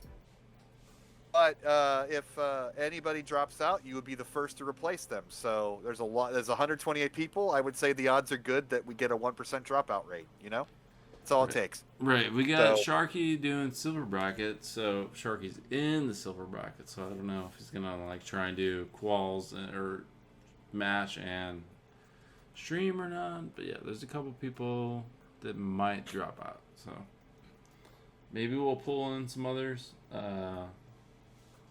We got a couple weeks till for the silver and the bronze until October 23rd. So. Right. So let me do this math. Who does Green Tea face in round 1? 51 plus what's equals 65? That's speculative thing because you still have to let's your. Do that. Yeah. We can. So 65. So it'd be 14th. Nevinator versus Green Tea. What? Is that right? Nevinator versus Green Tea. Oh my God! Give me a ticket. Oh my God. None of these. Yeah, oh my God. Look at any first round person. Oh my God, is just gonna be in a best of 5 with different piece sets. That is totally it's anybody's game. These are not favorites. How many of the top 64 have won a CTM? I don't know the answer, but CTM has been it's like golf tournaments. They haven't been a dominant person this year. I don't think there's been 12 winners, but it's been varied. Am I right? I mean, it's I can count Dog took 5 out of the top 8, and then Manu has won, Eric has won. Wait. Did somebody just say cheese versus sodium? Is that round 1? Oh my gosh! If this stands. If this stands, salty cheese, make the t-shirt, please. I will buy one. Coffee versus Aaron, round 1. Oh man, what is gonna happen on Saturday, Sunday, or the next Saturday or Sunday? But I was talking about the international thing. But look at that second column. That. Oh yeah. Is the world catching up with the Americans? I love it. You know, we might you and Ice Knights might have that top line still, but look at the rest of those flags on this chart. That is beautiful, man. Right. Yeah, I've been telling you, anyone take it out of America, but I don't know. Maybe not this year. I don't know. We'll see. The top 8 players are American, so. And Suki getting in his first CTWC in the gold bracket. Excellent job, my man. And of course, Corion, 23rd. He's going to be facing the 44th place. 42nd. 42nd would be Nerds. Nerds versus Corion. So wait, yeah. And is it Quaid would play Hydrant round 1? Is that right? 32 would play A. Wow. Dude, this is gonna be so good. This we're just this is all speculatory and it's gonna completely be different. I don't care. I cannot wait for next weekend. Quaid versus Laser? 32 no. Is that right? Yeah. 32 versus 33. Yeah. The 2C should add up to 65. Yeah. Tristop and Miles. I'm just reading chat, so I'm not verifying any of this. Yeah. This is all. This is just take my money. We're having fun. This might slightly change tomorrow, Yep. but here we are. We don't know. Here we are. I don't care. This you know, the hype is the most fun about this thing. And you know, the silver bracket's going to be awesome, and the bronze bracket's going to be awesome. Oh man, yeah. Look at 849. More Tetris. than Timmy you can handle. Kimmy, you know. Oh my god. 128th. Yeah. And Beast and Shen getting in the tournament on a lark. Why not? And nice to see Barrett in there with his PB. Hey, yeah. Huff Data strep, versus did he Scotto Bozo. Oh, what? Yeah, that's right. I think Beta got bumps there. He was in the 800 range. Yeah. But Timmy just, Kim. wow. That's not Timmy Kim? Sorry, guys. Nice to see Hazuli in there. I played a couple matches against Hazuli. He's tough. Sidnev versus Tugi rematch. Oh man. Adam versus Andy Brawl Championship rematch. But wow, this is some good stuff. I don't know who's gonna win, and I can't wait to find out who's gonna win. We got a month of this stuff to come up. We're gonna have 4 days of crazy bracket play, then we're gonna have 2 sub brackets, and then we're gonna have the final 8. And well, this Saturday, I mean, this starts. Yeah. Let's quick turnaround, yeah. We're having well, a Vince, pre-show on Friday, and you got me playing. You're a co-host of that channel, of that show. So. You got me playing in that, or am I just gonna be talking? I don't mind either way, but you know. I mean, we're still figuring out. It was like kind of last year we based it on people in the bracket that didn't quite make it, like an Uncle Mike or something like that. So I think there should be a Chris versus Chris grudge match. Chris Forrest is up. What do you think, Forrest? You want to do Bidwell and Forrest? Let's do it. Yeah, I'll challenge him. If it doesn't happen on the Friday, we'll do it on a Kingsman thing or something. Yeah, we can get in there. We're I still saw setting that. up the matches. We got we're gonna do an AI match for sure. Sharky versus Chris Brady. Nice. Shark- That's if Sharky decides to play. Woo! Sharky versus Chris Brady in the bronze. If Shark, yeah, I mean Sharky. I don't know if Sharky's gonna play because he's commentating. All right, Forrest says it's on. All right, silver. all right, my man. None of that 9 crap though, dude. It's 15 or 18. Just saying. All right, my man. All right, I need to go to Forrest, bed. It's this Friday, probably 5 to 10 Pacific time. So. Yes, sir. I got to get out of here. It's late. So, thanks for having me. It's been a blast. I love you all. Yeah. We'll see you next weekend. Let's Stay tuned. We'll get these brackets finalized. I go to work again and watch all these VODs and Watch all these blocks drop, and that's it. Yeah. Thanks, Boom. Thanks, Matt Martin. Mr. Matt Martin still Bidwell. up? What? Matt Martin still up? Heck yeah, we should raid Matt Martin. Is he going on? All right. Let's pull up the raid situation over here. But yeah, hopefully in the next couple days we're gonna get the brackets out. Matt made silver. Let everyone know. I'm in, Matt. Matt versus Ara. Ooh, yeah. Ara was our top finishing female player, I believe. Aurora? Who? Aurora, sorry, Ara. I Yeah. can't spell. I can't. I see AU. I'm just. Ooh. Aura. Aurora. Aurora Borealis in my It's, kitchen. Let's see, Aurora Borealis. Yeah. What is that? Super Nintendo Chalmers or Super something? Nintendo Chalmers, yes. 4 a.m. What the fuck? Yeah, well, I mean, you're having fun. All right, y'all. I'm leaving. All right. Bye, Bidwell. Love you, man. All right. Take care. Let's raid. Thanks, Hector. Let's see if we can do a raid here.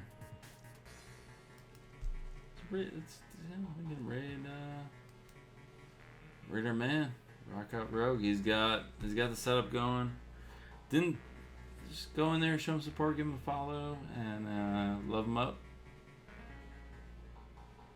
He didn't say love you back. Yeah, fucking Bidwell. But yeah, let's go over to Rockout Rogue. See what he's doing. He's probably doing like a post-game show over there. But yeah, thanks for everyone coming in here, watching all week. Hopefully we put on a good show to, entertain you all week, and introduce you to some new players that you might like. But yeah, be sure to follow the players you like, and there are Twitch channels available on the stream. So much love to you all. Boom Tetris for you all, as Chris Tang would say.